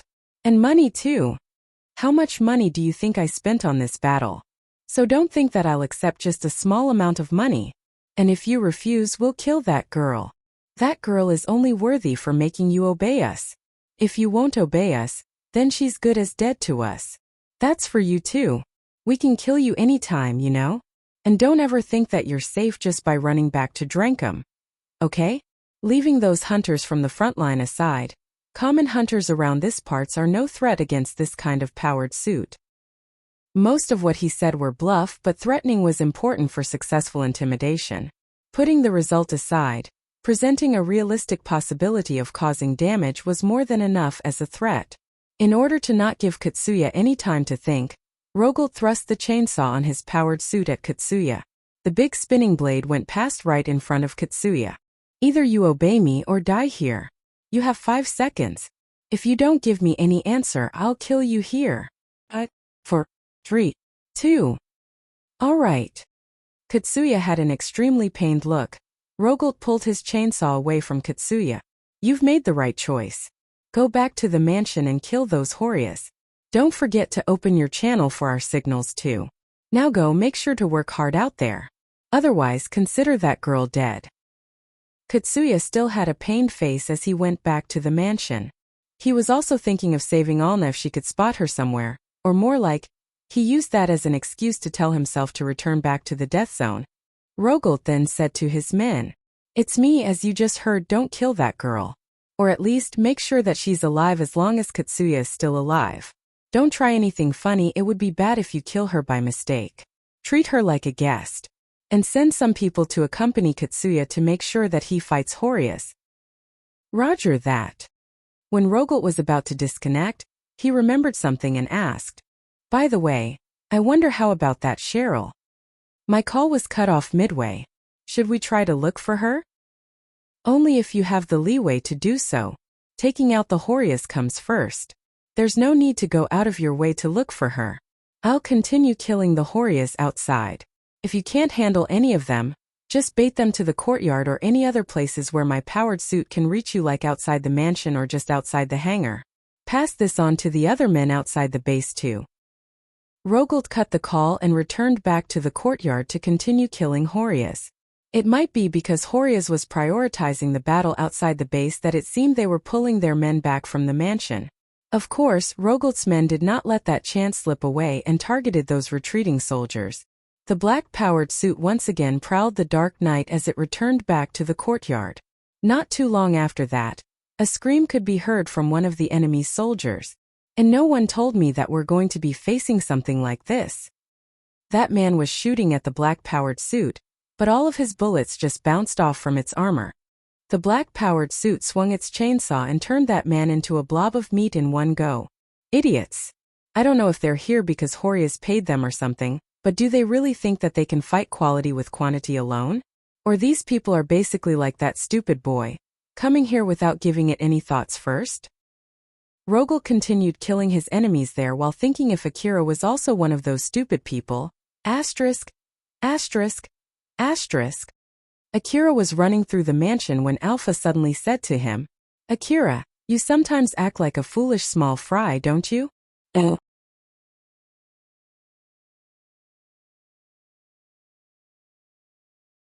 He twitched and looked a little surprised since he did not see that coming at all. That was out of the blue. The thought just suddenly crossed my mind, you didn't realize it yourself. Small fry usually refers to those weak people who love to pick a fight, right? To be honest, I'm more on the side who usually gets picked to a fight though. It's not like I proactively pick fights against other people after all. That's why I don't think that's the right description for me. Then how about the foolish part? Akira looked away. He knew that Alpha was correct. He himself understood that it was not an exaggeration to call him a fool for raiding Izant family's base by himself like this. But another side of him was urging him not to accept it. If he retreated now, he felt like he would be pushed back to the state when he was still living in the slum alley. That fear and feeling of insecurity pushed him to come to this place. Alpha silently stared at Akira before saying, "Well, I guess it's way too late for me to say it, huh? That aside, I found Alna. Let's go and finish this fast." "Oh, you found her? Alright then, let's go. This way." Akira thought something was a bit strange as he followed Alpha's guide. "Alpha, for some reason, I feel like you're suddenly rather supportive, or is it only my imagination? You won't return back home unless you kill Alna, right? So I guess I have no other choice but to get you to finish her and get away from this place as soon as possible. Of course, if you decide to retreat here, that would be for the best though." Alpha was smiling at Akira as if she was pressuring him. Akira's frowned a bit. I see, I'll hurry up too." Just like Alpha, Akira also wanted to finish his business there as fast as possible, since he felt like it would only get him in more trouble if he said something there. Akira just shut up and started running. Alna was held in one of the Izant family's hangar. The hangar was built large enough to house several powered suits. There was also maintenance equipment inside the hangar to do maintenance for those powered suits. Alna was shoved behind those equipment, and there were several men around her guarding the area. One of the men guarding the hangar looked at Alna, who was hanging her head down, and said, "But still, I didn't expect this girl could be used as a hostage. That Katsuya guy is a famous hunter from Drankum, right? I heard that the city management also recognized his contribution to the city, and he even got invited to some parties in the inner wall as well. I know that Drankum is using him for publicity, but he's basically not your usual hunter, right? So why would such a hunter come to this place just to rescue this slum girl? Like hell if I know. Something might have happened between them. I can understand it in Cheryl's case.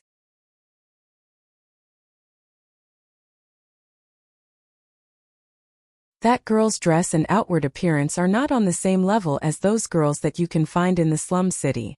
That dress, although she might have gotten that from a hunter with that outward appearance, it would not be strange for some people to get so invested in her. But this one here is just a slum girl. If it was me, I would have just abandoned her, no question about it. Well, different people have different tastes for women. That Katsuya might be just a very earnest person and something happened in the past that made him owe something big to this girl here. Is it that big to the point that he's willing to antagonize us? No idea.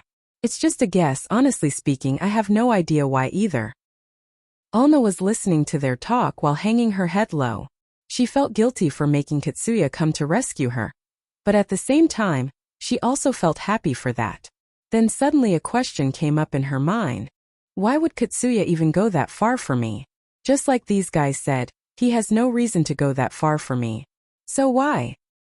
Alna kept her head low while thinking.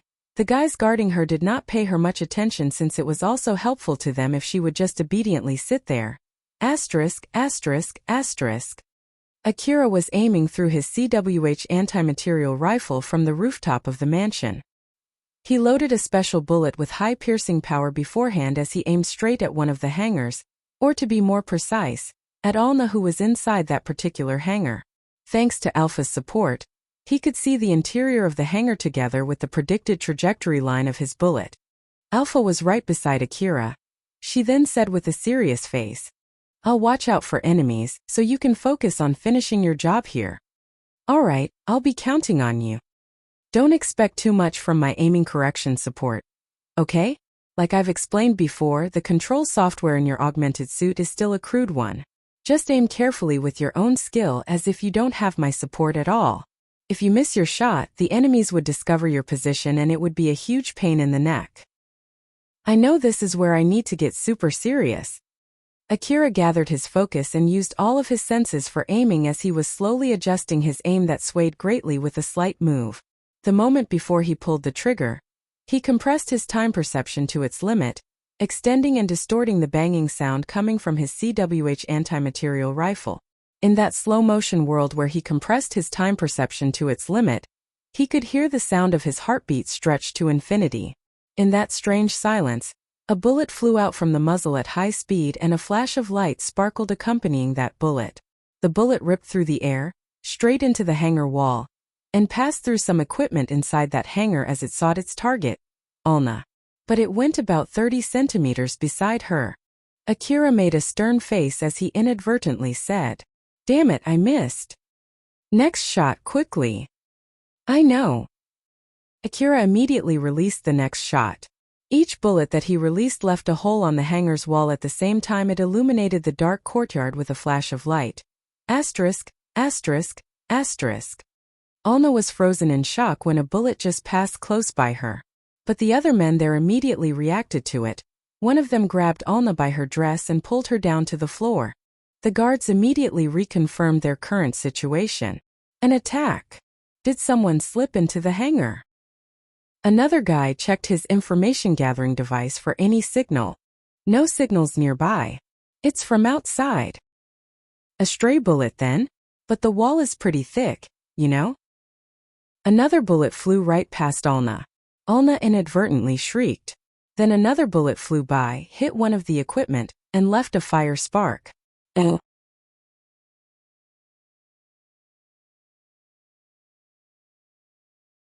One of the guards immediately grabbed Alna and urged her to move.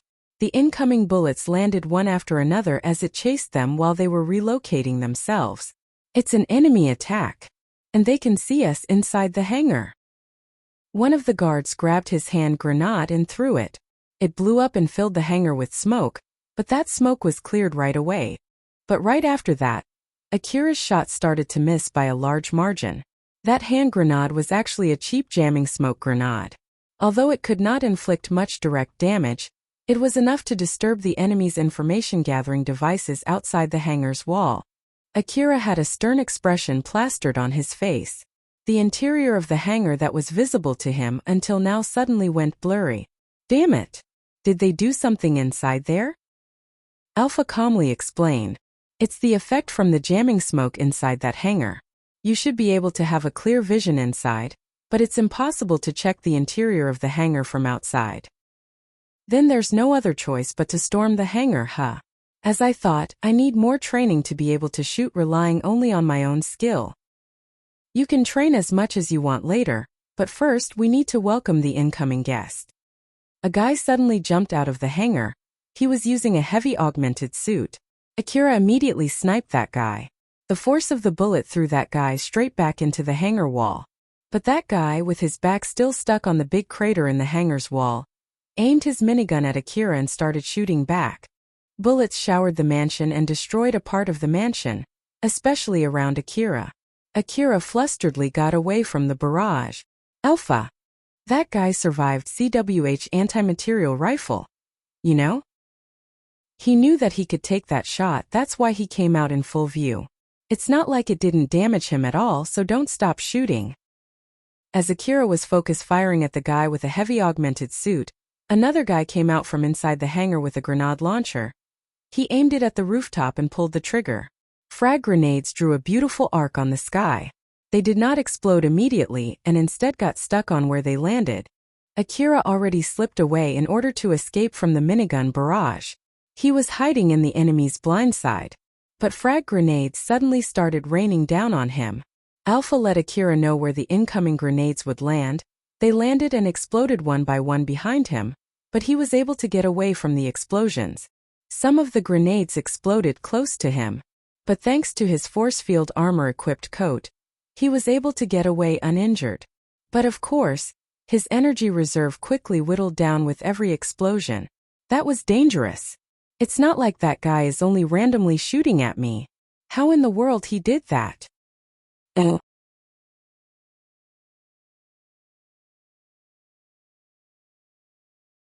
first few shots were not grenades, but mini information-gathering devices, those that stuck on the walls and floor. Akira looked around. It was true that there were small devices sticking on the rooftop. He could not help but frown when he saw that. So those things, huh? Those are the things that Elena-san used during our exploration to Yanazuka Station ruin, right? So basically they always know where I am, huh? You've gone through a fight where your enemy can clearly see you during the training with Ario and the other children, remember? There's no need to panic and just handle it calmly. Don't compare them with Ario. Those guys are super strong, you know? The difference in our equipment is just too big. It's still better than having me as their commander, no? So stop complaining and get to work. Basically you want to say if I'm going to complain I should just go back home, right? I got it already, geez. Akira desperately evaded the explosions as he was conversing with Alpha. But Alpha did not reply to his remark there. Akira and the soldiers from Izant family were engaging each other, while constantly knowing each other's location. Akira prioritized to keep moving so as not to get shot by staying in the direct firing line of the enemy's minigun, while shooting back with his A4WM automatic grenade launcher. If he could use the mansion as a cover, he could avoid getting shot by the minigun just fine. And of course the enemies were also shooting back at him with their grenade launchers in the middle of that fight. The more firepower they were using, the more money they spent in that battle. Since the mansion was built next to the dangerous wasteland where monsters were roaming freely, it was made with pretty strong material to withstand the attack from monsters. If it was made of common materials, the mansion would have been blown to smithereens by now. Eventually Akira ran out of A4WM ammo first. When Akira was about to reload a new magazine to his A4WM rifle, Alpha suddenly said to him, "Get down." Right at the same time, Alpha moved his augmented suit and Akira did not fight back at all as he let his body be thrown back. When that happened he saw a dim blue blade fly past under him. If Alpha had not moved his body, his leg would have been severed. Thanks to Alpha's support, Akira noticed another enemy was running towards him from the floor below. But he didn't expect them to try to cut his leg from below. After all, it was rare to find people who had a talent for melee combat, and it was even rarer to find those people who had good enough equipment to do so. The blade that extended from below the floor chased Akira. Although it only extended as far as Akira's thigh, it was clearly aiming for Akira as if not to allow him to stay in one place for too long. Akira desperately avoided the incoming grenades and bullets as well as the blades that were chasing him. He had no leeway to reload his A4WM automatic grenade launcher. His A4WM automatic grenade launcher was out of ammo, while his DVTS minigun did not have enough piercing power to shoot through the walls. His CWH anti-material rifle was too long to aim directly below. But even so, it was not like he could just leave the enemy below him alone. So in order to open up some distance from the floor to be able to aim his CWH anti-material rifle straight below, Akira lightly jumped. Don't! Alpha's was too late. Akira was already off the floor, and was in the middle of swapping his A4WM automatic grenade launcher to his CWH anti-material rifle. Another enemy suddenly appeared from the other side of the rooftop and aimed his huge gun at Akira, who was in midair, while the enemy under him readied his blade to welcome Akira when he landed. Akira had no way to evade both of them. If he prioritized the enemy on the rooftop, he would be welcomed by blades the moment he landed.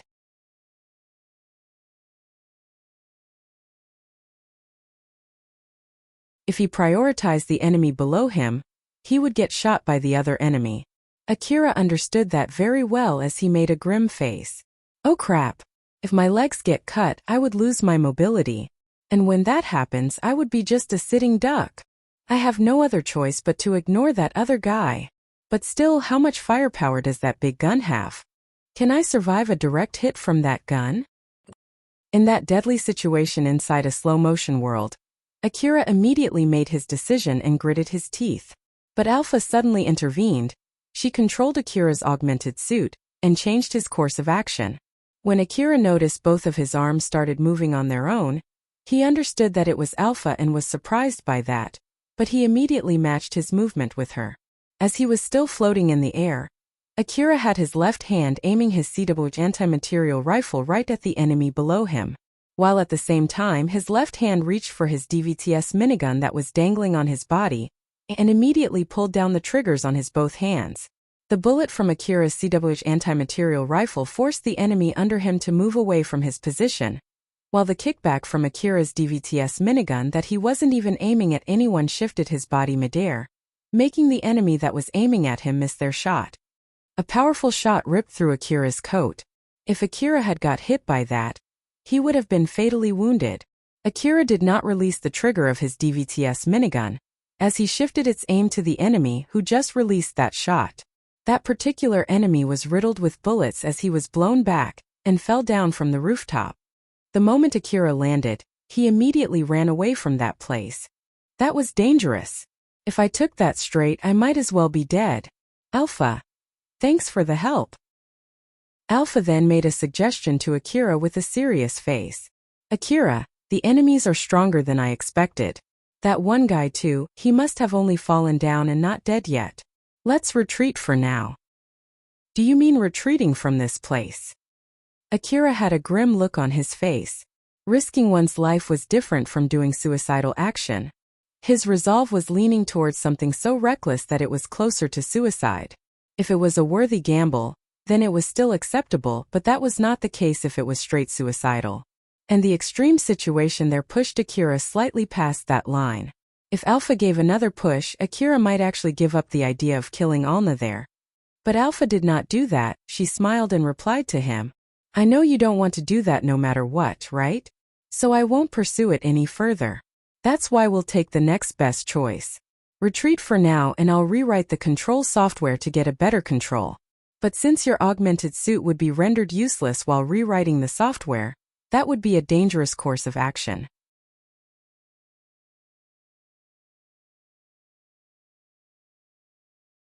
But I concluded that you will have a better winning chance that way rather than keep on fighting in this state.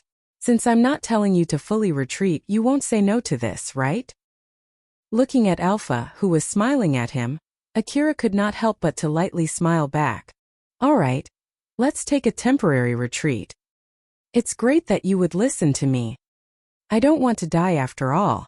And it's helpful to get a better winning chance too. I was planning to give you more reasons to convince you to retreat if you had said no there. Let's hurry up then. Akira smiled wryly at Alpha and immediately left that place. You're tuning into the Li Mei's Wuxia Whispers YouTube channel. We're so grateful for your support, and don't forget to subscribe to join us on this incredible journey through captivating stories. Your generosity through donations truly makes a world of difference, as it's the primary source of revenue that allows me to expand and enhance this channel for you. Thank you from the bottom of my heart for being a part of this adventure.